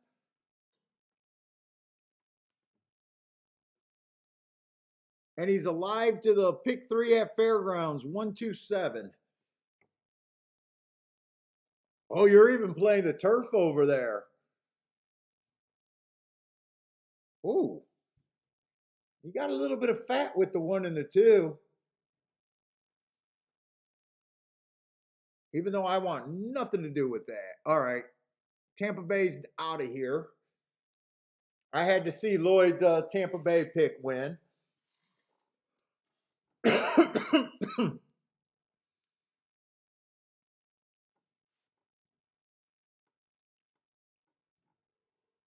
Oh my God, I'm tired. Ugh.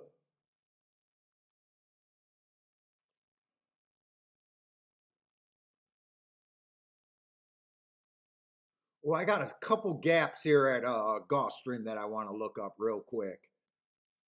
I do have a couple gaps.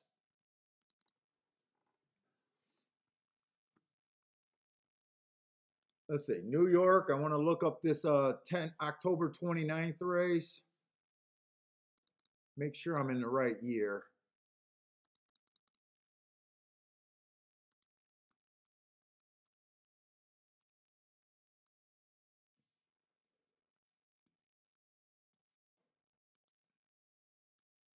Stalker Day, that's what he was. Whoop, whoop, whoop. I got to move this to right there.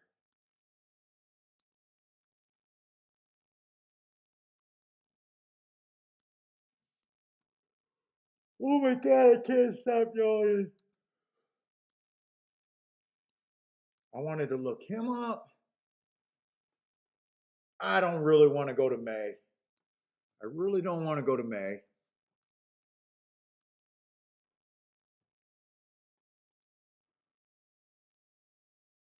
I don't want to look up that July, but I do want to look up that August race at Gulfstream.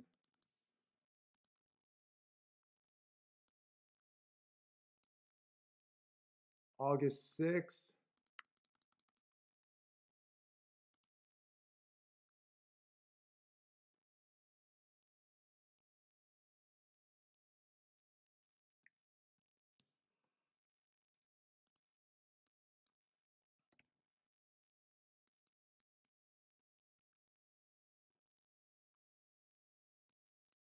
I'm just being slow, slow, slow with an excuse. Looks like he chased the slowest pace of the day. Okay. I think that's all I need there. Let me see. Don't put that away. All right. So what we need, a 1 and a 2 or a 7 for Stephen Marshall over there at Fairgrounds. And I lost my video. Did I lose my, yeah, I lost my Gulfstream video.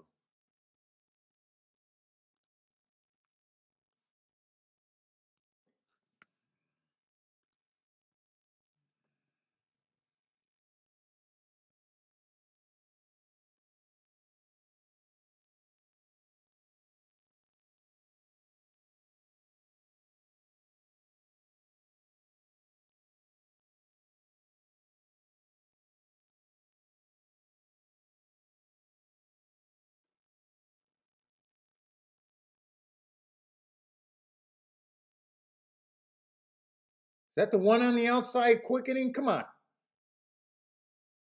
Come on, Stephen Marshall. We don't want the party to end. We don't want your, oh, or is that the 7? Is that the 1 or the 7? I thought it was the 1. All right, well, you got through. You did get through.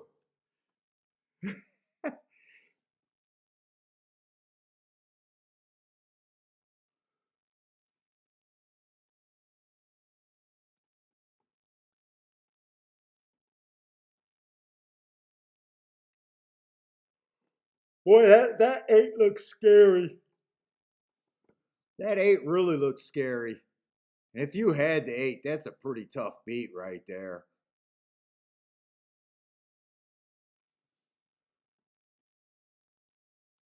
That's a tough beat if you had the 8. All right, let's get back over to Gulfstream. Got a mile on the dirt, optional claiming 25. 3 races go on this one, stalking closing day. That was not that impressive of a race. That was at Tampa on the turf. Oh, this horse ran in Penn National. Oh, and he won over there at Tampa, huh? 2 races ago, he got an inside stalking day. He was a stalker, but he was in the 4 hole. Then so I gave him an asterisk. He comes back and wins. I don't like the fact that he ran in Penn National. Now he's coming to Gulfstream. He did win at Tampa, but ooh, stepping up from his last 2 races. He is stepping up from his last 2 races. Let's see. We only see him. Is this no? This is a dirt race. This is a dirt race. I thought for a second I thought it was going to be a turf race for some reason. Let's see. 3 races ago, this one was off since July.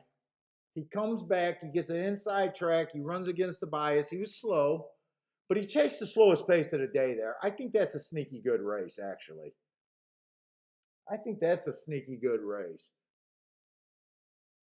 But then they laid him off again.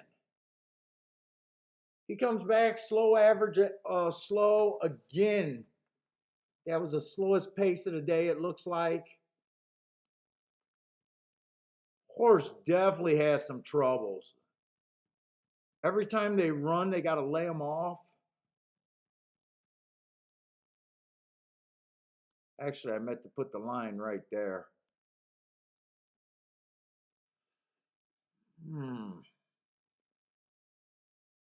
I don't know. I do like that race 2 back. That was a little sneaky. 7-1. He's a price that I'm looking for.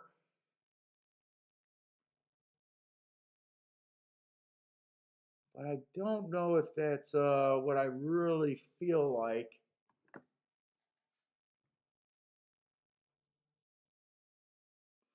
Let's see, the 3 horse fastest match strides with the fastest winner last race.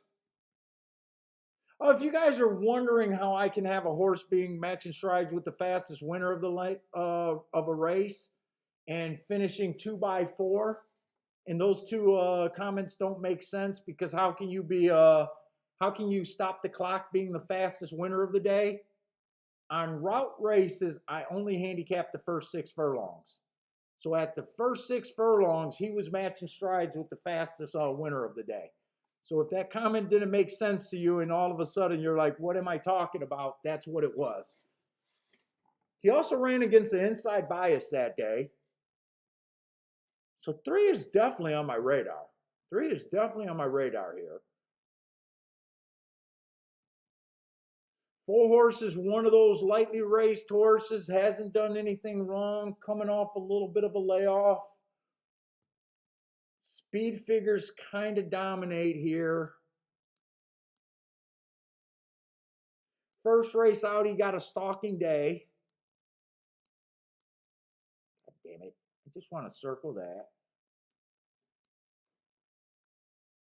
Which he was, so he kind of ran with the bias. He comes back and backs up that 93 speed figures with a 91, but that was a 1 race sample. All I can say about him is, yeah, okay, he looks pretty damn good. At 2 to 5, you're definitely over bet. Makes this race a little bit difficult for me. I don't think any horse should ever be worth 2 to 5. Shame on the public for thinking that they should bet this horse. Now, I don't care if he wins by 20. There's no such thing as free money at the track. Even when they win, there's no such thing as free money at the track. I guess you could put $200 on them and be able to afford McDonald's at the end of the day, but God bless the public, I guess.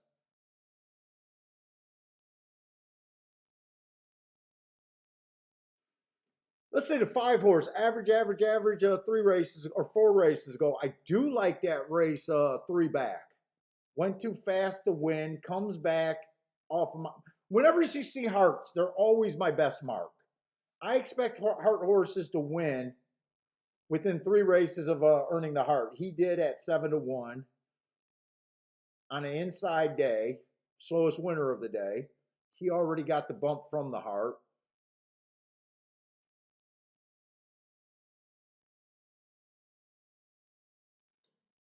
He's a little interesting.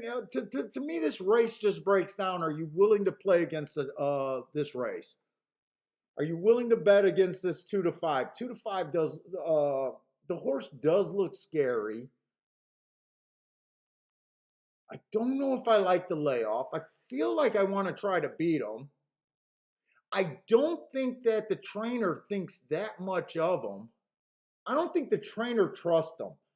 He runs this race, wins his first race out at maiden special weight, and then he decides to just go. He could have won anywhere with this horse. And he just decided to go to a $25,000 claimer, and he still lost that race. It doesn't feel right. He just doesn't feel right. I don't have a problem if he wins. I feel like I want to try to beat him.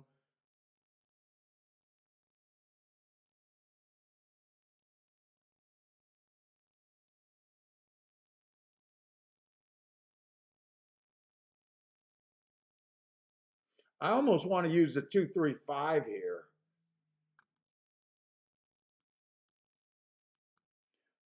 But with all that being said, out of respect and just saying that I can see him being the chalk, I think he's overbet. You know, I wouldn't make this my main bet of the day. But I think there's an opportunity for small bets to make a lot of money here if you're right. And I should be looking at a double.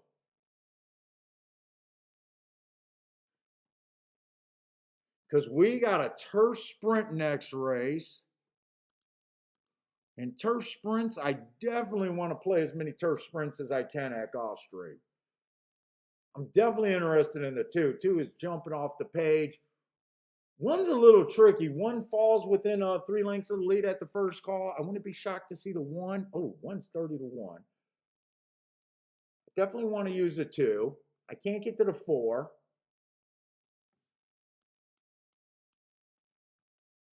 Five's 20-1. I can use him.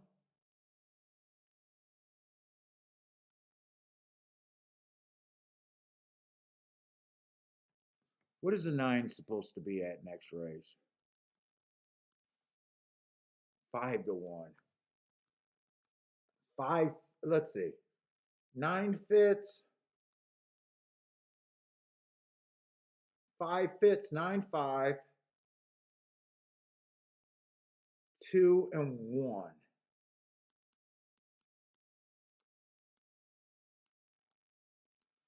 I don't want to go that big of a punch.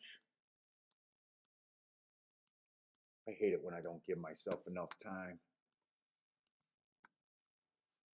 I'm definitely going to be interested in the last race. Let's see, I got to go back to the 8th race because I'm looking at doubles right now. Dude, actually, all of those combinations are going to be box cars. Wait a minute. Dude, I think I'm going to do the $12 punch. 12 combination punch here.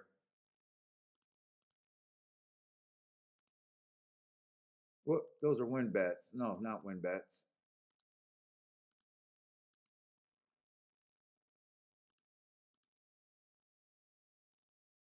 $1,259. I think I'm gonna do that for $10.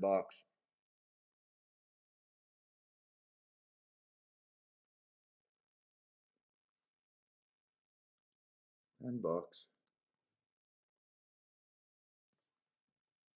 Let me just see if I wanted to do anything with the 4. 4-1 is a no-go. 4-2 is a no-go. 4-5 is a no-go. Whoop, I'm not looking at doubles. I'm looking at exactas. Oh, 4-1 is actually paying $92. I do want that one. 4-2 is 14. I don't need that one. 4-5 is paying 39. I'll play the 4-9 is paying 14. I could play 4 on top of those 2 horses.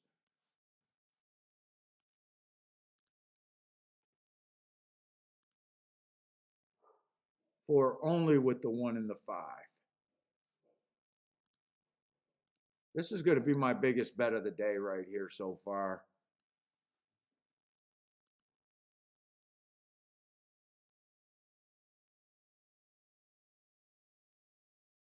Let's see. Jay says 4 runs a figure. Yeah, that's why I don't trust the 4. Jay's thinking kind of the same way I am. Why did he go to 25,000? That figure, you could see him trying a stakes race. You could see him trying allowance 1X.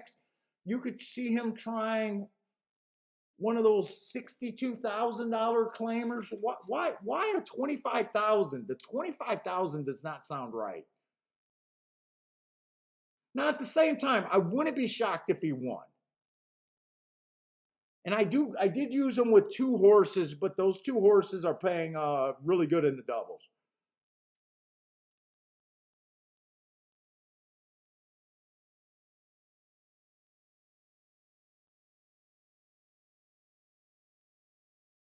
Let's see. I'm sorry. I'm scrolling all over the place. I keep losing where I'm at.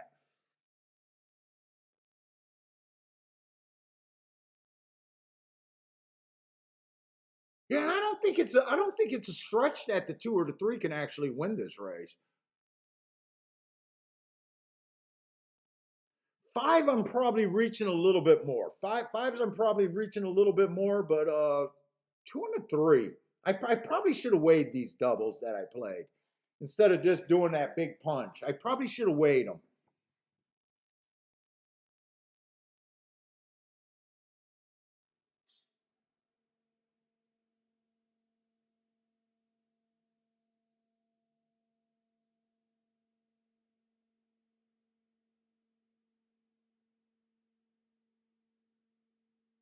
Hey, what's up, Renato? Renato?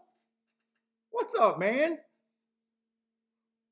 You showing up late today.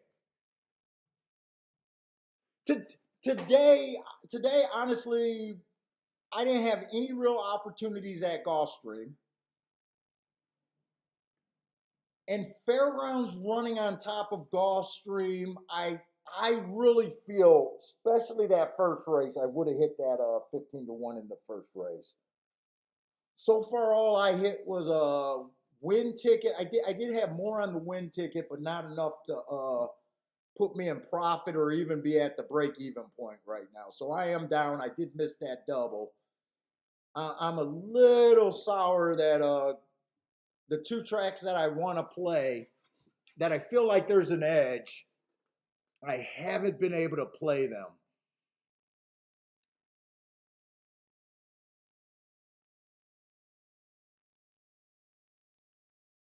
Come on, any way we stiff horses, I don't mind a stiff job right here either. I'm not too proud. You guys can stiff this 4 too. There's not enough stiffing in American horse racing. 3 got the lead over the 4, so I do feel good about this. Yeah, but 4 looks scary. I don't know. Anytime you see a 2 to 5 come out the gate running, 2 to 5, 3 to 5, I'm always scared.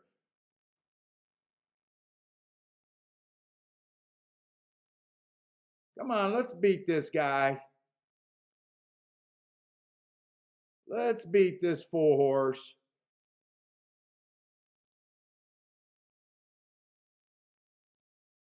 Let's beat him. Oh, you've been here. All right, you've been here. You just decided to talk. I know you're not going to be late to class.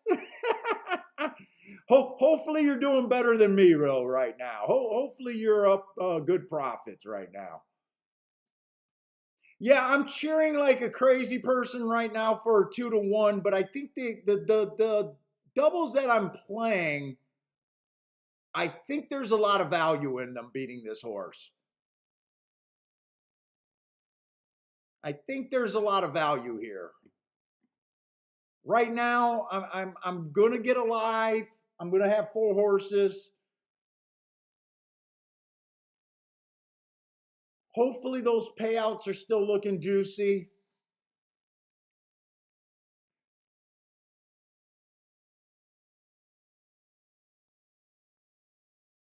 Could have saved myself an extra 20 bucks by not using the 4 at all, but those payouts were so juicy, I decided to pay for the crutch.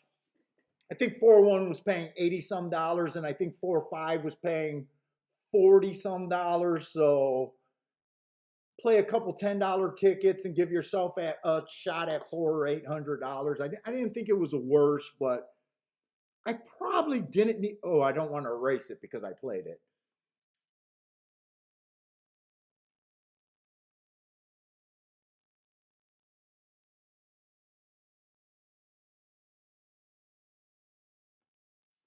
But hopefully I know the 2 took action late. Hopefully they didn't kill the doubles. A lot of times when they bet your horse late in the win pool, they don't always get a chance to kill them in the doubles in the exacta. Uh, what was it? The 1, 2. I want to race this. This was just my contenders next race. I don't want to act like I'm doing something silly. Those were just my contenders for next race. In fact, I'm going to write them down where they're supposed to be. What was it? 1259. So they were just the horses that I'm alive to in the double. 1259. I just want to put them in the right spot.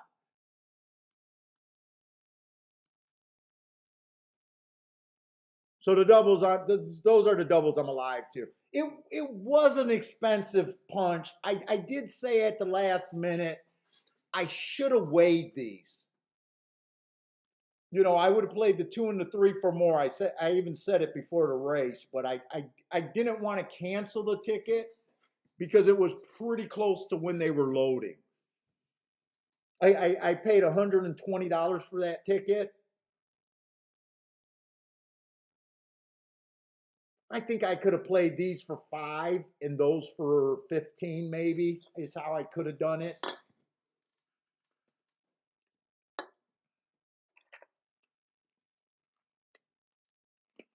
Yeah, yeah, Charles, you're right. I'm in a position where I do got to worry about if they bet down the doubles.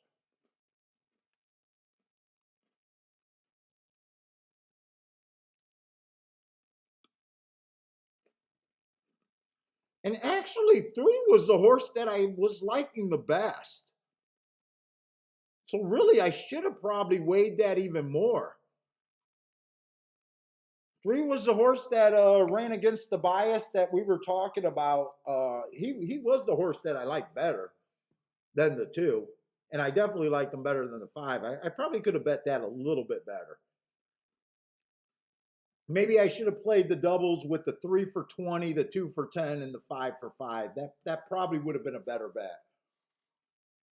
20, 40, 60, 80. It would have cost a little bit more. Then 40, then 20. Yeah, it would have cost, well, it would have cost $20 more. It would have cost $20 more, and I would have been in a little bit better of a position. That would have been a little bit better.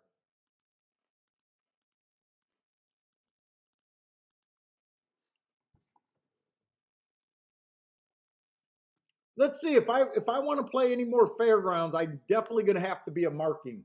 I'm definitely going to have to mark these races because I don't have anything else done. And you guys that play with me all the time, you guys know that I get squirrely with the better horses. I love my cheap horses. So this is a little bit better of a race than what I like to play generally. And you know what? I'm kind of looking at the class. I have a problem when we get to high price claimers, figuring out where stakes fit in, figuring out where grade 1s fit in, grade 2s, grade 3s. I do believe that the inside of the track is kind of where you want to be today. You know what? I'm probably not going to mark up that race. I'm probably just going to look at the last race if we're even still on. I'm just looking at the class and I'm probably not that interested in that. Man, I'm shaking. I'm starting to freeze down here now.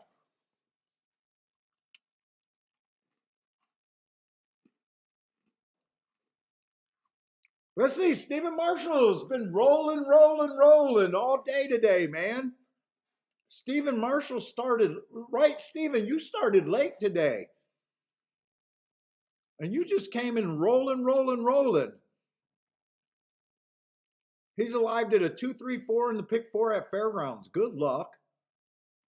Need the 3 for a payoff. And then starting.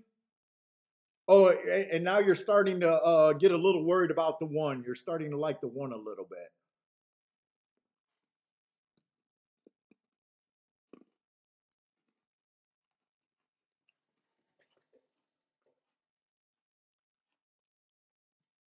Shit, Stephen Marshall's so good. He even hit a. I think from his comments, he even hit a pick 4 that he forgot about today. Hey, Bender, I've been wondering where you've been. So do you got a double going in the last race, or have you been shut out? I got a feeling you were interested in that turf sprint in the last race.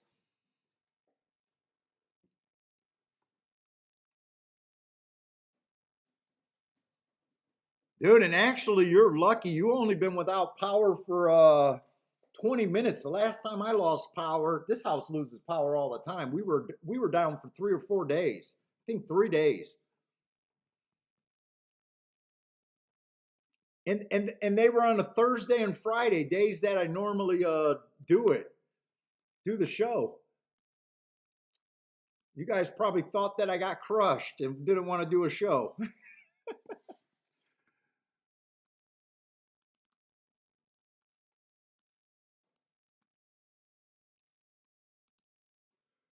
Man, it got cold down here. My wife moved me in the basement and she doesn't allow me to have any heat, I guess.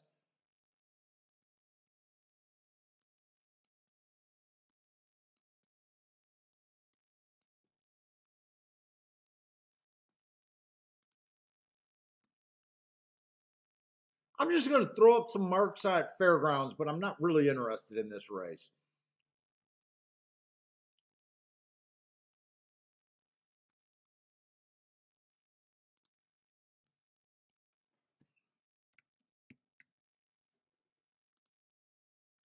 Inside speed.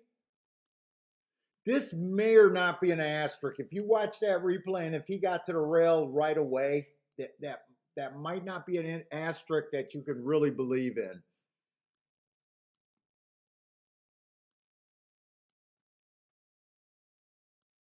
It was still a very good race. He was average, matching strides with the fastest winner, which he ended up being. We kind of expect that when we get to the higher classes too. The marks on more horses tend to get better too. Inside speed day, he was in the 4-hole. It said he got too wide, but a lot of times I'll still give him an asterisk.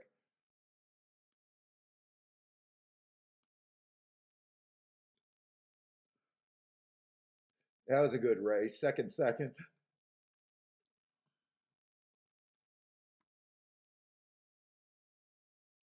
Holy shit, that was a really good race. Actually, he got a heart. Wait a minute, how was that a speed day?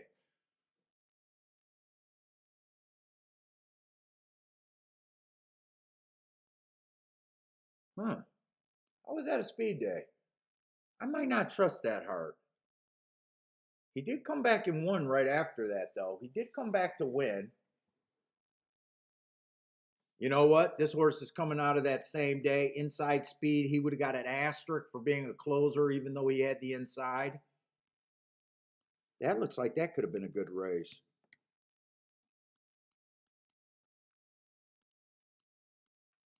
Whoop, whoop, whoop, whoop, whoop, whoop, whoop. Yeah, he would have got a heart there too. I want to look up the charts that day. Make sure I didn't make an error somewhere.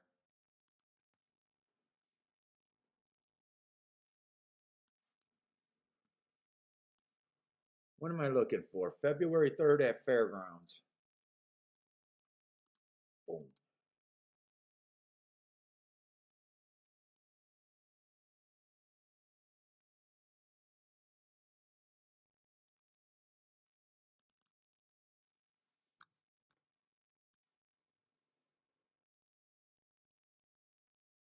All right. I do believe in that heart. What happened was there was 3 race profile that day.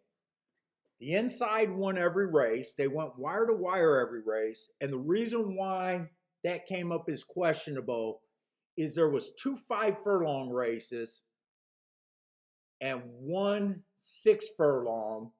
So I used this call. I used the 5-furlong call, but the information that I was using did not give me the 5-furlong sprint on the 6-furlong race. So you can almost look at it like this would have actually been a triangle. So it's right, but it was just a rare circumstance. And this would have, let's see, if that was 50, 58 and 4, that would have turned that into average. But I think both of those are coming off of very good races, the 2 and the 3. They're coming out of the same race. 5's coming out of that same race. He had the inside. It was a speed day. He would have got an asterisk there too. I love it when I give an asterisk and the speed figure just drops.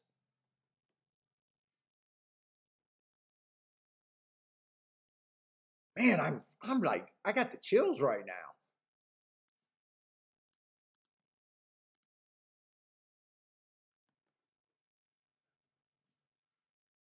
Oh, Renato, you've been here that long. You were back here with Bill.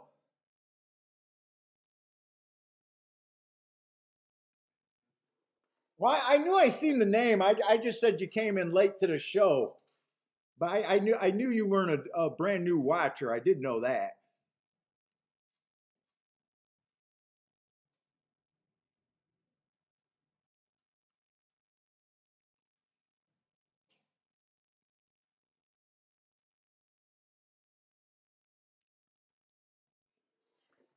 Oh man, Kiki, you gotta give me some heat down here. Come and give me some sugar. Warm me up. It'll be our highest viewing stream. You just want to be the voice in the background every now and then? That's all she wants to be.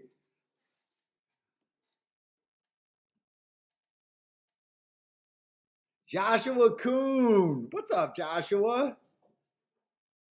The OGs remember Bill. Joshua Coon's an OG. That's back with Bill. What Bill was trying to get the Shake Up Mafia going. Bill loved the Shake Up Mafia. What's up, big guy? Now I just got Bentley, and he doesn't even want to make that many appearances. Right, Bentley? You don't want to make that many appearances with me? We're going to go for some more walks. We got to get another 4 miles in today. We got to get another 4 miles in today. The 8 horse is 7-5 at Gulfstream. Whoa, I wasn't expecting a big favorite over there. Who was the 8 at Gulfstream? Did I miss something? 8 horse comes off the. No, I'm willing to get beat by the 8. I'm willing to get beat by the 8.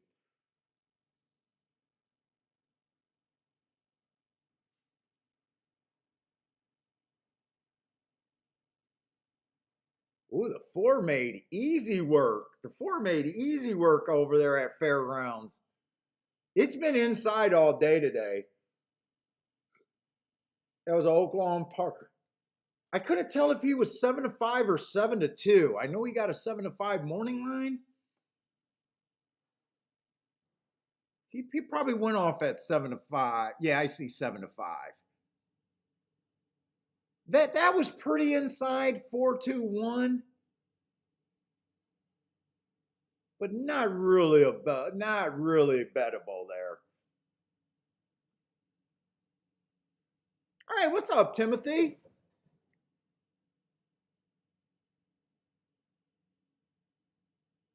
Timothy says Woodbine horses take to the well, they should. That's what they run on, right? Isn't Woodbine the Tapeta track also?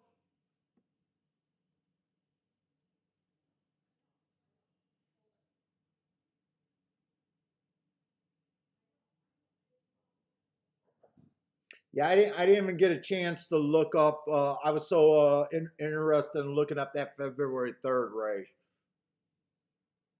Oh, 4 ran in a grade 1 race. Showed a speed over there at grade 1. Just ran in 100. Yeah, I don't think that horse was that hard to get to. Just ran in the King Cotton Stakes. Yeah, I tend to not to like the more expensive races.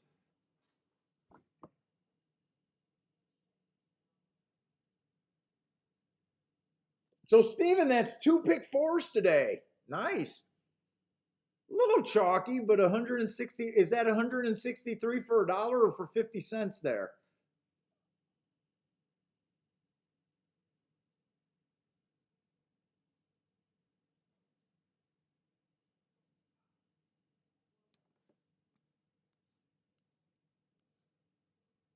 Let's see. We got the last race at Gulfstream Park, and maybe I'll stay on for the last race at Fairgrounds. We only got. They shouldn't be that far apart. So I'm alive to 4 horses at Gulfstream. Let's see. We got a turf race claiming 35,000 non-winners 2 lifetime. You know, we want to be on the lead or within 3 lengths of the lead at the first call.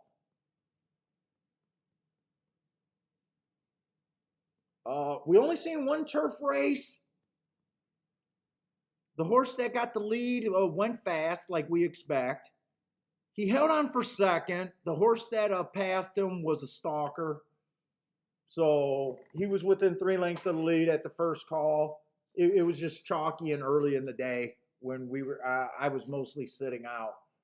So nothing is really making me want to get off of that profile. Let's see. I got the 1 horse. I'd love to see the 1 horse Never been on the turf from what I see. I just seen that he was a front end, and I knew he was going to be a bomb. 4 races ago, he got a speed favoring track. He was the fastest, match strides with the fastest winner that day. Average, just missed there. I don't mind that race. He had a couple one race samples. Yeah, now that I'm looking at it, he's a bit short on class. He's stepping up, but we seen one of these horses won at 50 to 1 today. Uh, Probably not as sharp as that horse, and I'm probably reaching pretty far, but I don't mind reaching for prices. I'd rather overestimate a long shot's chances than to build a case for a bad chalk. Put it that way, or even a good chalk. I'd rather not build cases for chalks. So I kind of operate with that. The 2 horse I do like. 2 horse won his last race at maiden claiming 35,000. It was an inside speed favoring day. Did get the help from, well, he at least ran on the bias.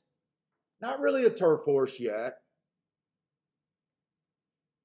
Kind of didn't realize that he was mostly a router. There's that move again, going fast on the Tapeta. They've been winning on all surfaces once they get off those Tapeta routes. He did go up to starter allowance 25,000. I'm going to look up that race. These starter allowances can come up really, really strong. Sometimes they're weak. Sometimes they're really, really strong. Usually I double the claiming price. So I look at that like I want to see some $50,000, $40,000 horses. But I like to keep my old forms so I can look up the makeup of the race. I'm hoping that was a super competitive race.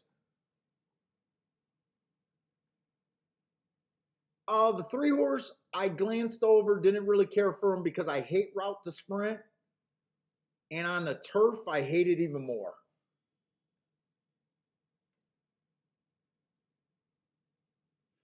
4 horse, I don't got a problem with him.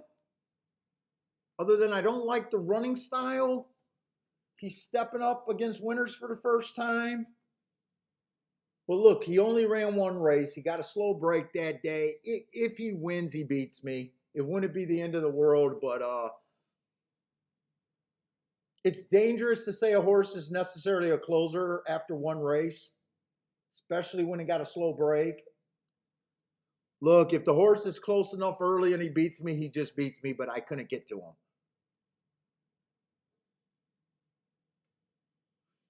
I got the 5 horse, and when I'm doing quick on these doubles, sometimes I bet horses that I wonder why when we get in the race. I know why I looked at him. He had front speed, and the heart jumped off the page, and that's what I'm looking for. But now that we're in the race and I'm really looking at it, he's stepping up big time. He couldn't win a $6,000 level race. It really doesn't seem like he should be able to win this race. But if he got the lead, I'll be cheering for him.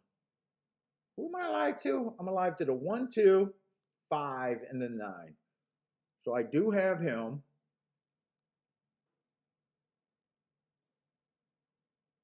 In hindsight, maybe I should have had the 6 over him. 6 could be within 2 lengths of the lead, 3 lengths of the lead by the first call.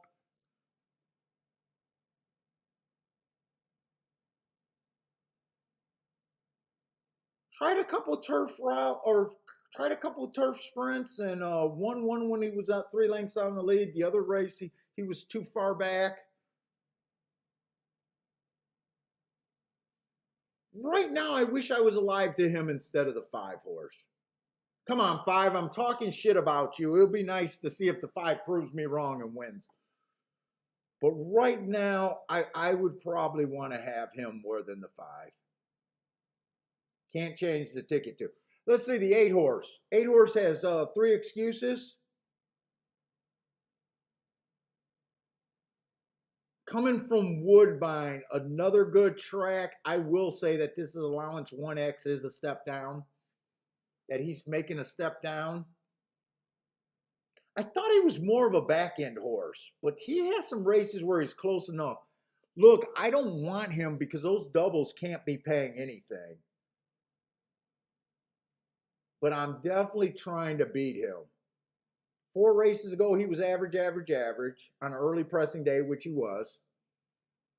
He comes back, gets a bad rail day, so I think he has a good excuse 3 races ago. He comes back, runs the same race on another bad rail. And then last race, he hit a speed favoring track. This horse would not shock me. He wouldn't shock me, but at the same time, I don't think I could have played that double. If he wins, it's just a day that I couldn't have done any. Yeah, he's playing 7-1 on the double. There's no way I would have been in there. I made the right move in my head. Maybe I wouldn't have been as aggressive with that bigger ticket.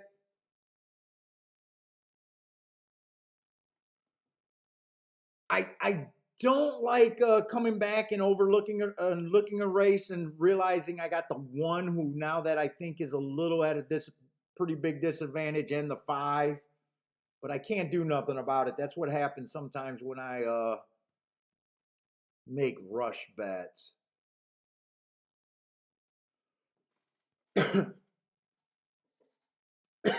So the 8's going to scare me.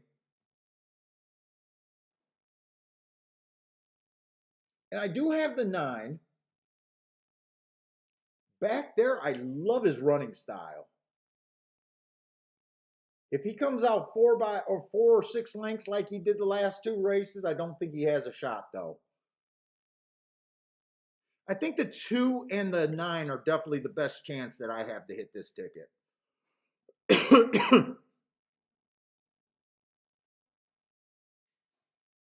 And I don't think I'm going to do anything else. Let's see if the 1 wins. I'm looking at $1,500. If the 2 wins, I get $270 back.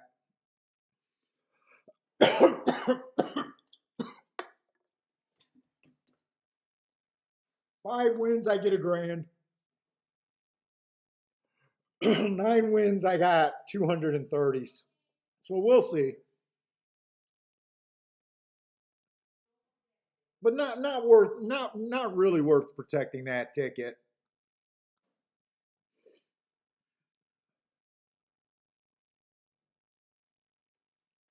I gotta grab something to drink.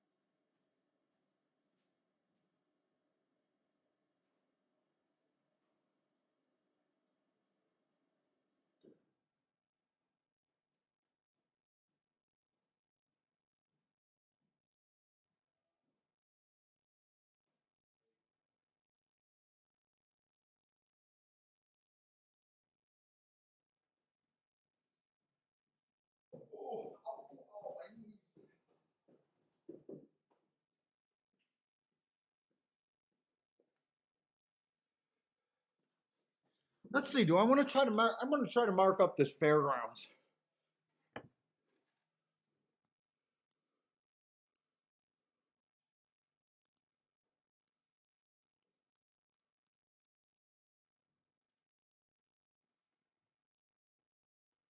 $14 till. Is this the last race at fairgrounds, or is there another one?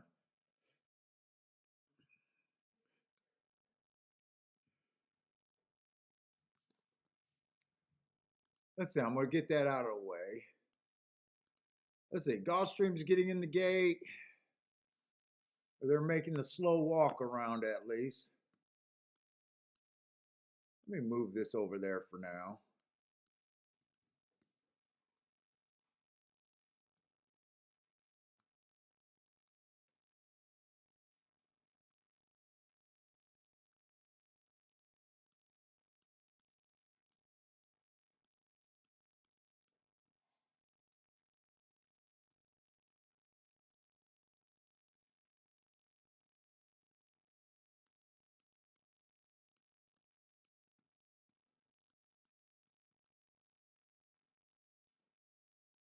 Oh, there's a lot of sprinters stretching out over there at Fairgrounds, and I think that track's backing up.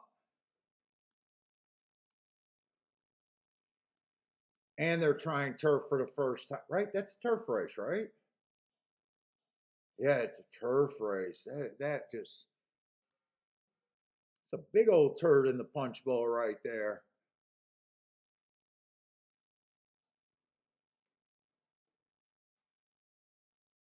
Wait a minute.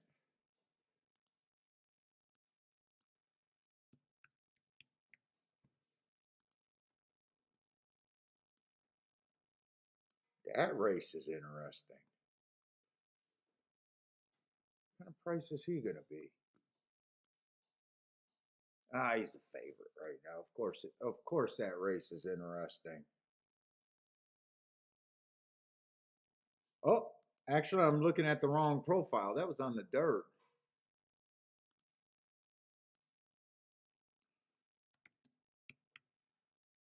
Ah, still gets an asterisk though. Yeah, not as good. Not as good. Let's see, that was a year ago. 213 to February 13th of last year. That was a year layoff right there.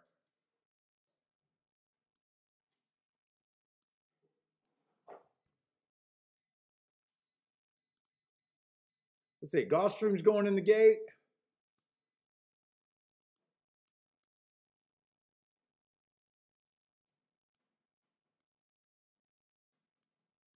Oh, I could get, I could kind of, but he might be a front runner. If he goes to the front, I don't know if I like him. But most of his races, he comes off the pace. 7 might be interesting. Come on with this 2. Well, actually, I want a big long shot. That's right. I really don't want the, I want the 2. I think 2's my third best result. There's 4 across the track. I got to watch this race. I didn't see the 4 having this kind of speed. Who was the 4 at Gulfstream? I got the 5, not the 4, right? Who the fuck was the 4? Ah, that was a horse that broke his mate, and I even said if he shows speed, come on. Don't let this 8 catch you in a closing position. Come on. Get there. I don't know if I won that race. That's a bad beat if the 8 ran him down.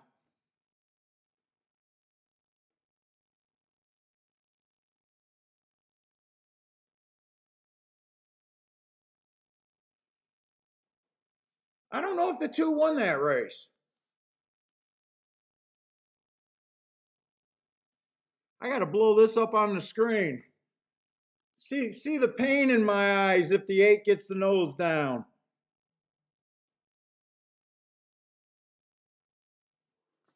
He got the nose down.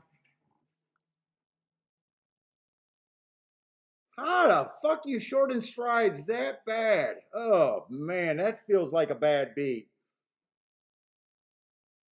I thought he was my best shot. Dude, just can't beat the chalks today. Just can't beat them. I think the 8 got him.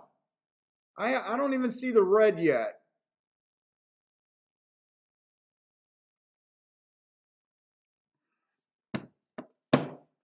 All right, it wasn't the biggest hit. I don't think the 2 got it from the replay. I really don't. I thought he got it, but I do not think he got it.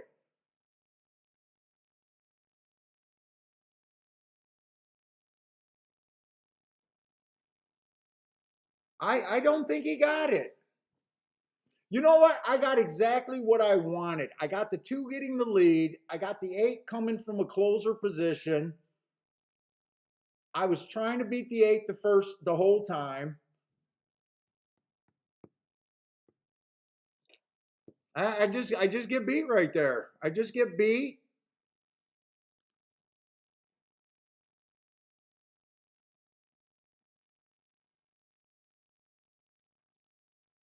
God, did he shorten up strides. God, did he get tired.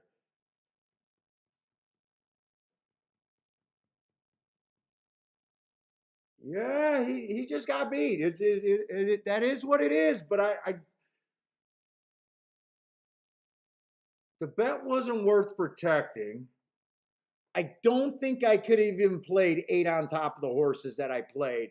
I could have left the 5 and the 1 off the ticket, and I could have tried to do a backdoor because I said I was really scared of the 8.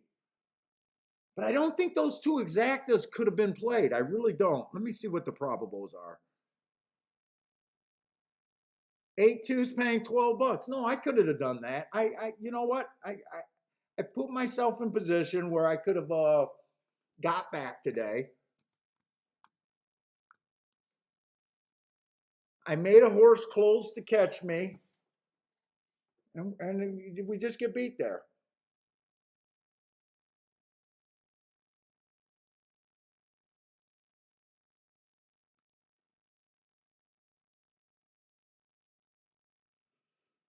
We just get beat there. To me, I made the right move. I made the right move, really.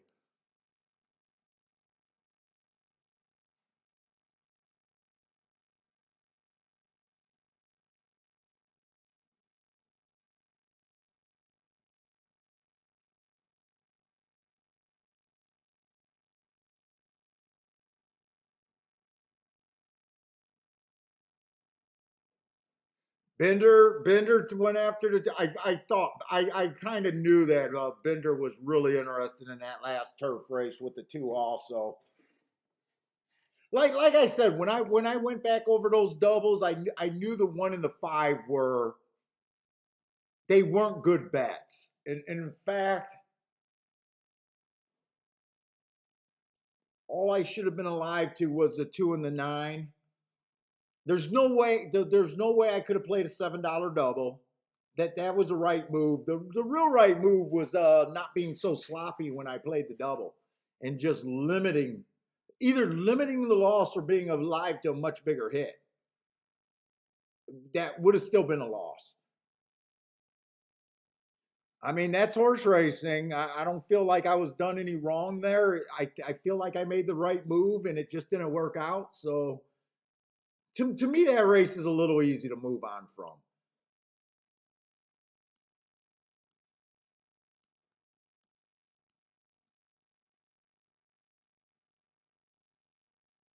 Let's see, the 10 can't be in this race at Fairgrounds. I'm going to look at this turf race at Fairgrounds.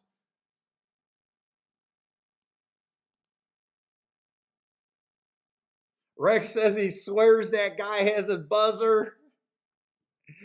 Look, it's not. Look, it's not like we weren't scared of the 8. It's not like we weren't scared of the 8. Really, I think we went over that race pretty good, and just from the last breakdown, you kind of knew the 2 and the 9 were the best shots on my ticket. But I think we stressed that the 8 was definitely live. I mean, it's a tough fucking beat.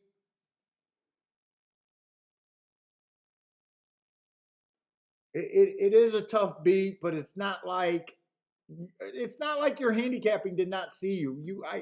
I don't believe you could have played that ticket. 8-2 for $12. It is what it is, man. And you know what? I can't complain after the week I'm having. I definitely can't complain.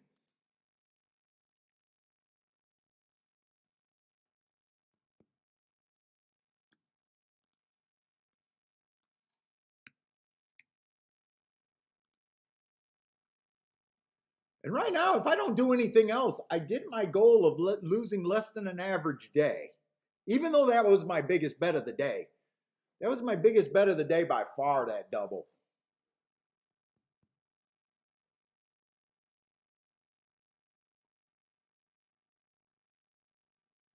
Let's see.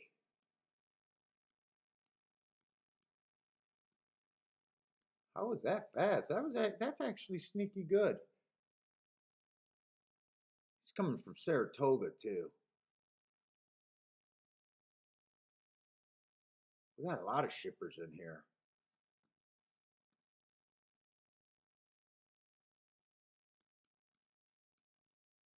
That's why he had the lead. That was a slow pace that day. I was wondering why this horse was able to get the lead that race. He would have gotten hurt there.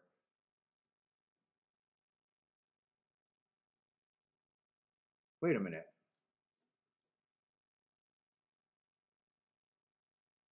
So that means this horse is done wrong. Wait a minute, wait a minute, wait a minute. Where did I make the mistake? Oh, those are two different days. Wait a minute. That's not a mistake. That's two different days. Ah, shit. You know, wait a minute. I don't have to do that. Just edit, undo, remove. February 20th. February 20th. Wait a minute. That's, oh no, I'm looking up the January 21st race. Looking up the January 21st race. Okay. That's where I got confused at.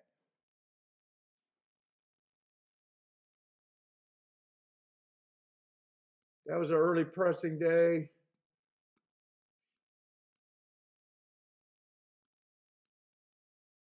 Dude, I'm interested in the 7 over there at Fairgrounds. I'm interested in him.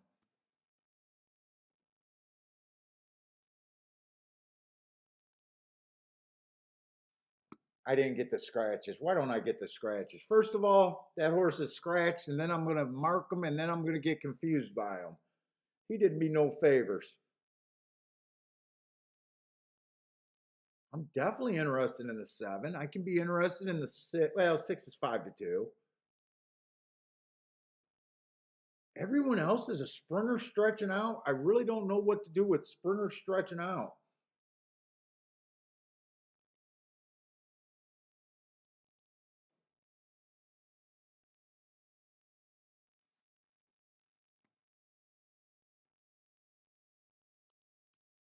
That was a slow pace of the day he chased.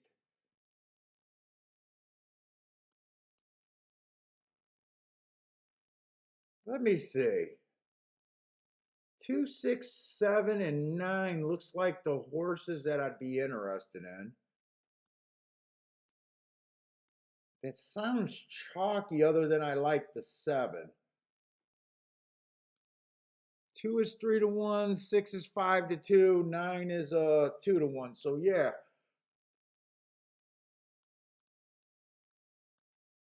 Two, come on. 2, 6, 7, 9. 7's the only horse I'd be interested in a win bet. And I think the only exact is out of that group would be if the 7 gets first or second. And maybe even if the 7 gets second, they might not be worth that much. Let me see. Do I want to throw in an angry bet? Right now, if I bet this, it would almost be an angry bet.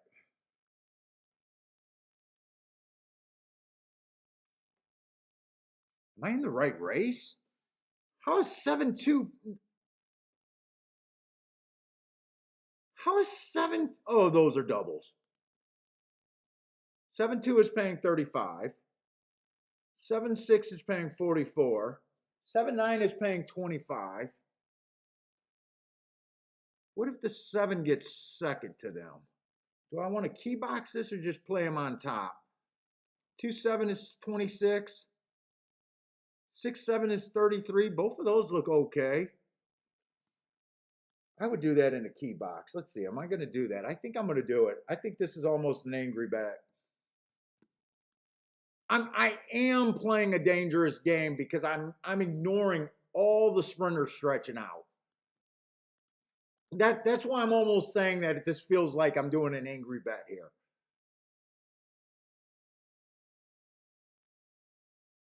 None of these horses other than that make sense for the win bet.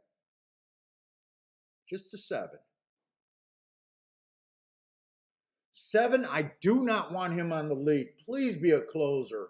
Please do not get all of a sudden that you're a speed horse in your head. because I love your off the pace races.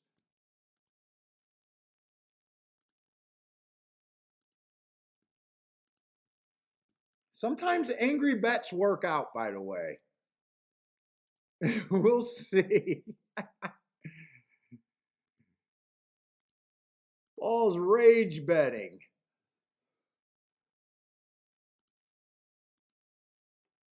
Let's see, with all the late money coming down to that 9 horse, does all of a sudden that 2-6 exacta box make sense? 2-6 is paying 16, 6-2 is paying 14. Yeah, I can leave the 2-6-6-2. I had a thought that maybe you could box those two. Yeah, 7-1, 3-1. That sounds underpaid for that.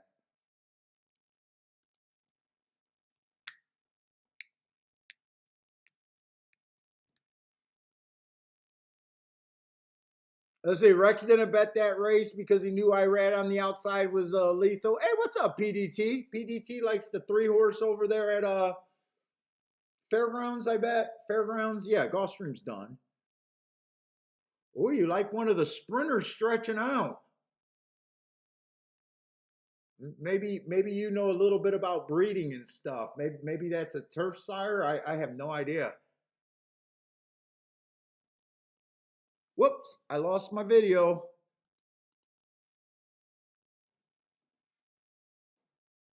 Hey, what's up, Case G?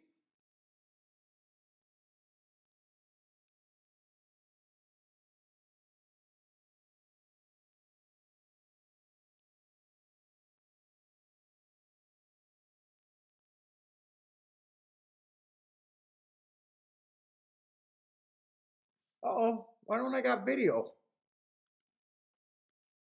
Did anyone else lose their video at Fairgrounds?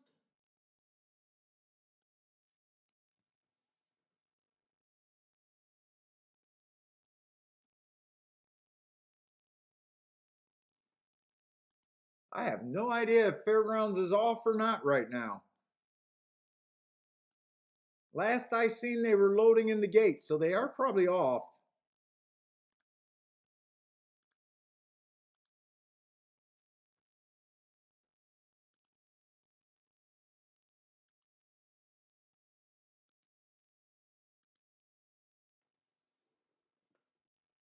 Ugh.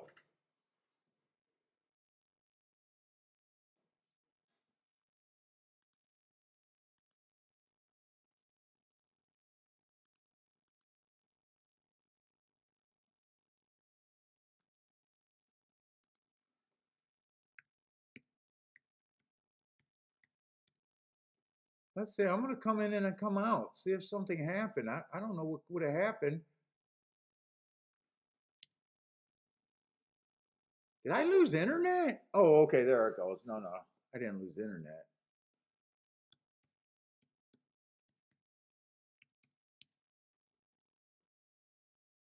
Okay, so you guys lost the video too?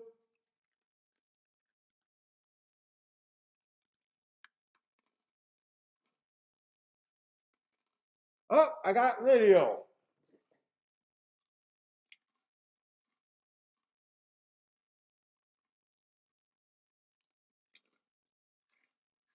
Well, I had all the horses there, but I didn't my 7 didn't run first or second. Wait a minute, did we have the 9? Yeah, I think we had 9-2-7. Yeah, we had 9-2-7-6. So I played the race the only way that I thought the race could make money. 9-2, I don't. It's just one of those days for me today. 9-2 is paying $7. 9-2-7. 9-2-7-6 actually. Oh. No,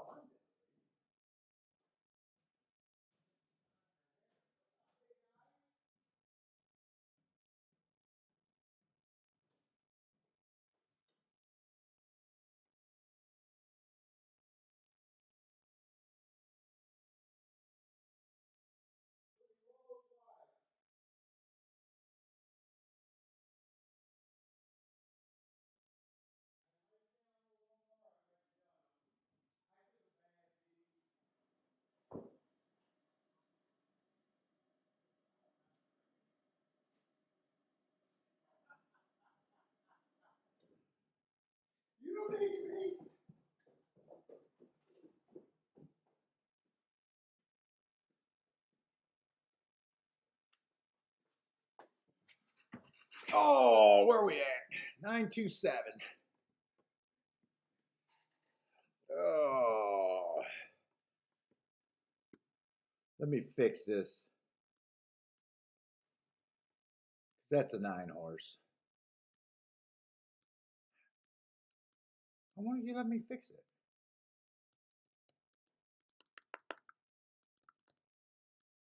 There, 9.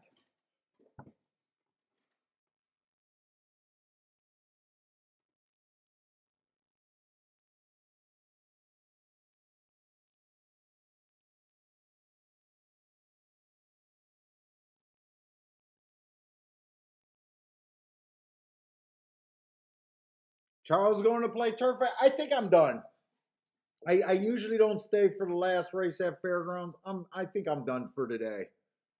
I'm going to accept my losses for today.